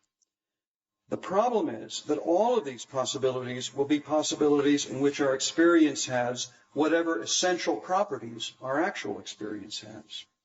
That is, Lewis's account of knowledge implies that even in the most skeptical context, we will know the essential nature of our experience, know exactly our experiences, know exactly what they are in, to use Lewis's phrase, an uncommonly demanding and literal sense of knowing what. This means that Lewis's account of knowledge entails the identification thesis that he rejects, and it also entails the principle I talked about last week, that epistemic alternatives to the actual world must be phenomenally indistinguishable from it. Now, the source of the tension in Lewis's accounts, I think, is that it's motivated by a mix of internalist and externalist ideas. The reason experience and memory, phenomenal experience and sort of memory as seen from the inside, are given a special and context-independent role in determining what the subject knows, is that these things are supposed to be accessible from the inside and independent of what lies outside. But that's the internalist idea. But Lewis's account of the elimination of possibilities is resolutely externalist, in that the evidence that gives knowledge is described from an external point of view. In this respect, his account of the role of experience in providing a foundation for knowledge is like the view developed by Quine and Sellers that I talked about briefly in the first lecture. That is, Lewis insists that it's not the propositional content of our experience that does the eliminating. Rather, it's the existence, quoting now, rather it's the existence of the experience. So, unquote. So, world W is eliminated from the epistemically possible worlds, not because the experience represents the world as being different from W, but rather because W is a world in which the subject is not having the experience. Lewis says that his account does not require him, quote, to tell some fishy story of how the experience has some sort of ineffable, infallible, purely phenomenal propositional content. Who needs that, unquote. But Lewis is stuck with infallibly known evidence propositions, whether he wants them or not, since there is, on his account, a proposition, represented by a set of possible worlds, that is true in exactly those possible worlds in which the subject's experiences exactly match his experiences in the actual world. And this proposition corresponds to a fact that the subject knows, simply in virtue of having the experiences that he in fact has. Now, I think Lewis's account of knowledge is right to represent knowledge in terms of a set of uneliminated possible situations. I think an adequate account of knowledge requires that we connect a state of knowledge with the way the world is, according to the knower. The problem, I think, is that the account does not recognize the extent to which knowledge claims are contrastive and context-dependent. Lewis's account is a contextualist one, as I said, allowing that certain possibilities determined by context that are not eliminated by experience are nevertheless properly ignored. But what is needed is a context-sensitive account of the evidence that does the job of eliminating possibilities. So just to kind of sketch or give a picture to get the point, represent the point. So this is logical space. This is the actual world R, and we can think of this in terms of Mary in this coin flip scenario that I described last week. So this is the actual world R in which she's having a phenomenal red experience. This is the counterfactual world G, which is one such that in the way I told the story, she doesn't know whether she's in world R or world G. But on Lewis's view now, we can say these are the possibilities in which Mary's experience exactly match actuality. And of course, they will not include the world G, but will include the world R. Knowledge isn't just given by that circle, but rather the intersection circle of the relevant alternative possible worlds, the possible worlds which one is paying attention to and one is not properly, excluding all the ones that one's properly ignoring. We can restrict we can give her more knowledge by restricting the class of epistemically possible world to the relevant alternatives to the actual world. And that might be different in a different context, but in every context, it will exclude the world G. So on Lewis's view, Mary knows that world G is excluded. Now, as I noted, Lewis's account is contextualist. It involves the shift in the relevant alternatives. And most of the project in the paper in which he gives his analysis of knowledge, called elusive knowledge, most of the paper is devoted to a detailed characterization of the contextual factors that are relevant to the interpretation of knowledge claims. So specifically on Lewis's analysis, we're allowed to ignore certain uneliminated possibilities, and the constructive project is to set out an elaborate set of rules, constraints on the possibilities that are properly ignored, what you're allowed to ignore and what you're not. But the account of knowledge is basically a foundationalist, despite this contextualism, it's basically a foundationalist account. And the contextualism is superficial. It's a way to reconcile common sense talk about knowledge with an underlying Cartesian skepticism. Or so it seems to me. So let me just use an analogy to try to explain what I have in mind in distinguishing a more superficial from a deeper kind of contextualism. There's a debate in the philosophical literature in which Tim Williamson has been involved about whether it makes sense to quantify over absolutely everything. Now, there is obviously no set of absolutely everything, or perhaps any other entity that constitutes the totality, every single entity that constitutes the totality of everything. But some philosophers, Richard Cartwright, Tim Williamson, Augustine Rayo, to name three, among others, argue that the range of our quantifiers may still consist of a plurality that is all-inclusive. Other philosophers, Charles Parsons, Michael Dummett, Michael Glansberg, to name three, have argued that there is no intelligible notion of absolutely everything. Any domain can potentially be seen, any domain of a quantifier can potentially be seen as partial relative to something more inclusive in another context. Now, there's a complex mix of technical and philosophical issues involved in this debate, and it's, in fact, difficult to state the contrasting theses in a clear and neutral way. Each side may argue that the other can't even state their view without presupposing the opposite. Now, I don't want to enter into this debate in this context, but just to note that there is an issue on which these philosophers, or at least most of them on opposite sides of the debate, do not disagree.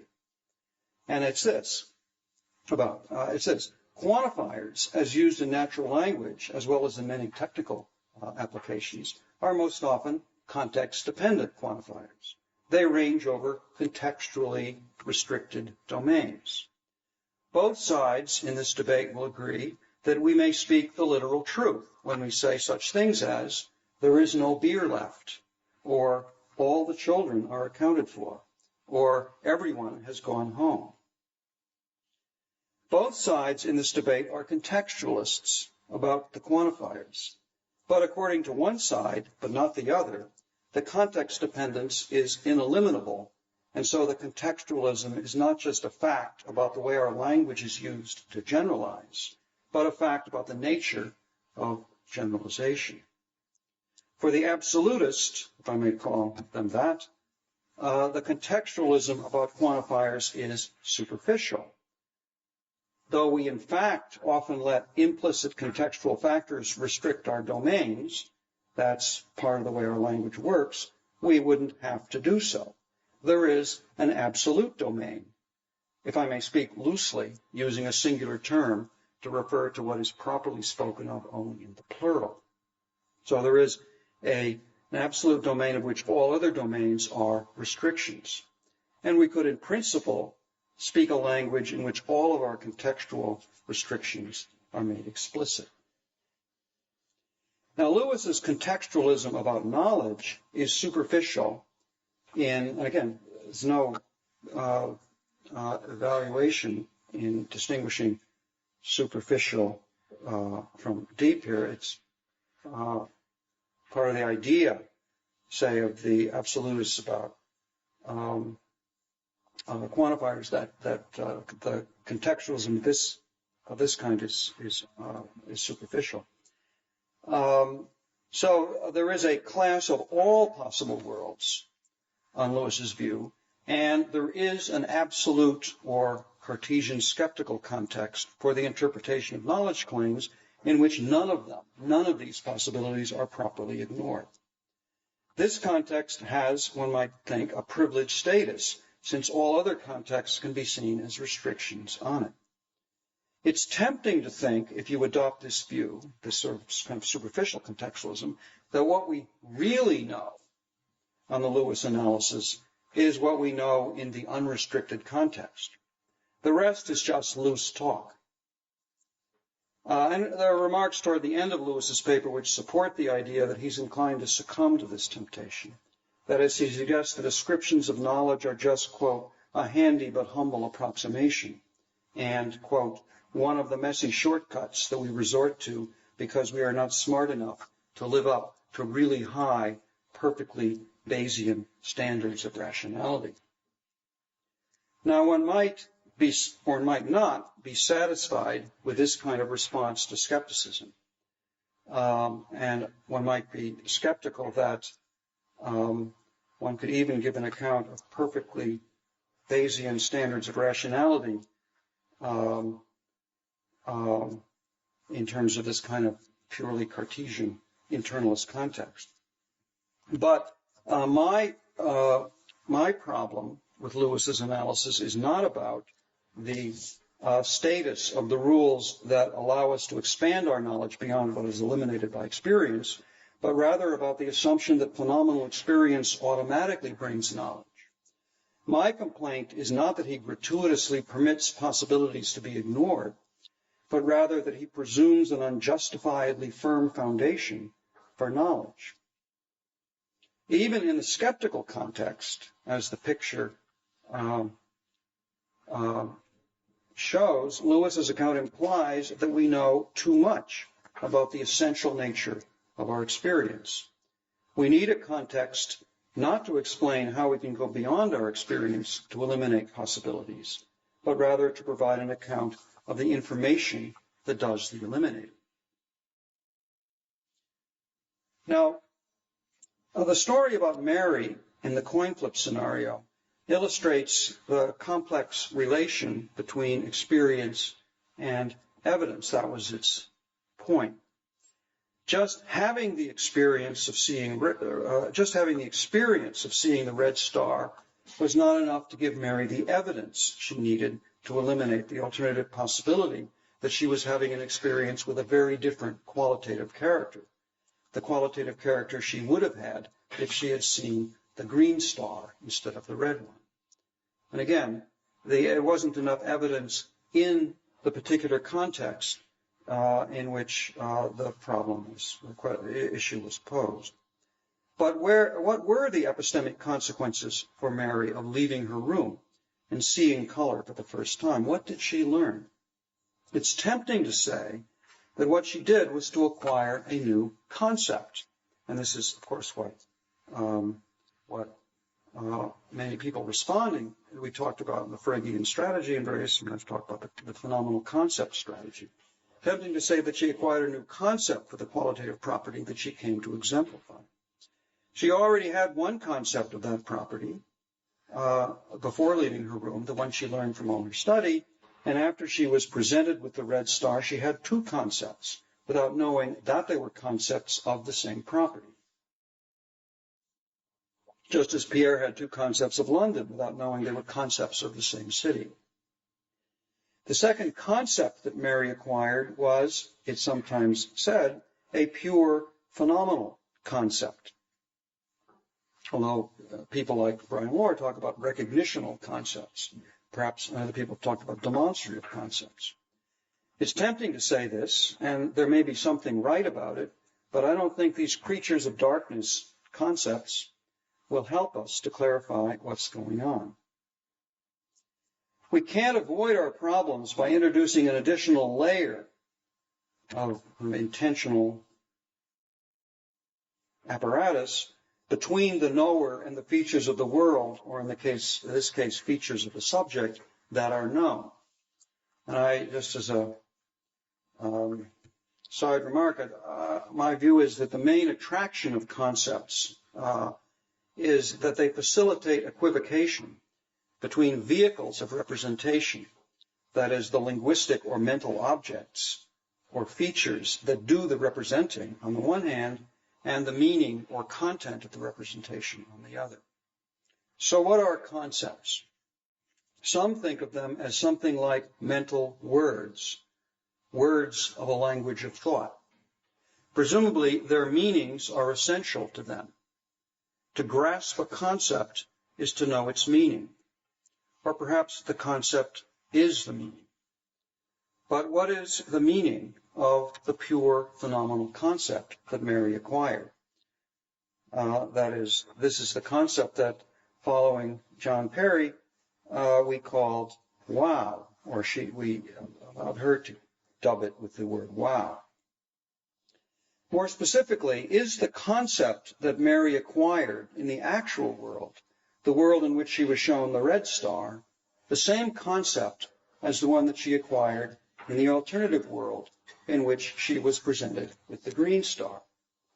We know that Mary would have had a different kind of experience had she been shown the green star, but would the concept she acquired have been a different concept?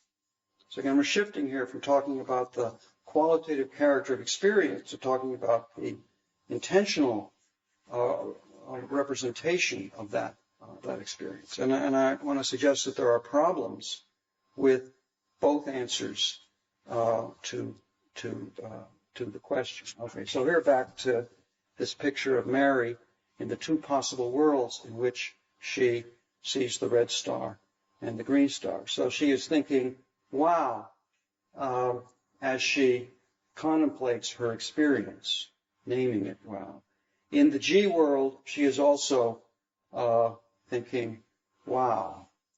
And the question is just as with Pierre, we could ask, is Pierre entertaining, is the content of the thought Pierre is entertaining when he says when he thinks Londres jolie or London is pretty, the same content as he's thinking in the counterfactual situation, or different.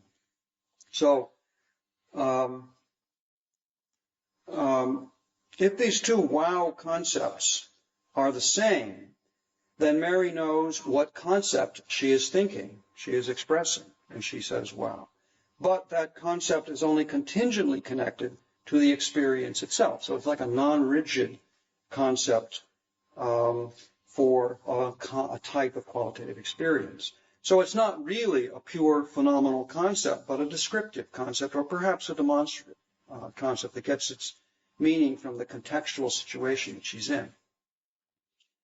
So it's identified by that rather than by the intrinsic character of the experience itself.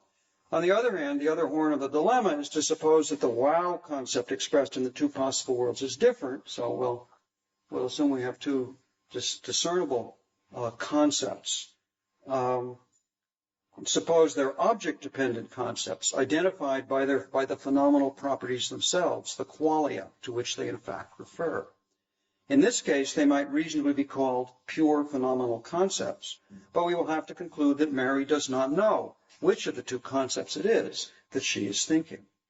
Her thought on this account will violate what Michael Dummett called a principle of epistemic transparency. I'm going to talk next time about Paul Boghossian's discussion of principles of transparency. There are a number of different formulations of transparency principles of this kind that I'm going to talk about, that some of which are more problematic than others. But what's violated here is a principle that requires Mary to know what concept she is deploying, where it is assumed that one knows what concept one is deploying, if and only if one is deploying the same concept in all possible worlds that are epistemically possible at the time. On this horn of the dilemma, we have a direct connection between the content of Mary's thought and the qualitative character of her experience, that the experience that the thought is about. It's a connection that perhaps constitutes her being acquainted with the character of that experience. But the cost is that we must say that Mary is only indirectly connected to the content of her thought. So we have a sort of potential equivocation in the notion of acquaintance, whether it sort of attaches, we want it to attach both to the thought that we are having. We are acquainted with the contents of our thought, the constituents of the contents of our thought, and we are acquainted with the experience. And these things are supposed to come together in the case of our knowledge of our phenomenal experience. So what is this mysterious epistemic relation that is supposed to connect us directly, either to our experience or to our thought about it, or both? To be acquainted with an object, according to Russell, is to have a direct cognitive relation to that object. That is, to be directly aware of the object itself, unquote. The paradigm of objects of acquaintance for Russell were sensory experiences, but this same epistemic relation that connects us to our experience is supposed to connect us to the constituents of our thought. So Russell, every proposition which we can understand must be composed wholly of constituents with which we are acquainted. And this, he says, is a fundamental principle.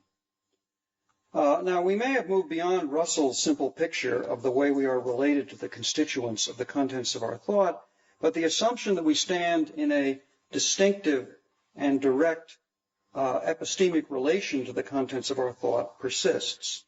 So this is Michael Dummett more recently. A thought is transparent in the sense that if you grasp it, you thereby know everything to be known about it as it is in itself.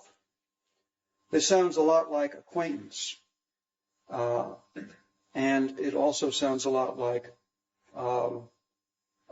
knowledge of essence. As we've seen, there are problems with the idea that we are acquainted with our sensory experience, problems that suggest that the paradigm case of acquaintance may be a poor model for understanding our epistemic relation to the contents of our thought. But it can't be denied that there's some kind of special epistemic relation that we stand in to the contents of our thought. The problem is to try to pin down exactly what it is. Now, the identification of acquaintance with knowledge of essence that was explicit in Lewis is also suggested by Michael Dummett's statement about the transparency of thought. It echoes Lewis's principle of identification. The one says that we know the essence of our experience just by having it. The other says that we know everything essential to a thought simply by thinking it. In both cases, a thesis about our knowledge of experience or of propositional content puts constraints on the nature of what is known. If the principles were correct, then experience would have to be the kind of thing whose nature is fully revealed in the having of experience, and the contents of thought would have to be the kind of thing whose nature is fully revealed in the thinking of the thought. It's easy to see why on this picture the idea that a singular proposition could be the content of a thought must be rejected. The kind of internalist picture that accepts this kind of principle of acquaintance will grant that individuals may be involved in the characterization of the content of thought. That is, belief may be, in a sense, about London or Bismarck or whatever, But the internalist will insist that thought is characterized only indirectly. The contents of our thought are characterized only indirectly in terms of individuals. John McDowell gives what I think is an apt description of this internalist picture, which he attributes to the Fregeans, and which he argues we should reject. But let me just, and this is on the handout, as well as here. When we mention an object in describing a thought, we are giving only an extrinsic characterization of the thought, since the mention of the object takes us outside of the subject's mind. But there must be an intrinsic characterization available, one which does not take us outside of the subject's mind, and that characterization would have succeeded in specifying the essential core of the thought, even if extramental reality had not obliged by containing the object. Again, this is a view that McDowell is describing, but not endorsing, arguing against. But of course, properties and relations also have essential natures. Knowing everything there is to be known about pineapples or light bulbs, blueness, liquidity, fatherhood, inertia, or whatever, as they are in themselves, is at least as demanding as knowing the essential nature of London, or of Bismarck, or of the experience of seeing red. It's hard to see what resources there might be for specifying the essential core of any thought, resources that do not take us outside of the subject's mind. And as we've seen with the characterization of the essential nature of even experience, even when you stay within the subject's mind, it's not clear that you're meeting the internalist constraint. So the alternative to this picture is to recognize that contents themselves are ways of characterizing a state of mind extrinsically.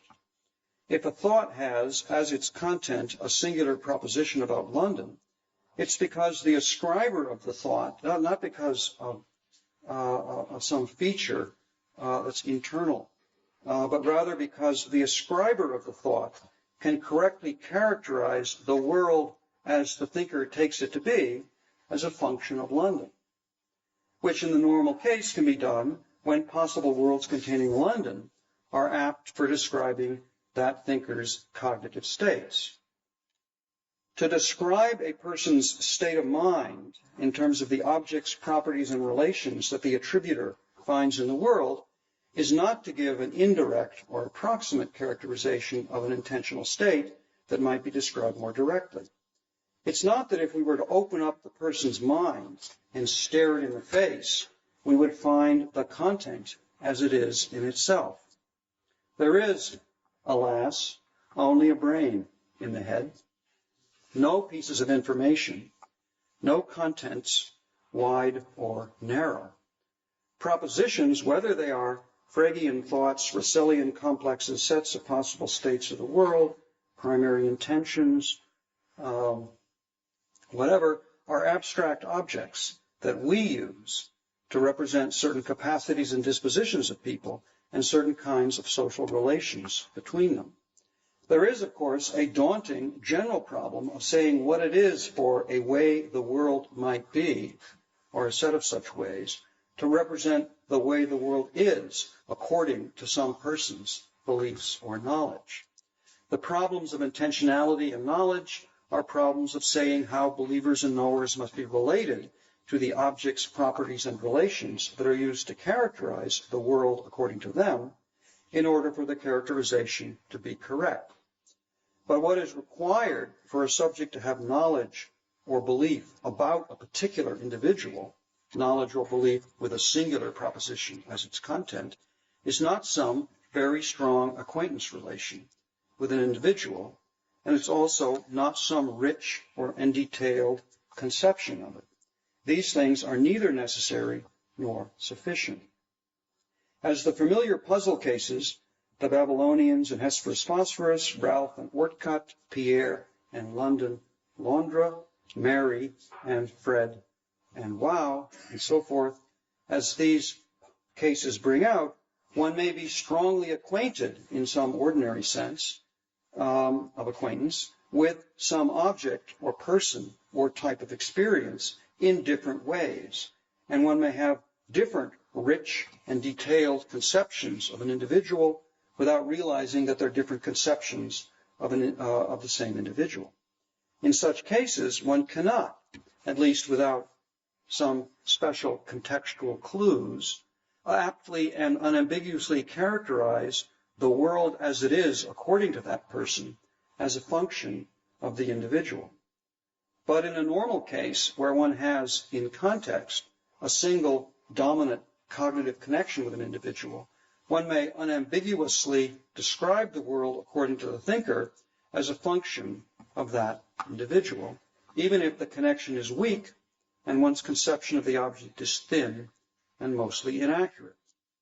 That's the kind of lesson, I think, that's brought out by the examples that Kripke used in naming and necessity. Pierre, for example, knows much less about the city of Kiev than he knows about London. And perhaps what little he believes about this city is mistaken. He thinks it's in Russia, for example, rather than Ukraine. But he's heard of it. And so we can correctly characterize the world according to Pierre by locating Kiev, the city itself, in that possible world. And we can correctly ascribe to Pierre beliefs in singular propositions about that city. We have to use some of the materials we find in the actual world to characterize the ways people take things to be. There isn't anything else to use. And cities and people and physical objects are as good as anything else in the right circumstances for this purpose. So while I think it's an unavoidable fact about propositional content, however it's explained, that it's the kind of thing that can be characterized only in terms of materials that are external to the mind of the subject whose thought has that content. So while I think this is unavoidable, there's nevertheless a prima facie tension, much discussed in the philosophical literature, between this fact and the fact that it is the subject's perspective on the world that we are using content to characterize. And so the characterization can be correct only if the subject has, in some sense to be clarified, epistemic access to the content of her own thought. So next week I want to take a look at this tension, in particular what happens when beliefs change over time, and argue that some of the apparatus we've been using may help to resolve it, or at least to make clear what's going on. While some philosophers are tempted to respond to the tensions between externalism and privileged access, as is sometimes put, respond to it by retreating to an internalist picture, I want to argue that an adequate response requires a move in the opposite direction to a more resolute and thoroughgoing kind of externalism. Thanks.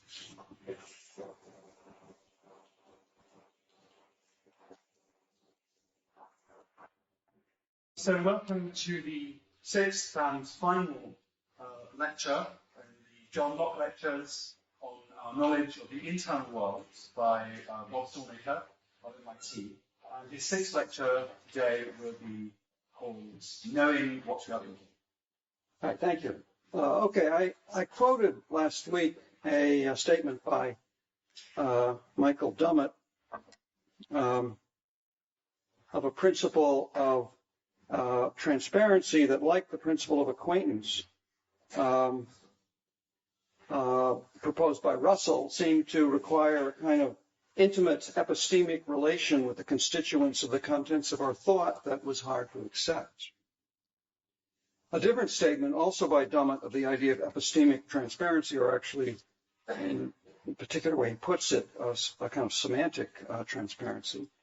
But I want to apply it to thought rather than to language. But anyway, this version is a little perhaps less problematic in some ways. So it is an undeniable feature of the notion of meaning, obscure as that notion is, that meaning is transparent in the sense that if someone attaches a meaning to each of two words, he must know whether these meanings are the same.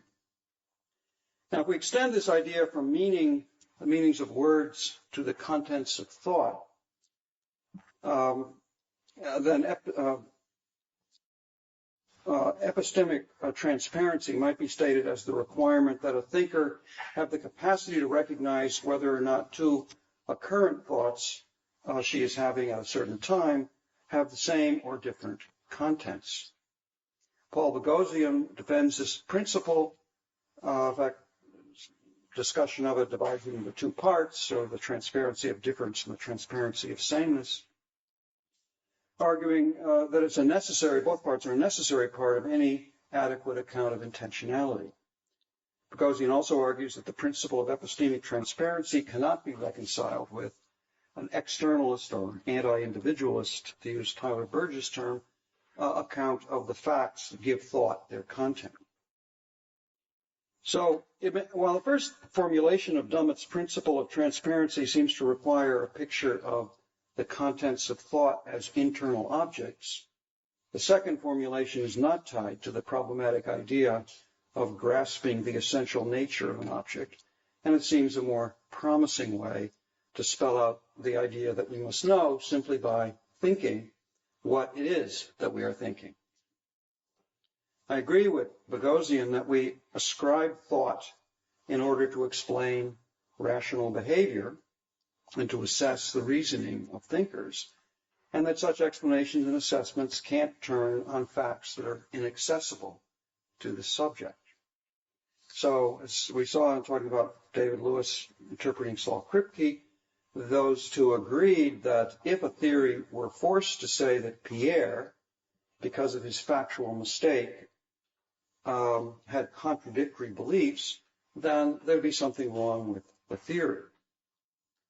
But I think transparency can be understood the second way, can be reconciled with an anti-individualist account of the facts that determine content. As with the puzzles about Lewis's account of the role of experience in eliminating possibilities, I'm going to suggest that the puzzles about knowledge of content involve a mixing of internal and external perspectives, sort of an inapt mixing of the two, and that if we give a thoroughly externalist account both of knowledge and of the role of content in the characterization of states of mind, we can explain what we know and what we don't know about what we are thinking. Okay, now the argument of Boghossian that I want to focus on concerns a twinner thought experiment. I'm going to use Boghossian's example since it's his argument that I want to discuss, but I think the example involves an unnecessary amount of fantasy or science fiction or something. It's the same point that the story makes could have been made with a much more down-to-earth case about which intuitions might be clearer. And I'm going to, when I get sort of done discussing the structure of the argument, describe some more homey examples that have a similar structure. But first, I'll tell his story, which derives from an example that Tyler Burge first gave, and sketch Boghossian's argument. Then I'll say how I think the argument should be diffused, and after quickly sketching a few less exotic examples, say what I think the moral of the story is. Then I'm going to conclude with some very general impressionistic remarks about the picture, the overall picture that I've been trying to paint in these lectures. Okay, Twin Earth in Boghossian's story is not a counterfactual world, but rather a part of the actual world. The story concerns an unfortunate earthling, Peter, who is suddenly and unwittingly transported to Twin Earth. where twin Earth is Putnam's twin Earth, where he suffers no discernible disruption in the continuity of his mental life, but happily lives out the rest of his days, never discovering the relocation that he has been forced to undergo. Okay, that's the story. Now, it's clear, at least if we make the usual assumptions about the moral of the original Putnam twin Earth thought experiment, it's clear that the thought expressed with the word water that Peter thinks when he first arrives on twin Earth, the thoughts he expresses are thoughts about water and not about twin water, the twin Earth substitute with chemical composition XYZ. When immediately after the unwitting switch, Peter looks out on a lake, which is actually filled with XYZ rather than H2O, he forms the false belief that there is water in the lake.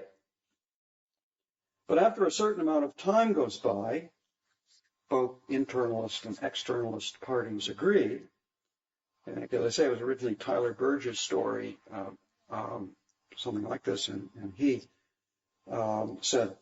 acknowledged this is the result. It seems intuitively right to say that the thoughts Peter would express with the same word water would come to be thoughts about twin water.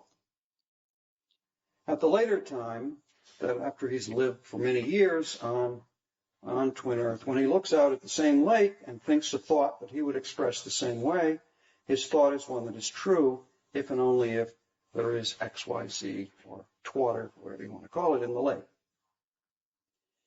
Now, this kind of thought experiment has come to be called a slow switching scenario.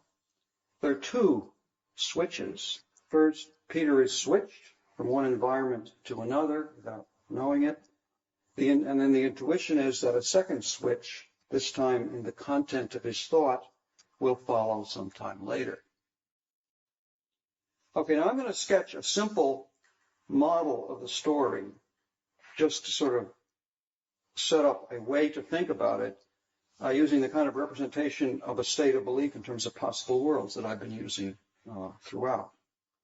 And I say my model is simple because it's oversimple, but the story is complicated as well as oversimplified. So I'm not going to talk about all the details, but I hope the pictures will make clear what the general idea is.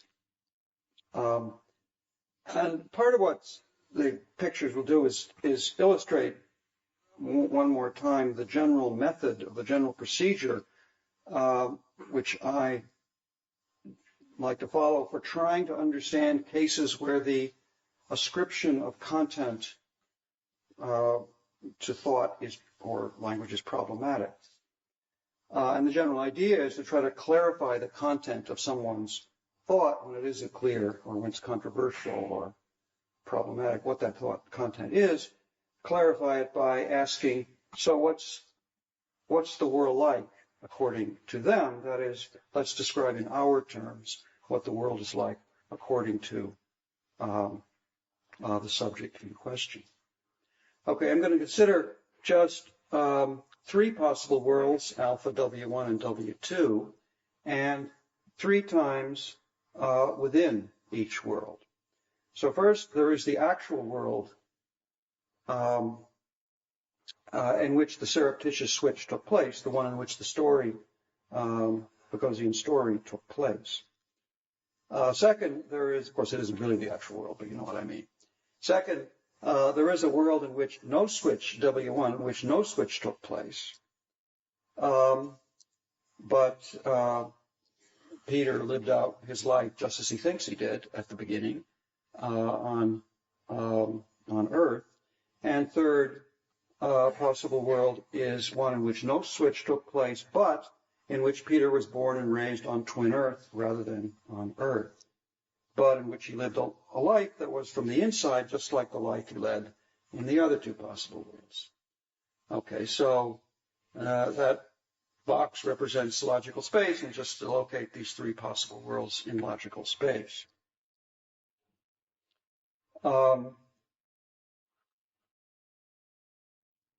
Okay, so then the 3 times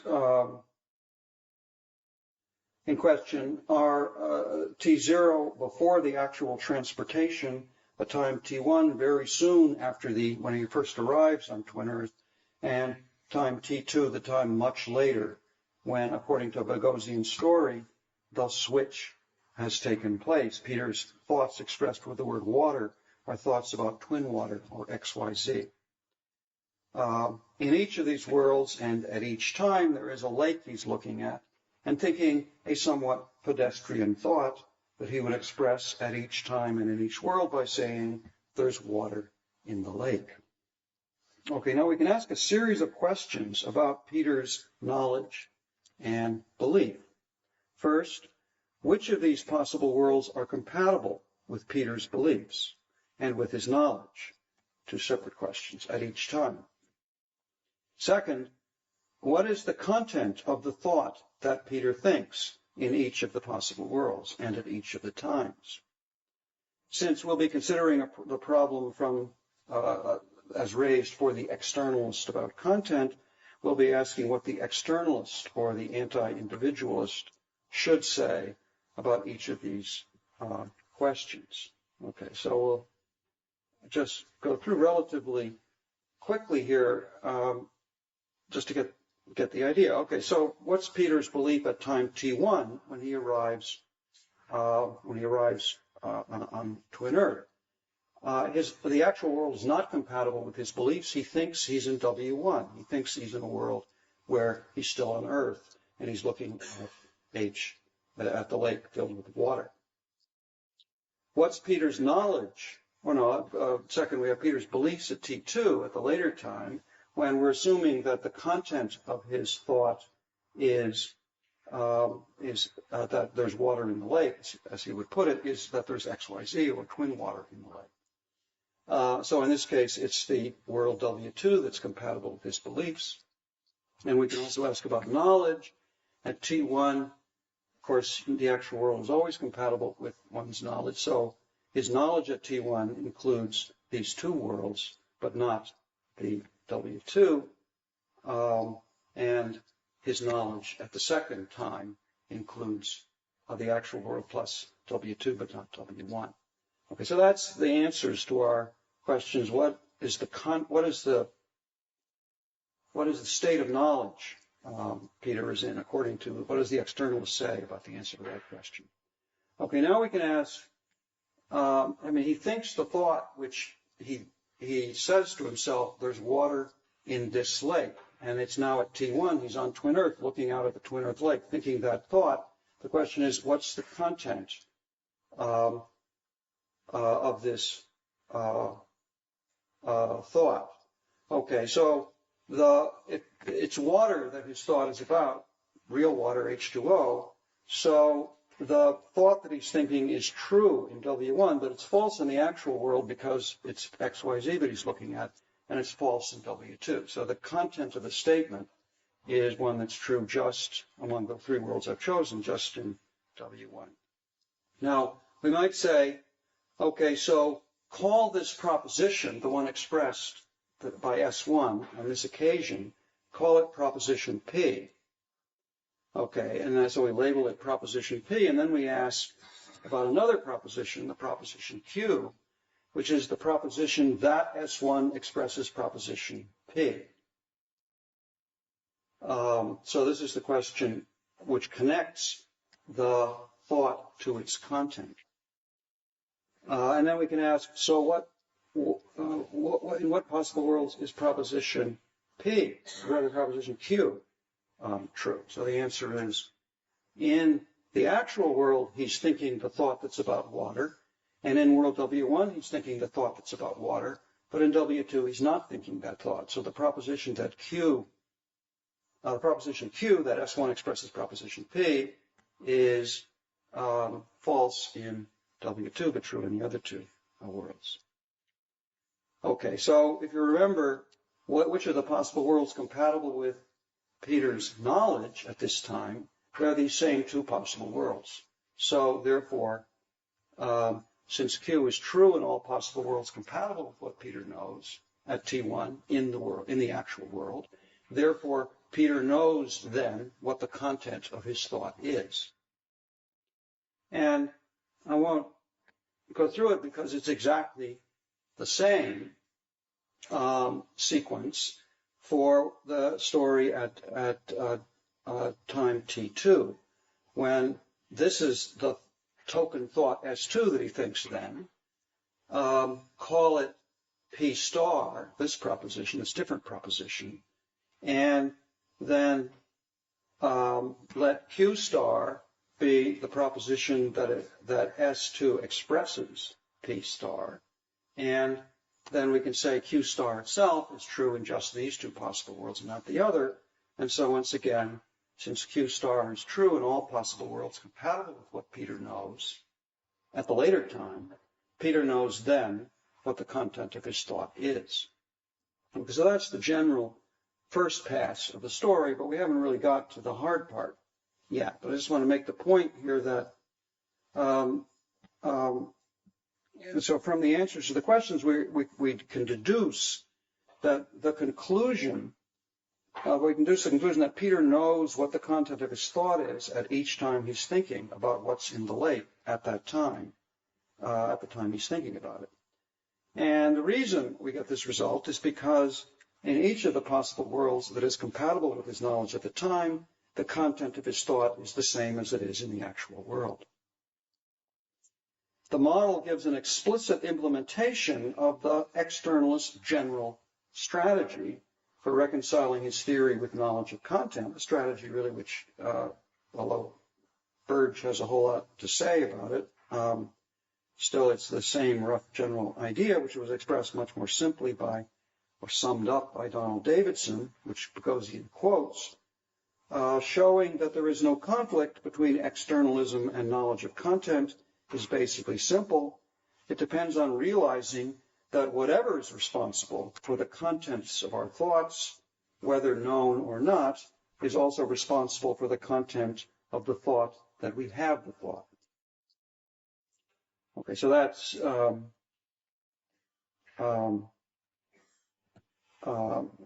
a kind of just quick summary of that.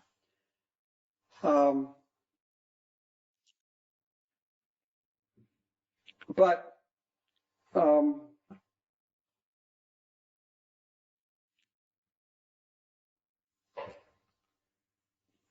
externalist strategy is more problematic, Boghossian argues, when we consider not just the simple sort of focusing on each particular time, but ask about Peter's thoughts at one time about his thoughts at another time.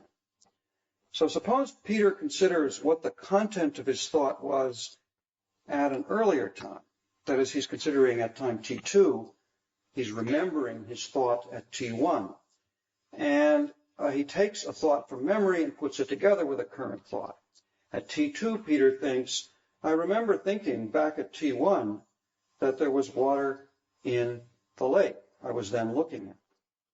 He might reason in his usual pedestrian fashion, there was water in that lake, there's water in this lake, so there was water in both lakes.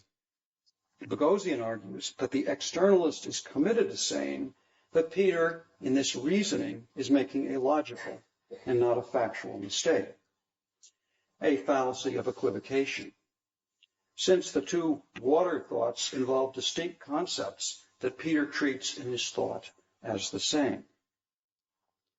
Now, the issue is what the relation is between the content of Peter's thought at the earlier time, there is now water in this lake, and the content of his later thought when he is recalling the earlier thought and thinking there was water in that lake. Boghossian argues that they must be the same, and if he is right, then we have a violation of epistemic transparency because we have two thoughts that have different content, but he thinks they have the same content. But the externalist doesn't have to grant this.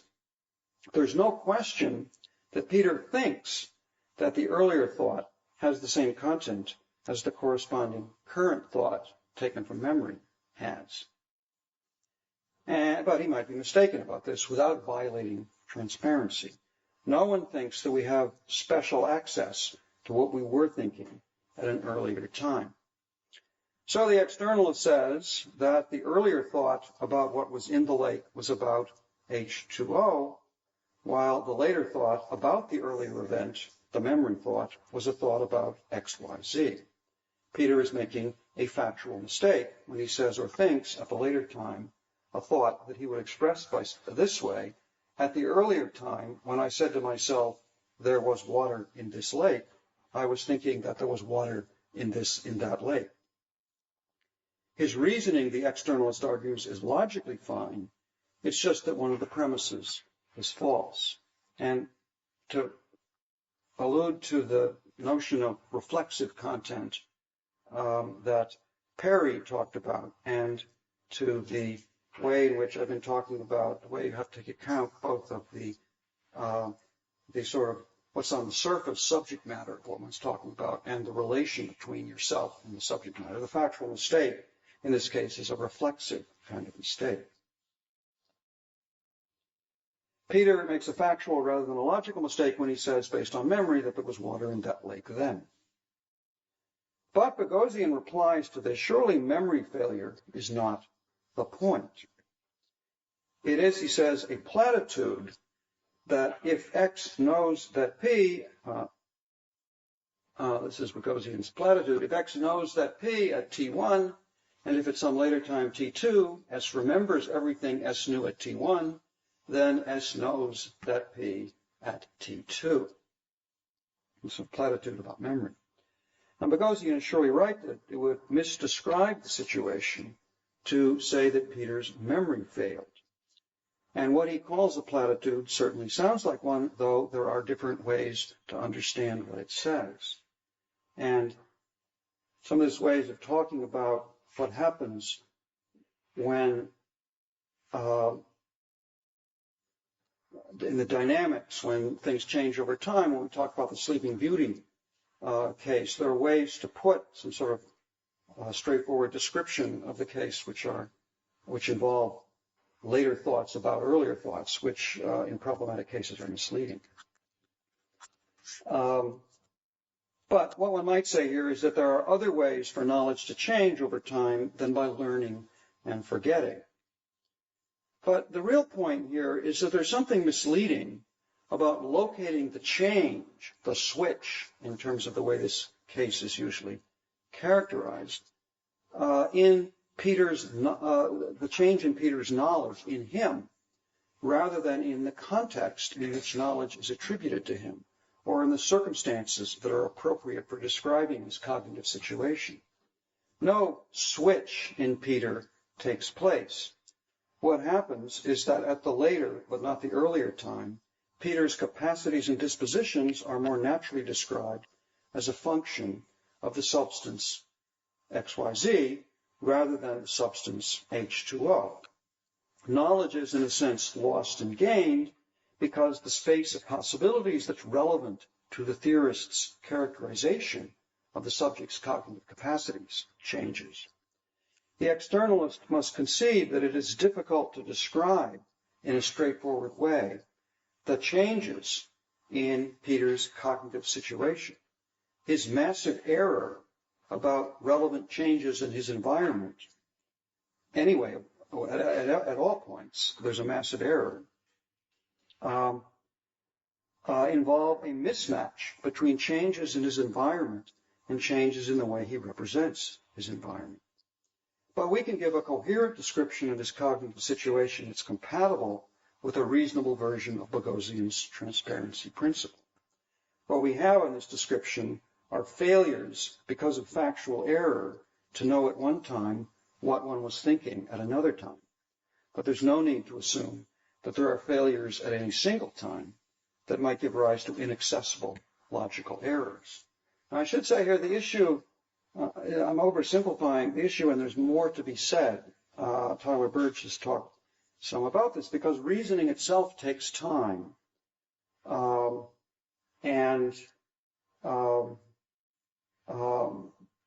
If switches, the appropriate way to attribute content shift in the course of reasoning, then we have a problem describing the situation. But I think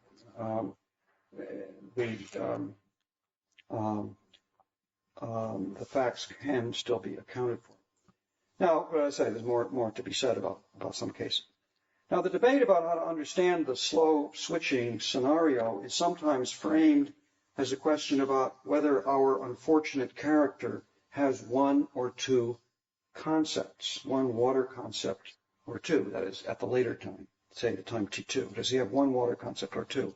Does Peter lose one concept and gain another at the time of the switch? Or does he keep the old concept when he gains the new one, systematically confusing them with each other? This way of putting the problem suggests that the issue is about Peter's internal cognitive mechanism. Does he have two different file folders labeled water in his mental file cabinet, one old and one new?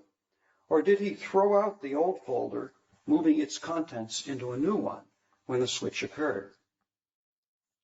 But the arguments about the issue don't consider evidence about the form in which mental representation takes, the form that mental representation takes, an issue in any case in which we can only speculate.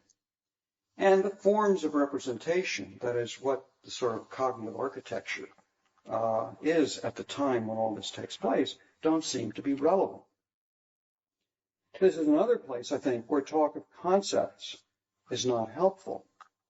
If what we mean by a concept is something like a mental word, and if it's assumed that we take on that kind of model, and it's assumed that Peter's thoughts about what he calls water are realized in the tokening of mental words, then it would seem most plausible to assume that Peter has just one word, whose meaning and extension shifts because of changes in his relation to his environment. But to take this model seriously requires strong theoretical assumptions about the form in which thoughts are represented. And specifically what it requires is a commitment to the possibility of identifying a particular kind of representational vehicle independently of its intentional properties, as the thing which shifts its meaning from one to the other. Our model of Peter's evolving cognitive situation, and I think the issues about what goes on at the time of what the alleged shift, need make no assumptions about the form that his mental representations take. So the characterization of the situation is entirely in terms of the character of the information and the way that changes. Now, there are less exotic examples of the phenomenon that's illustrated by the story of Peter's unfortunate travels. And I'm going to look quickly at three more stories, since I think more realistic stories are more reliable sources of intuitive judgment, and in particular the sort of two concept way of describing the situation look less plausible when you look at more realistic examples. So first, just consider a case that's really very, very close in its structure. Consider the case of Albert, who revisits years later an island where he had spent a memorable childhood vacation. Or so he believes, but in fact, the island he visits as an adult is a different one. Treasure Island was Albert's childhood private name for the place. Treasure Island is not unspoiled, charming, and exciting the way it used to be, Albert muses on what he believes is his visit back to the place. First visit back to the place. He reaches this comparative judgment by putting his memory of the original island together with his current observation of the different one. There's clearly no logical error here. His belief at the time that he would express by saying, I am now on Treasure Island, again, using his private name, that belief is that statement, and that belief it expresses is simply factually false. That's not where he is. Now, despite his disappointment, Albert kept going back year after year, and he came to know the place, that is, the same place that he kept going back to, very well. Many years later, on arriving for his vacation, he said, I see that Treasure Island has rebuilt their airport since I was here last year. It seems right to say that the first thought that Albert had when he first arrived was about the original Treasure Island, but that the later thought is about the new island, which has in the meantime become the dominant source of Albert's beliefs that he would express with the name Treasure Island. Throughout the story, there is only one relevant island in the world as Albert takes it to be. If we sort of focus on what's the world like according to Albert, there aren't two islands, there's just one. And there's no question of memory failure throughout his experience. The problem is that there are two relevant islands in the actual world, and we need to say which of them is the one island in the world according to Albert. The shift from one answer to the other is not in Albert, but in the circumstances that make one rather than the other of these islands the more appropriate candidate to use to describe his state of mind. Okay, second, Keith Donnellan told a story a long time ago in the course of defending in the 60s, in the course of defending a causal theory of reference. And the story has a very similar structure. A man is introduced at a party to another man who he is told is the famous philosopher whose work he knows well, J.L. Aston Martin. In fact, it is a different person, perhaps with the same name. When the man reports after the party that he met J.L. Aston Martin last night, as he put it, he refers to the famous philosopher, and what he says is false. But, Donnellan argued, when he's narrating certain events that took place at the party, so he says, and then Jones, who was quite drunk, tripped on Aston Martin's feet and spilled his drink all over him. In this statement, and the thought that's being expressed in making it, he is referring to the man he was introduced to, and he's assuming that the events took place, he speaks the truth. Now, Donnellan put the emphasis not on a temporal change, and all this was before any talk of slow switching that he told this story, and it was a story told about reference, but it could equally well be told about thought. Donnellan put the emphasis not on temporal change as information that has the new person as its causal source grew and became dominant, but rather on the purposes to which the information or misinformation is put, and on the context of attribution. If the relevant contrast in a particular case of a thought is between a situation in which one met a famous philosopher and a situation in which one did not, then one should take the information to be about the candidate for reference, who is the famous philosopher. While if the relevant contrast is between one or another kind of event that took place at a given party, then one should take the content of what is said or thought to be about the relevant person at the party.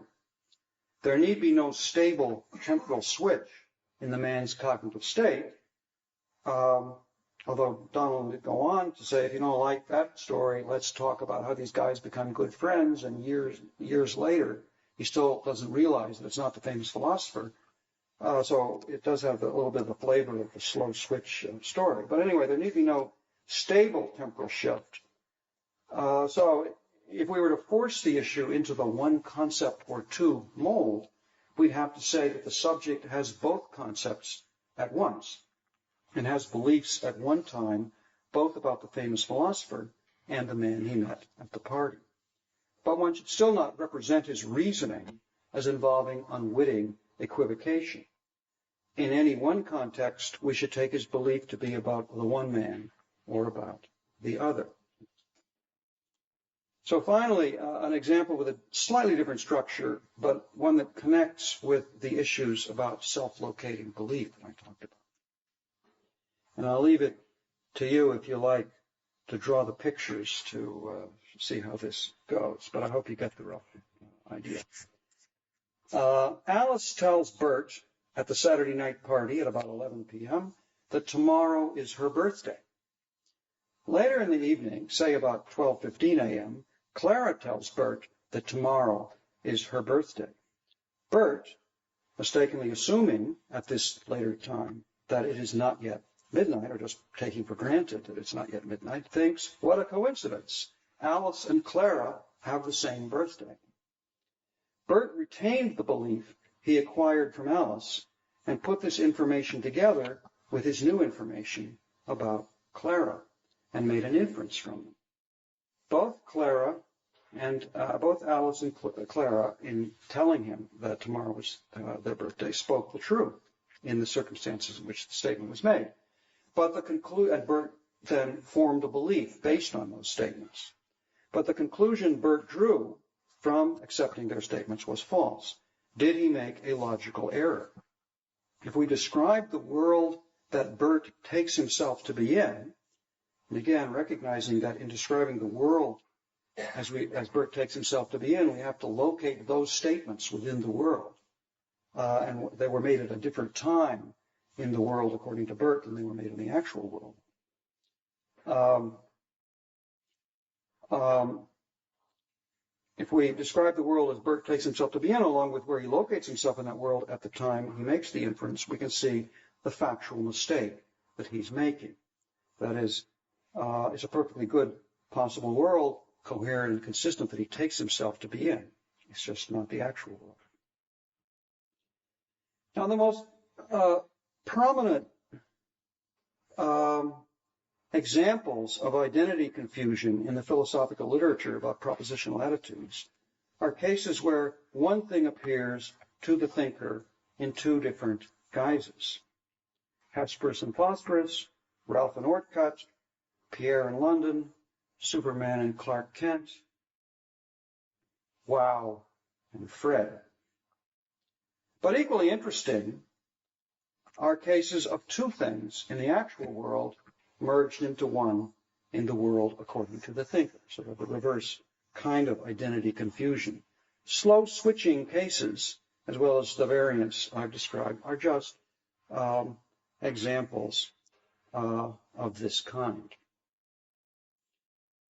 Now, as I interpret him, Boghossian's view of the target of his criticism, when he's arguing that there's a conflict between anti-individualism and privileged access or principles of transparency, the target of his criticism is an essentially internalist picture, even though it's the externalist he's criticizing, but with an externalist component grafted onto it. Boghossian assumes that our thoughts are something like, implicitly at least, are something like internal sentences, and that the privileged access that we have is access, like some kind of perceptual access to these mental sentences. So we have access to them because they're part of our internal mental world.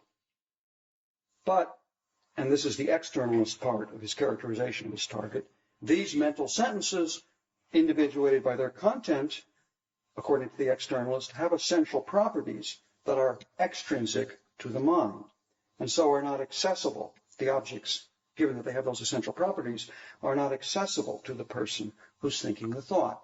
The person has access to the vehicle, but not to the content. But we shouldn't think of access to our thought as access to an internal vehicle of thought.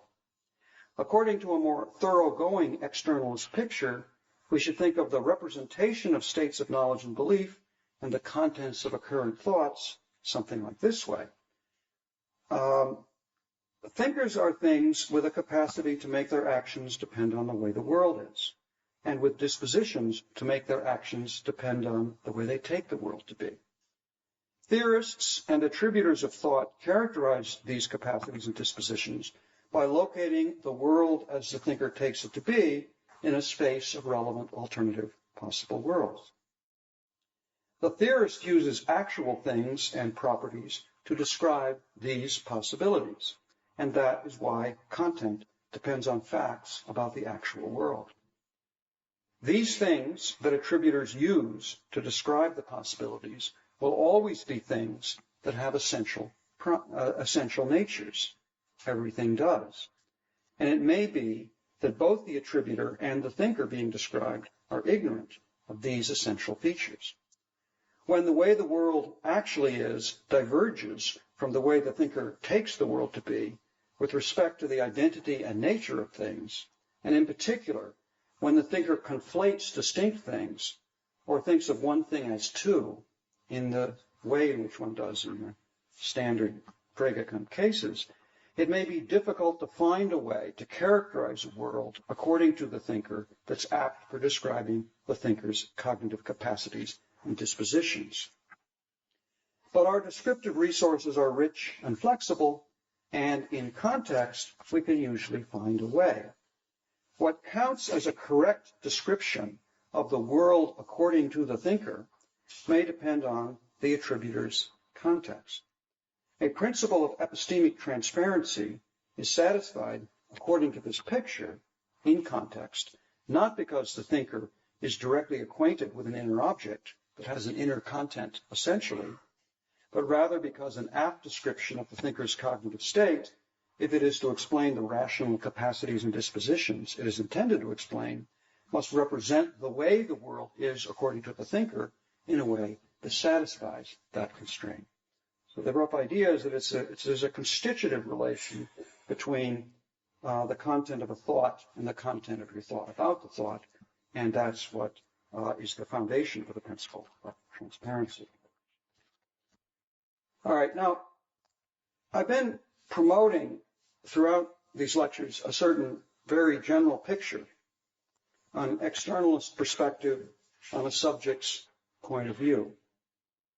I've also been promoting some apparatus that I find useful for articulating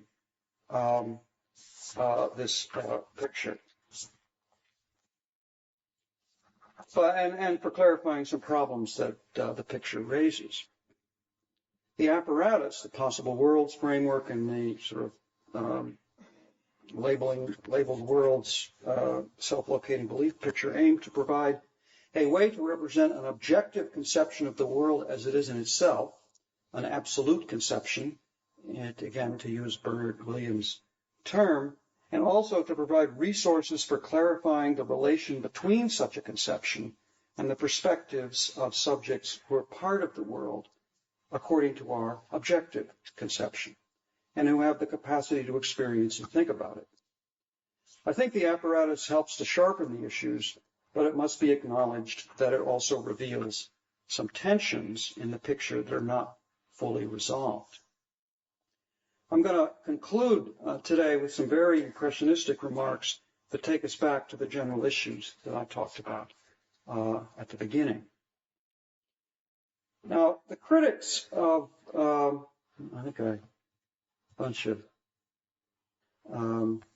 critics of the internalist picture that I caricatured in the first lecture like to talk about it in mythic terms.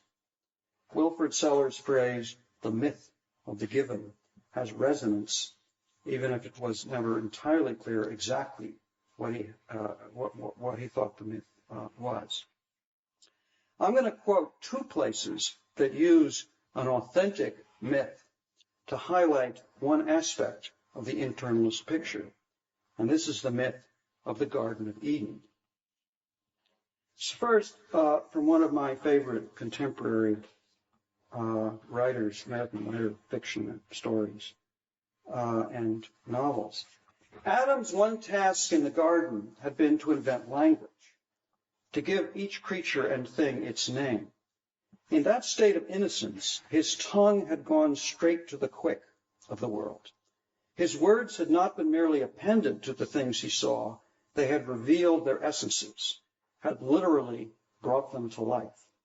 A thing and its name were interchangeable. After the fall, this was no longer true.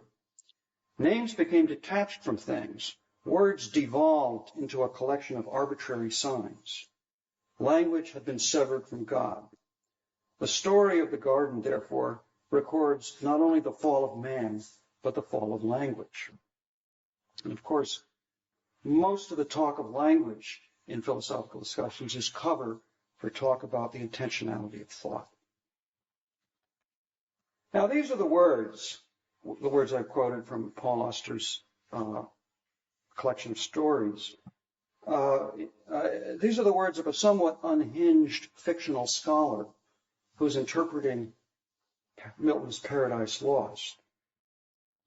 David Chalmers, who is neither unhinged nor fictional, quite independently used the same myth in the same way in at least one philosophical paper, and connected it more explicitly with philosophical issues about perception and representation. So this is Chalmers, and this is struck by the parallels here. In the Garden of Eden, we had unmediated contact with the world. We were directly acquainted with objects in the world and with their properties. Objects were presented to us without causal mediation, and properties were revealed to us in their true intrinsic glory. When an apple in Eden looked red to us, the apple was gloriously, perfectly, and primitively red. The qualitative redness in our experience derived entirely from the presentation of perfect redness in the world. Eden was a world of perfect color, but then there was a fall. Exactly what Chalmers' attitude is toward this myth and the role it plays in understanding our actual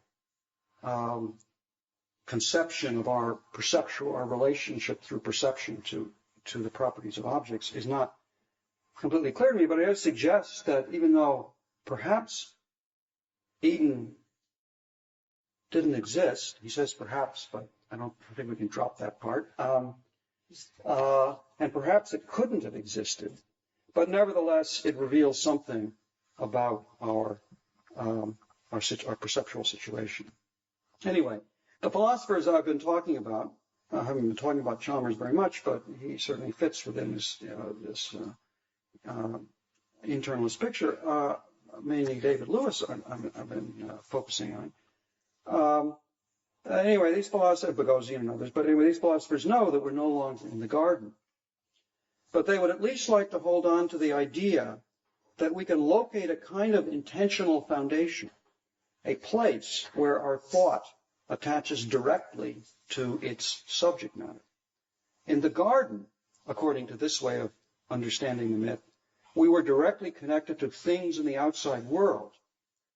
But after our expulsion from Eden, we were connected in this way only to the materials within our separate internal worlds, to the qualitative character of our experience, and to the contents of the thoughts that we spin out of these materials. On this picture, you think of a sort of retreat into our internal world, which is a familiar part of the sort of internalist idea. The idea of separation and alienation from the world that comes with the myth seems apt. Now, one way to see what I've been trying to do in these lectures has been to undermine the foundationalist picture by undermining the idea that we have this kind of direct connection of the kind the picture requires, even to the contents of our minds. That's not the right way to understand that relation. The point, of course, is not that we are even more alienated from the world than the internalist thinks. It's that we need a different way of thinking about what it is that connects our thought with its subject matter. A view of ourselves not as separated from the external world, but as embedded in it and interacting with it. That's our starting point. Now, as I noted in the first lecture, this kind of externalist shift with its rejection of the foundationalist starting point is a familiar theme that's taken various forms and that shaped many of the philosophical debates of the 20th century. And it's, of course, a continuing theme. We heard earlier this term from John McDowell more about the myth of the given. Again, not putting it in a favorable light. And Tim Williamson's attacks on the principle of luminosity, his book on knowledge, and his defense of what he calls cognitive homelessness, use a different battery of arguments to develop and defend the same kind of picture that's been guiding me in these lectures. Perhaps the cognitive home that we don't have, and if truth be told, never had, is the Garden of Eden. But the externalist shift and the rejection of a foundation brings its own set of problems, and perhaps the shift in view is naturally seen, as the myth suggests, as a kind of loss of innocence.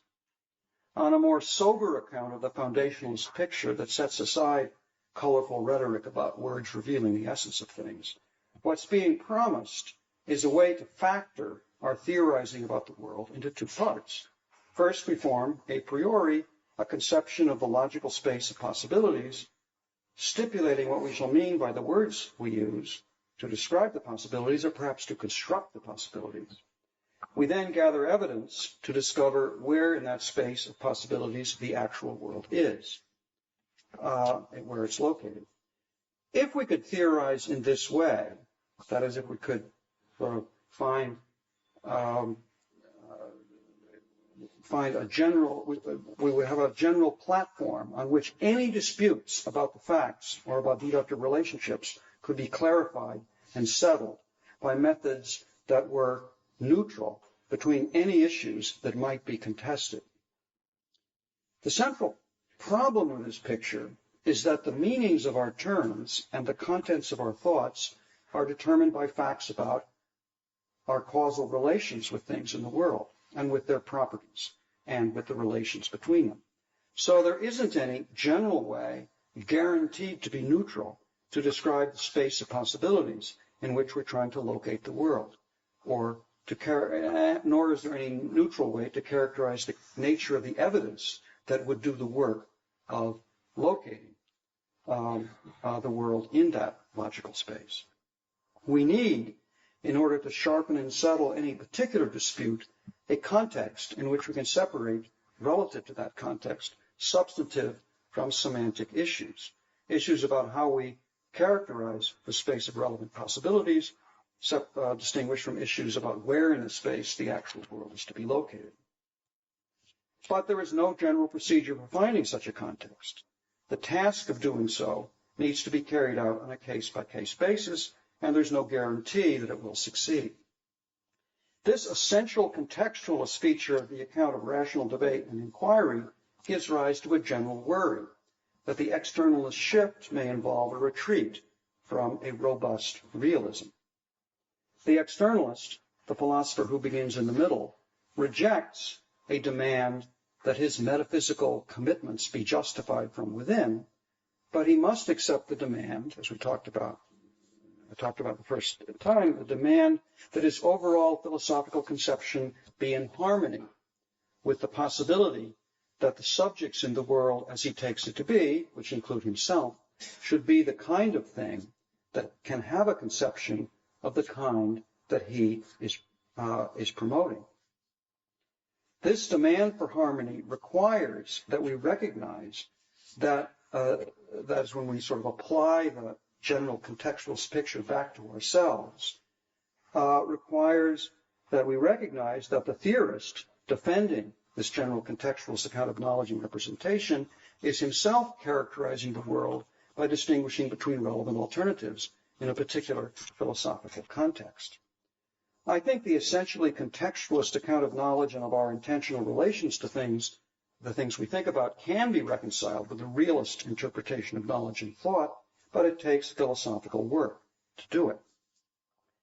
The central aim of the machinery for characterizing representational states that I've been promoting, the possible worlds framework, the account of self-locating belief, and of the representation of context, the formal representation of context, the central aim is to clarify this issue by being as explicit as we can about the relation between a conception of the world as it is in itself and the features of representation that essentially involve the subject's perspective on the world, and by providing resources for connecting the content of what is said, thought, or known in one context with what is said, thought, or known in another. One reason it's useful to think of propositions as functions from a given domain of possibilities, possible worlds, to truth values, is that This conception allows one to make sense of the idea that the content of what is said or thought may be defined relative to narrower or wider domains of possibilities. So a proposition, understood in this way, may be a piece of contextually local information, or it may be a piece of information that can be detached from the local context and applied more widely. And we can see propositions of the latter kind, the more stable kind, as extensions of propositions of the former kind, so we can compare them. The framework aims to give resources for explaining how we calibrate the information expressed or thought in different contexts by a subject over time or by different subjects in different situations at different times. But it also recognizes that it's not, there's no sort of easy and obvious way to do that in all cases. We begin, it's natural to think, in more local contexts, talking and thinking about ourselves and our immediate perceptual environment. We then develop means for expanding our representational resources and for incorporating information from different contexts into more inclusive contexts.